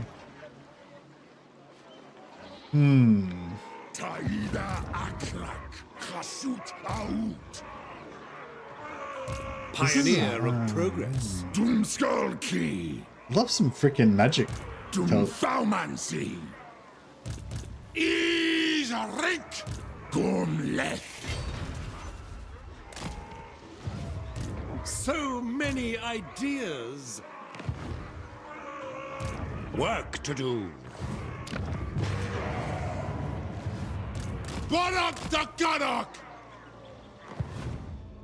I've got any I need an enemy so I can check reinforcement range.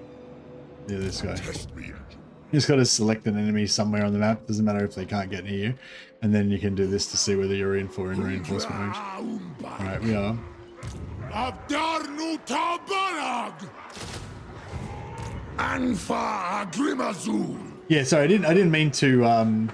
Yeah, I didn't mean to like denigrate people who would like to spend time figuring that stuff out, like, or you, Vasily. I definitely respect the maths, but I'm just saying, like, for the other people that are like worried about trying to understand like the stuff and worried about whether they're doing their optimal builds and shit, it's like you don't need to worry about that stuff. It's just more of an optional thing to worry to do if you're interested.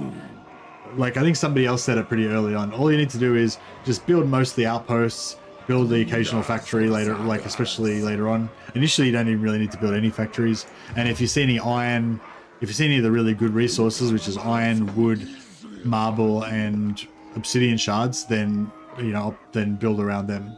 That's pretty much the main tenets of the early game, anyway. Dakuasta Elgram. Oh, how do we do without heroes farming?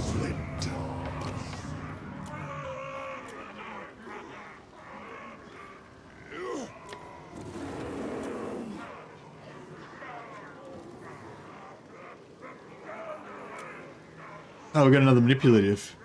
That's pretty cool. I kind of want to keep farming for more manipulatives now.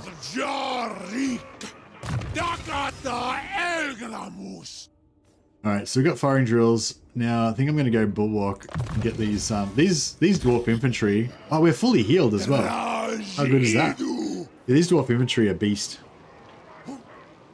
And we're buffing them up even more. Maybe we should give this guy like a magic, like unique magic items. The general solution I chose for myself is to limit the amount of outposts to 1 per province, plus marble, obsidian, landmark, and get the rest from percent modifiers. That's the long and the short of it. Okay, it's not a bad thing. I think, like, yeah, I think that's another thing too, like figuring out some sort of system that you can figure out for yourself that makes sense to you, that's understandable, and that you can apply to situations in order to make an easy decision. That's like pretty valuable as well, so you don't use a lot of mental real estate.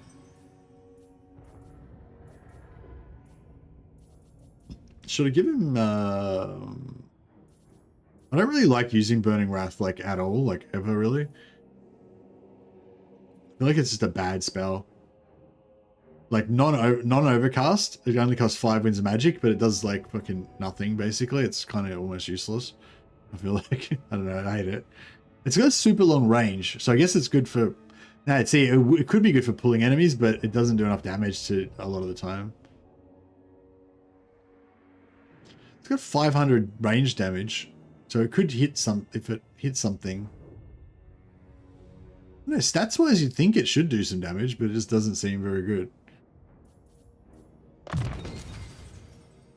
Dark Subjugation is not really that good either, but it's I like how it's got a really long range when you're trying to route stuff. It's kind of handy.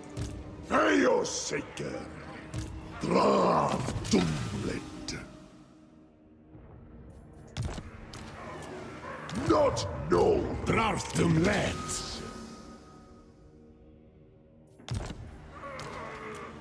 Is Armsir Draftum let.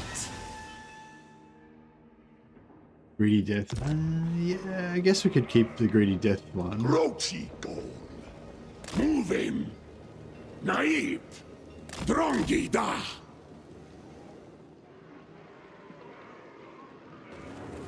Ashuk vaga gol. Burning Wrath has precisely one use, that if your caster is surrounded on all sides and you overcast at point blank range, it does okay damage. Yeah, that's true. That's true. It is good for that. It's, I think the closer the range, the more accurate it is as well. And if you overcast it, it does 3 instead of just 1, which is pretty cool. It kind of spreads them around.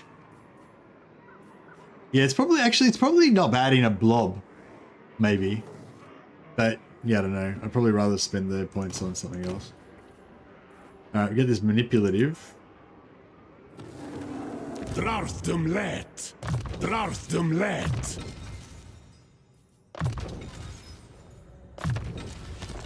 He'll be good. I like to have 1 fire, 1 death in all my armies. And then if I've got both fire and death, then maybe have a metal or a hashut as a bonus. Pretty much my magic, where I like to do my magic. I'm just going to farm for traits here. I'm loving these manipulative. Because we've got 4 different ones that are all got a chance of getting the manipulative, so it's pretty good.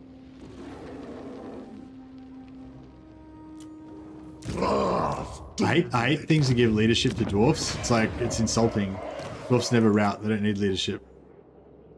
It's insulting even the concept that they might need leadership. Alright, beautiful.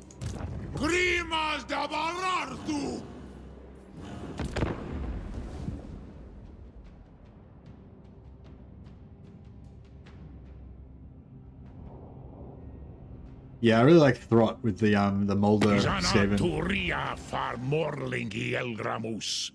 Stats ekus umkaka demarks.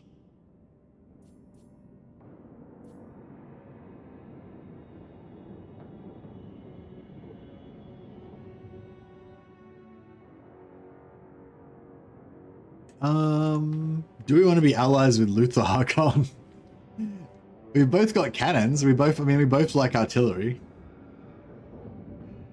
I just feel like we're not really in the friend making business, you know what I mean? Not really our vibe. We do deals with Chaos Warriors so that we can use their mercenaries as our frontline troops.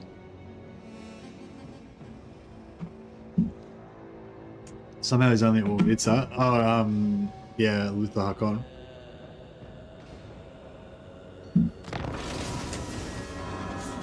I tried Throt, but I couldn't get him. I love Throt because he's just got so many. Oh, nice! They did it. They did it for me. I didn't have to buy that shitty trait. Because yeah, I didn't want to get this one, but I wanted him to unlock the tier 2 because I love Flame and Shadow. I love Fire and Summon, Fireborn Summon. I love I don't love that. I love. Oh, well, this is pretty good as well. So yeah, all these army abilities in here are super cool. Minus 1 construction time for all buildings is pretty hot as well.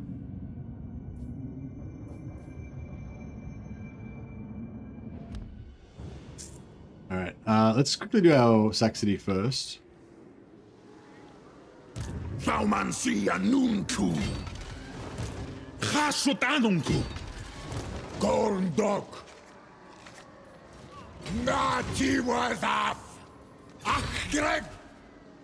Alright, we got the rebels sorted now. We're just missing one dude here.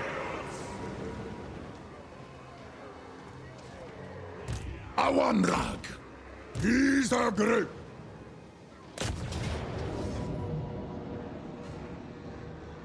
Yeah, we got all 4 now.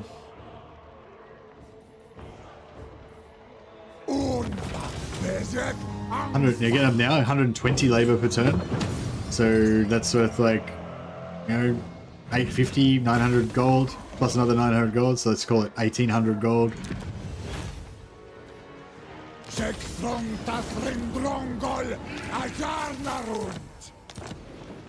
No magic items. Oh, no. Oh yeah, I'm at 2, 3, 4. We got 4 magic items just then. So we got 1900 gold, 1800 gold, and 4 magic items. This whole army together costs about 1300 gold. Or if I take this guy off his Great Tauros. Yeah, it costs me 12 or 1300 gold. So basically, it pays for itself, plus makes a few hundred extra gold worth of slaves. Plus, we got 4 magic items. That's right. That's just every single turn. They're just those magic items just popping. So, yeah, I love my little sack cities. There's a lot of other people like a lot of other different strategies as well. And we are rocking a pretty hefty deficit now.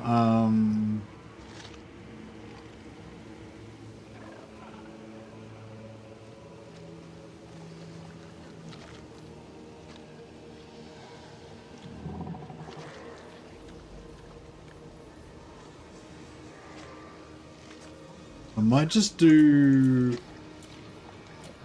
We'll just do enough to cover our deficit. Would having a legendary lord as a sack city give more labor for killing said legendary? Yeah. Well, it depends. Like, I think it's like, so I don't know if legendary lords are worth more by themselves, but having a higher level does make them worth more. But I'm not sure if having a higher level makes them worth more because their stats are better or whatever, or just it's just a straight level multiplier. So yeah, so I don't know actually. But like, I was gonna say yes because they're immortal, but the normal general is immortal anyway. If you have, so basically when the faction leader respawns, the faction leader is going to be higher level because every time you kill them, they keep getting a little bit of experience from losing the battle. They keep leveling up, and as they get higher and higher level, they're worth more and more gold and more slaves each time. But the normal lords, once you kill the faction leader, then he's out for 5 turns. Then the other 4 turns they recruit a normal lord. So the normal lord gives you less, and then every time the faction leader pops up, you get more from that one. So yeah, so the leader gives you more. But I'm not sure if a legendary lord would give you more. But if you do Vlad or Morga, then you basically get Vlad and Morga like every single turn. They just keep, because they respawn instantly. If you do Tamakin, I think he spawns every 3rd turn or something. So if you get a legendary lord that respawns faster, that would definitely give you more labor.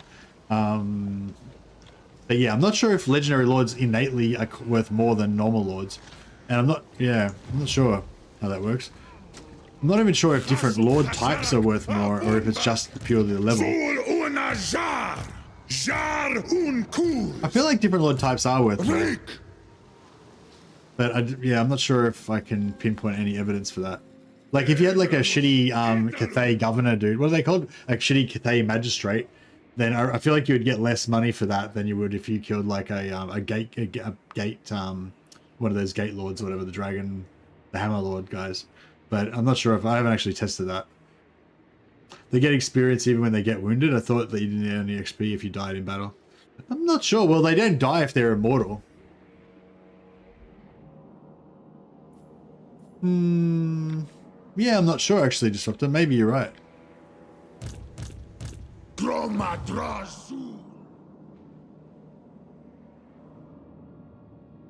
But yeah, anyway, generally the legendary lord or the faction leader will be higher level and will be worth more. But I'm not sure if legendary lords innately are worth more or if different types of lords are worth more or what. I know higher level lords are worth more. But yeah, I'm not sure if the base lord type like matters or what.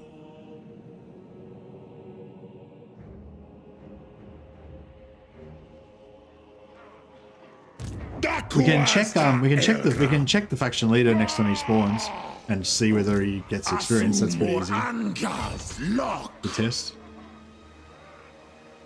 All the 3 vampire count lords cost different amounts to recruit, so I guess you get different amounts for killing or wounded them. Yeah, that's what I was kind of thinking. Like, it's usually experiences based on the value of the unit.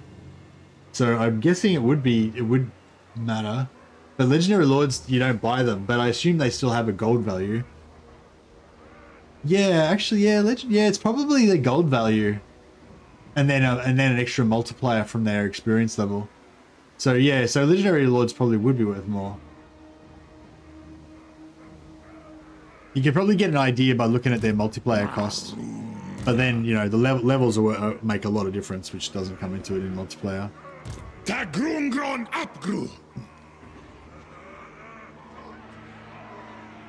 Makazia Faumansi Zul Unajar Dish Hashut Ankor Gumleth. Alright, we'll go Shadowforge Shadowforge can do the sieging.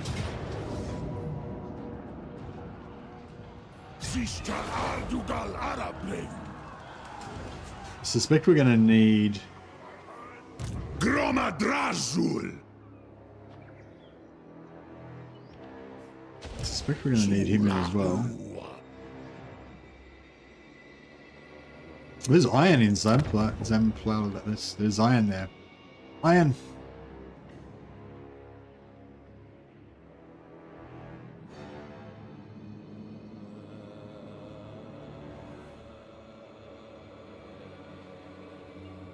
So where's... Oh, the Awakening's right there. Okay. That's kind of cool. If we can keep him as an ally, actually, that would guard our eastern flank.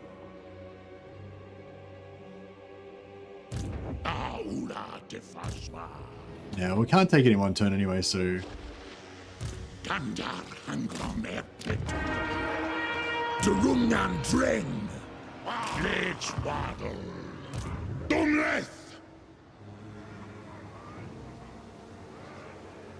don't need him in there, really. We're not going to get multiples from the captives or anything, so we'll just let's fight it manually so I don't take a heap of damage. Been so long since I played in Lustria, it all looks new now. Yeah, Lustria's had a few updates. Hey, Philip James, how you going, buddy?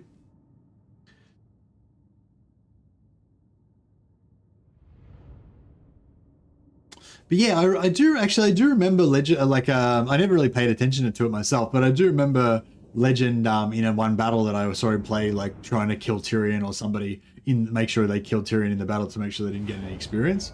So yeah, it definitely, I guess it definitely was like that. We can test it to see if it's changed.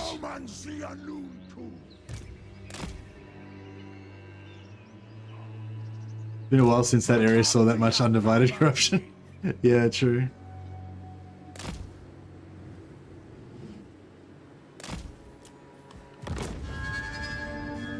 Pity we can't fight this on the open field. So I reckon if I occupy this as a factory, that'll be the go.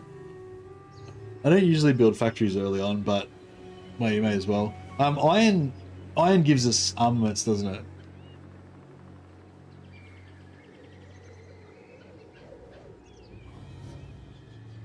Yeah, the reason why I usually build outposts everywhere is because not to get materials, but to get gold. Because if you just build an outpost and you just build a level 1 gold building, it's a relatively low investment, and it just gives you a little bit of passive gold per turn. And then I tend to just do that everywhere, so it's basically I don't have to waste any money on buildings, and I just leave it like that until I'm eventually ready to come back and reorganize all my stuff. Whereas if I build a factory in the port, then I'll basically have a factory that I can use to enhance the production of the materials in my other settlement, but it won't give me any gold, and I don't really care about I don't really care about increasing the material output of the other settlement. But so that's the thing. I probably won't actually bother building the building because I won't want to spend the materials on the building. Not until much later, anyway. So yeah, so I'm kind of stuck in this situation. This sort of situation I find a little bit hard sometimes because it's like it could be a tier 2. Like I would eventually want to build a factory there probably, and it's a tier 2 settlement that I can just have as a tier 2 factory already, which saves me resources building the factory, building the factory settlement. But it's going to be essentially sitting there just doing nothing for ages. So I can basically either have, a port, have a materials, not materials. So I actually have the gold now, and some extra replenishment from the port. Actually, the port gives you public order, doesn't it? Public order and replenishment, I think. Is that right? Which is actually not bad if you just want to produce, if you just want to have an outpost in another settlement. I'm actually not paying attention to what I'm doing. I should probably focus.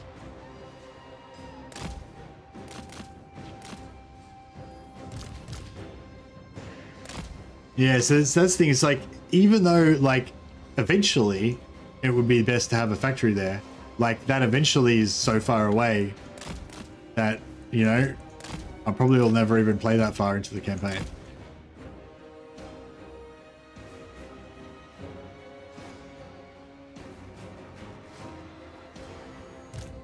And even if I did, like the opportunity cost of missing out on that little bit of gold every turn in the meantime, and the ability to pump up my materials output with two mines. I don't know.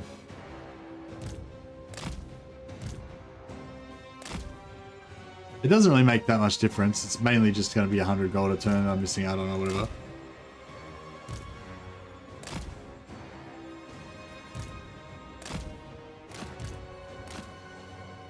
But if there's a resource, then it's sort of more important then, isn't it? So if like with the capital having iron, like is there anything I should think about? What would you be thinking about if you found a capital that had iron in it?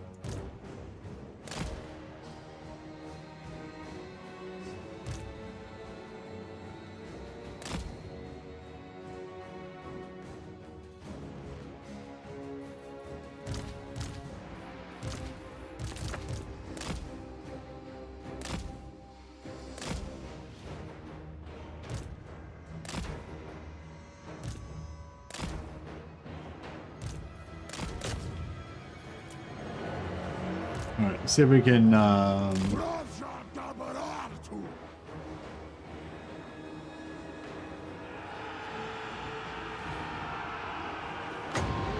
let's get some armor in here.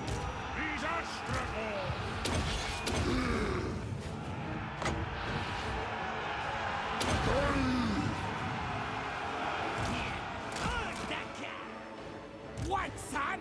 Stand by. Alright, I might need to put these guys out before they take too much damage. Hopefully we wreck those knights. Yeah, they're fucked up.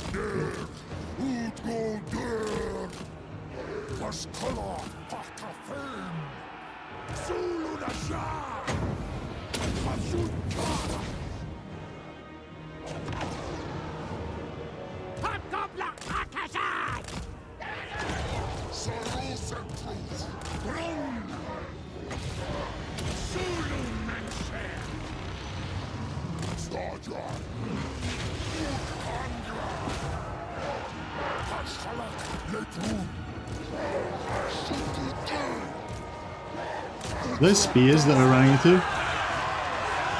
Nah, the swords. Alright, that's cool.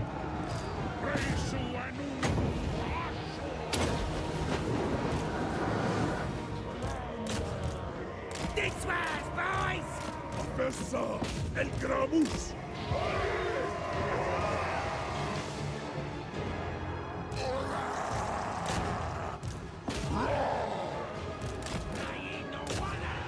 Kazan Wakus!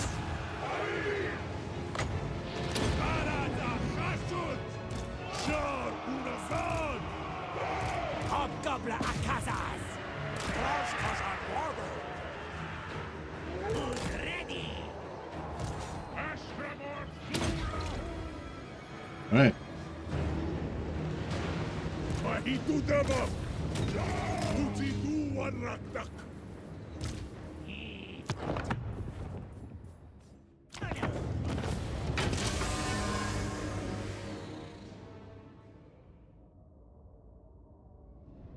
Factory port only gives bonus to local region, and if iron isn't there to begin with, then you don't care about other buildings. I'd advise to skip building a factory there. Yeah, I'm kind of thinking at this point in the campaign, also just strategically at this point in the campaign, it's going to be my border region on the water. You know, I think I might be better off just putting an outpost there that way, and just don't care if I lose it particularly. You know.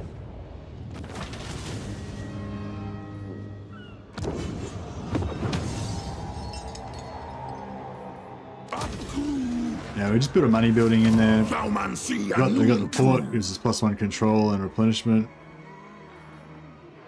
And just built a money building there. It only cost me like 700 gold.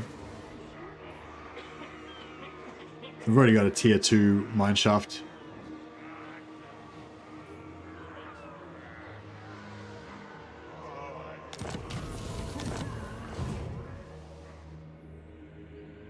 But yeah, that's kind of a pretty good example of my attitude to it. It's like, at the end of the day, yeah, like this province, like this might be optimal to be a factory, it might be optimal to be an outpost, but at the end of the day, this province just isn't really important enough to really give a shit. Like, do whatever you want, it doesn't really matter.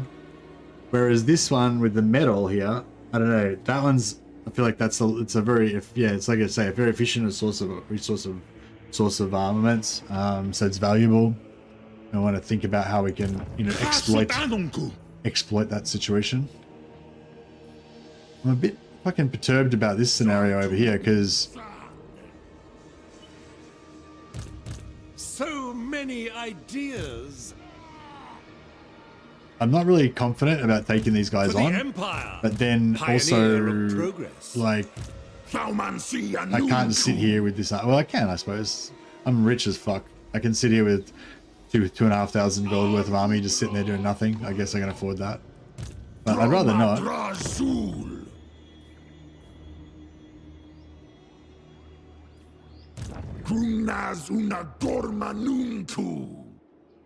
Luther Hakon's not amused that his new neighbors have better artillery. Tagrungron Apgru. Thaumansia Nunku. Gata Krum. Jar Unkuz.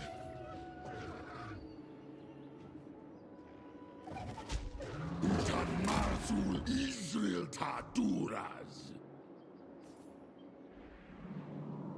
He's got an army in there. He's got 2 regions, 14 units. The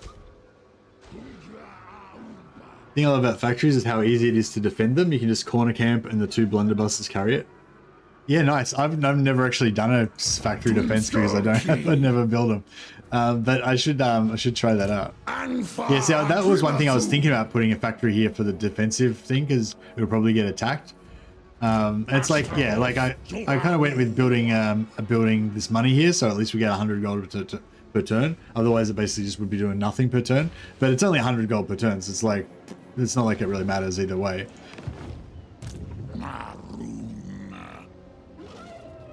But you know, those 100 golds per turn do add up eventually.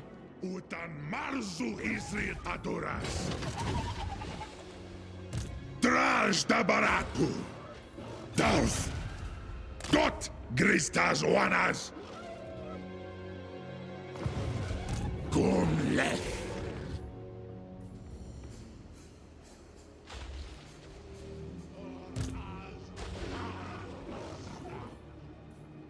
Bleach Waddle.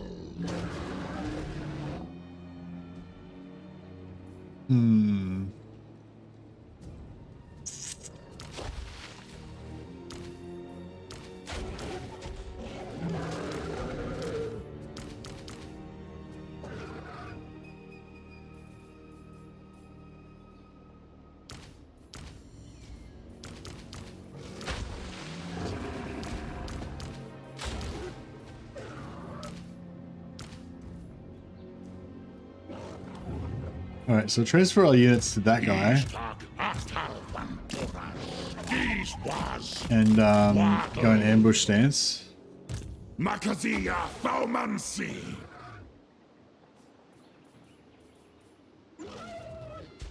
Utamas Ut Anadzan.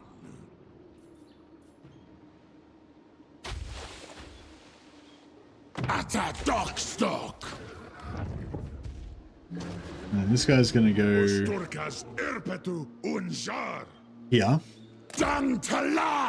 so that he can initiate next turn on that. Now they're hopefully going to attack him. He's going to retreat, and then they'll think that they can get us, but they will get a rude surprise because this ambush army is sitting here ready to wreak terrible vengeance on them. Ranking Jungut the Fearbringer. I'll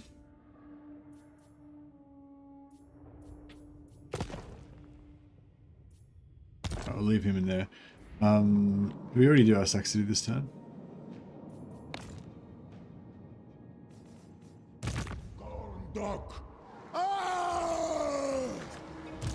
Thaumansi Anunku. Chasutanunku.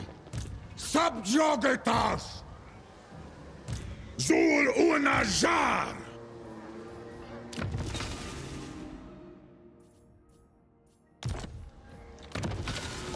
We'll spec him out and get the Fearbringer back in there. Chasutanunku. Alright, so we're gonna go punishment.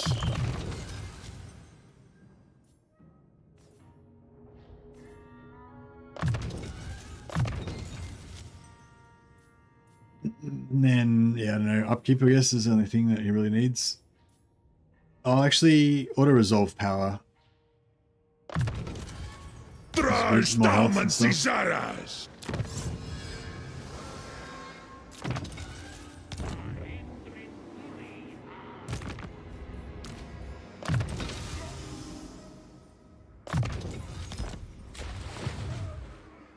Doomskull Right, I think we're gonna have to, Drarth Jarik.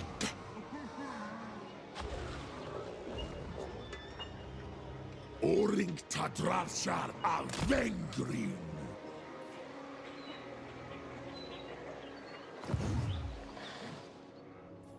Smack of Sepudrek.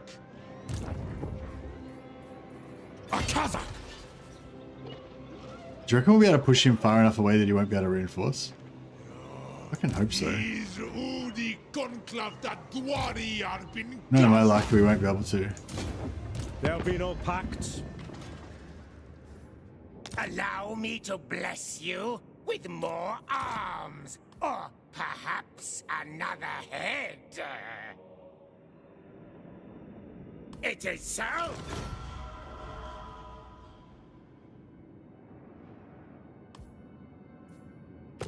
Alright, a little bit of money here. Gomlech.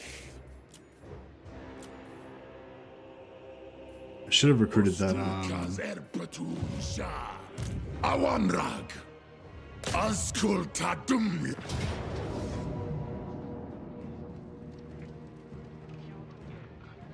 oh, I didn't siege the settlement. Fuck.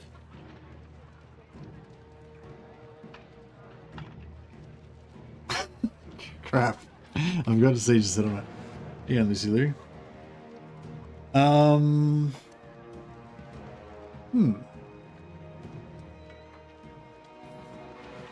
don't know if we can win this.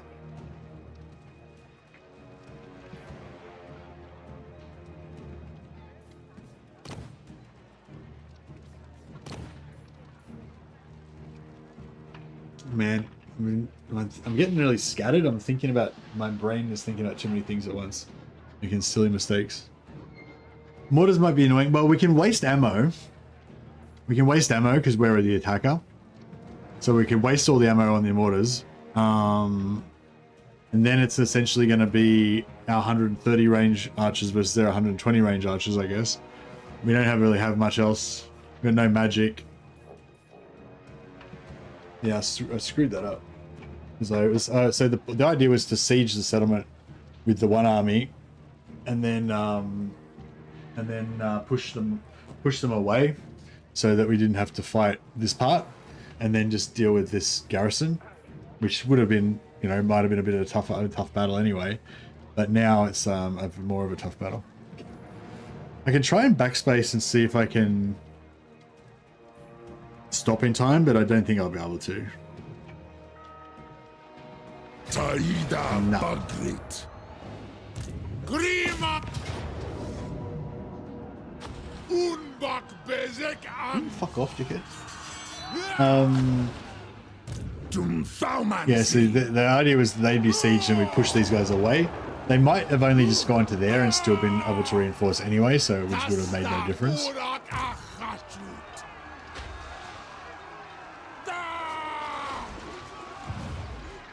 I reckon we could probably My cat's working for Wolfheart, yeah. I reckon we could probably get this done if we put magic items on everyone. Maybe we respec. I've got Rayeth's Red Path, but he's got no magic.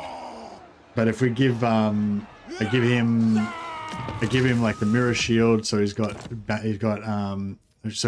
so he can cycle charge with the mirror shield and shit.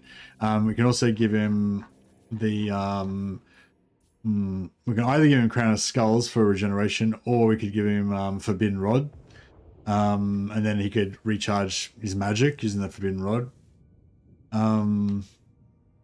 We could also the other guy we could switch out for another caster, and then we could have 2 Forbidden Rods, or we could have 1 Forbidden Rod and 1 Crown of Skulls.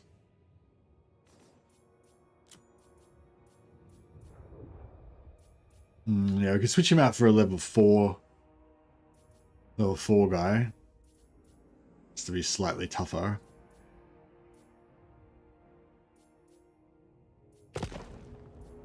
Do you think the cat associates you saying fuck off with being fed soon? Maybe. He's just sitting there looking at me now. He's sitting over behind my lamp just looking at me like this. But yeah, I think that on that note, yeah, I'm a bit sorry. I know I've been like getting distracted, like trying to think about 3 things at the same time. I need to focus. I'm very one-track mind sort of person, which is when I get all like talking about a bunch of different stuff at the same time, I get really scattered, and it doesn't always work out well. But yeah, I think this could be a good spot to leave this episode, so we can deal with this shenanigans tomorrow. But I might play a little bit of Bannerlord for anyone who's interested in a bit of a chill stream. Usually nowadays I'll play a few hours of Warhammer, then I'll play like a couple of hours of something else. Although they've ended up being like 7-hour Bannerlord streams every day. But yeah, basically it's gonna be nothing too exciting, just me playing Bannerlord and chilling. But you guys are welcome to come, of course. I'll punt you over to the new Bannerlord stream in just a moment. And of course you're still welcome to talk about Warhammer in the Bannerlord stream if you want, or whatever. I'm happy to talk about Warhammer while I'm doing my Bannerlording things. But yeah, playing a companions only Bannerlord campaign. And I'm really enjoying just leveling up my characters and making them into just these ultimate beasts. Trying to hit like 275 athletics so that I can try and get them like 100, like get huge amounts of hit points and stuff on them, and give them the best armor and all that good stuff. So yeah, I'll just fix up this Bannerlord stream.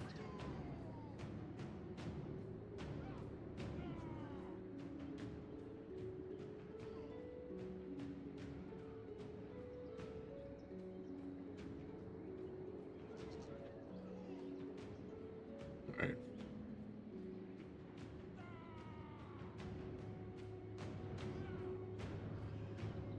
Got to fix up Twitch as well.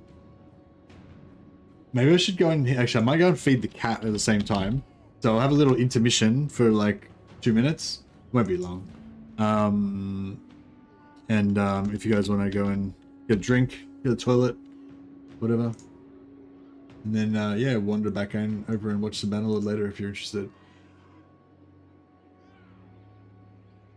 Alright guys, we'll be back with some more Warhammer tomorrow.